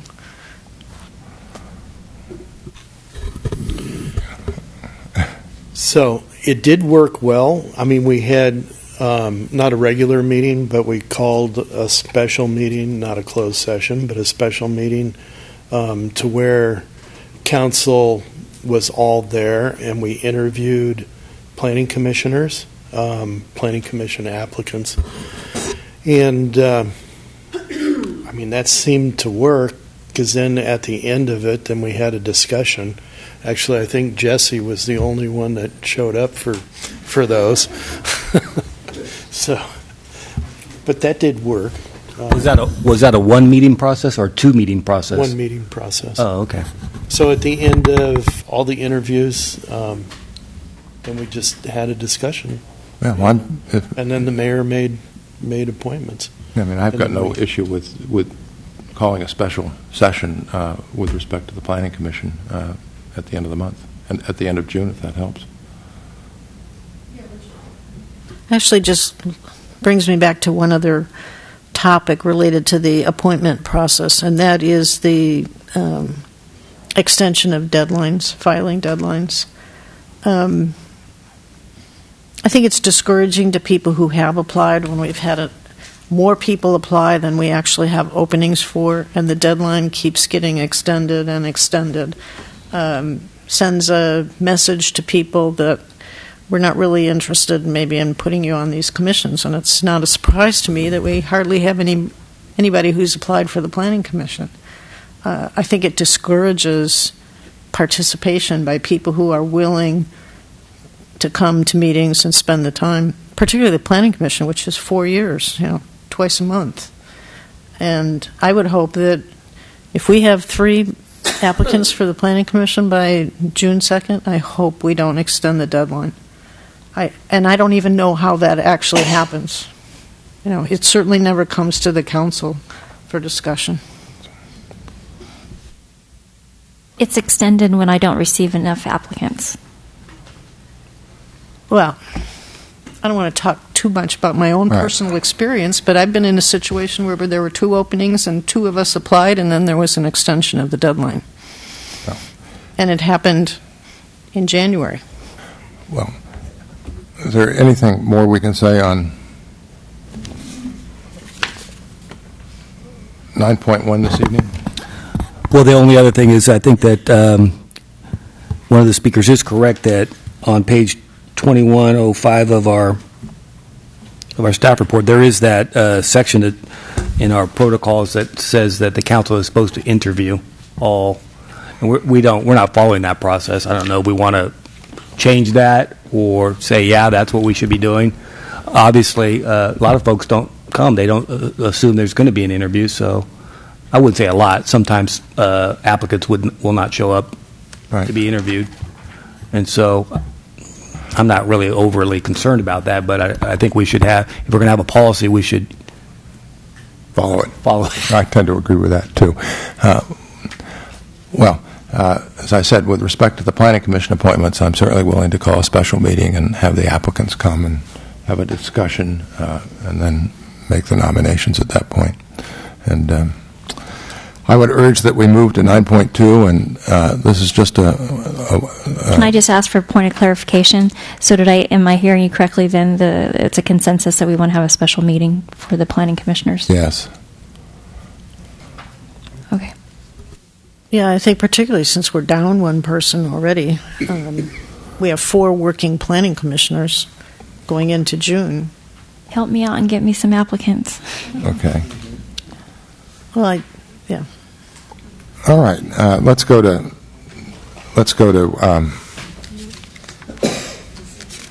where am I here? 9.2.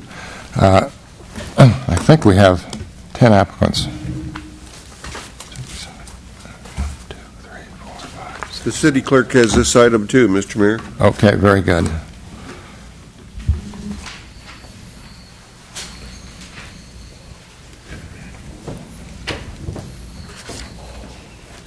So before you have 10 applicants. Yes. And I previously heard you wanting to amend the resolution to contain 5 applicants and 2 five members and 2 alternates. And my concern is that this is one day. It's going to be a very specific day when the interviewees are coming in to meet with city council, meet with senior staff, and it's just possible that on that day you're going to have difficulty getting 5 residents together. It may make sense, if you can't get 5 residents, to have an alternate or 2 that can come in so that you have 5 people. Sure, and I do my best to accommodate everybody's schedule. I know, but it gets difficult, especially when the date's really going to be dictated by when the applicants can come in working with the search firm. I agree. I think that makes a lot of sense. I mean, I know one of our applicants here who I think on June 17th is going on vacation or something. Yeah, so I think we're going to run into that issue. Okay. Because the person asked if it was worth applying if they were going to be gone by June 17th, and I said, yes, I think so. Remember I asked you that question at the meeting? I thought you were referring to an applicant for city manager. Oh, no. No.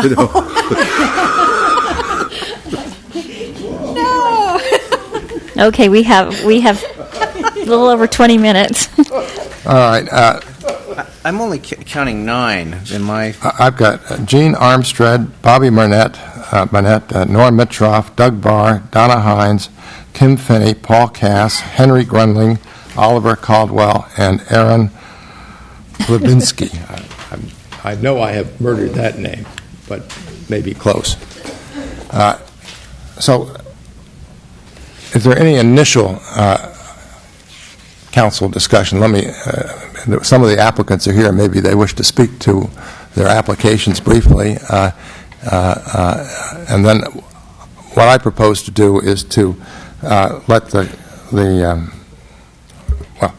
invite council discussion, but I'm quite happy to provide who I think should be on the committee and the 2 alternates this evening, see how that goes.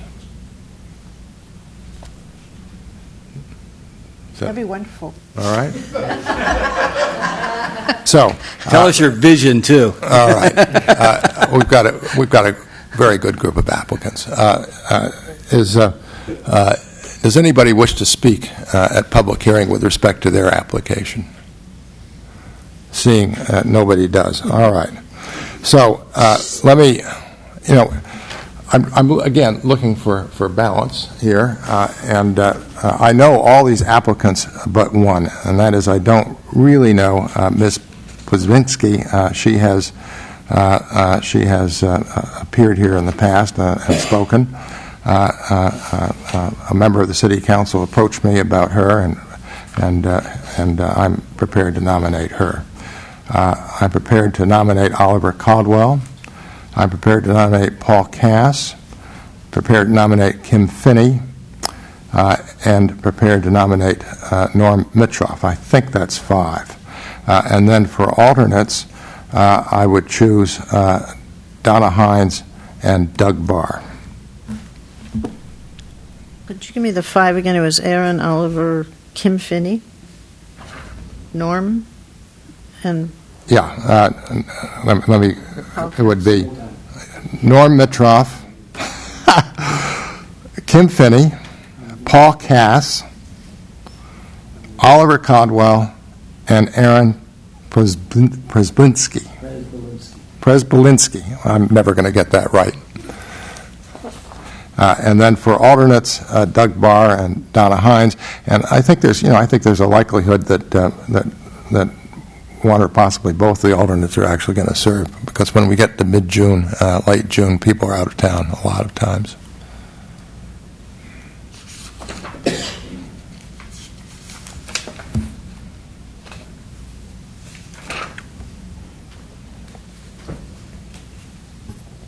I'm okay with the group. Me too. So moved. All right. Have you got them all down? Wait a minute. Yes, I do. We can have further discussion if you like. Oh, okay. I'm just expressing my general opinion. Of course, I want to hear from you. And I'm ready to go home. So we have a first. We have a motion. We have a second. I'm sorry. Who seconded? Well, I don't know. I mean, I made the motion. I don't know. I thought you seconded, didn't you, Mr. White? He was teasing. I'm sorry. Who made the motion then? Did you make a motion? Oh, I made the nomination. Right, I made the nomination, and he seconded the nomination. So Peter did. Yeah, and we can Vice have Mayor discussion. White. Okay.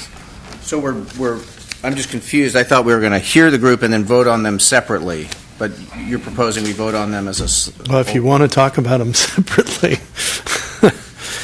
Yeah, I mean, there's some on here that I would vote for, and then some that I wouldn't. We'll just go through the votes then and see how it shakes out. Okay. I was just announcing that I'm comfortable with this, and I appreciate you taking the time to announce them all in advance. I think that's very helpful for us to kind of engage. all right. Well, let's go through them one by one. Let's start with Norm Mitroff. I nominate Norm Mitroff. Is there a second? Second. Ms. Black? Okay. just writing some notes here. Mayor Galbraith? Yes. Vice Mayor White? Yes. Councilmember Doring? Yes. Ellsworth? No. Coberstein? No. All right. My next nominee is Kim Finney. Is there a second there? Second. Ms. Mayor Black? Galbraith? Yes. Vice Mayor White? Yes. Councilmember Doring? Yes. Ellsworth? No. Coberstein? No. Next nominee is Paul Cass. I'll second. Ms. Black? Councilmember Doring? I'm sorry, Mayor Galbraith? Yes. Vice Mayor White? Yes. Councilmember Doring? Yes. Ellsworth? No. Coberstein? Yes. Okay, next nominee is Oliver Caldwell. Is there a second? I'll second that again. Ms. Black? I'm just taking notes. Mayor Galbraith? Yes. Yes. White? Doring? Yes. Ellsworth? Yes. Coberstein? Yes. Next nominee is, The first unanimous. Okay, go home now. the next nominee is Aaron Presblinski. That was pretty close. Is there a second? Yes. Second. Okay. Mayor Galbraith? Yes. Councilmember Ellsworth? Yes. Coberstein? Yes. White? Yes. Doring? Yes. All right. My nominee for the first alternate is Donna Hines. I'll second. Ms. Black? Mayor Galbraith? Yes. Vice Mayor White? Yes. Doring? Yes. Ellsworth? Yes. Coberstein? Yes. And my nominee for the second alternate is Douglas Barr. Second. Mayor Galbraith? Yes. Vice Mayor White? Yes. Doring? Yes. Ellsworth? Yes. Coberstein? Yes. Okay. That completes our business for this evening. Thanks very much to everybody for sticking it out this late. Appreciate all of you for doing that.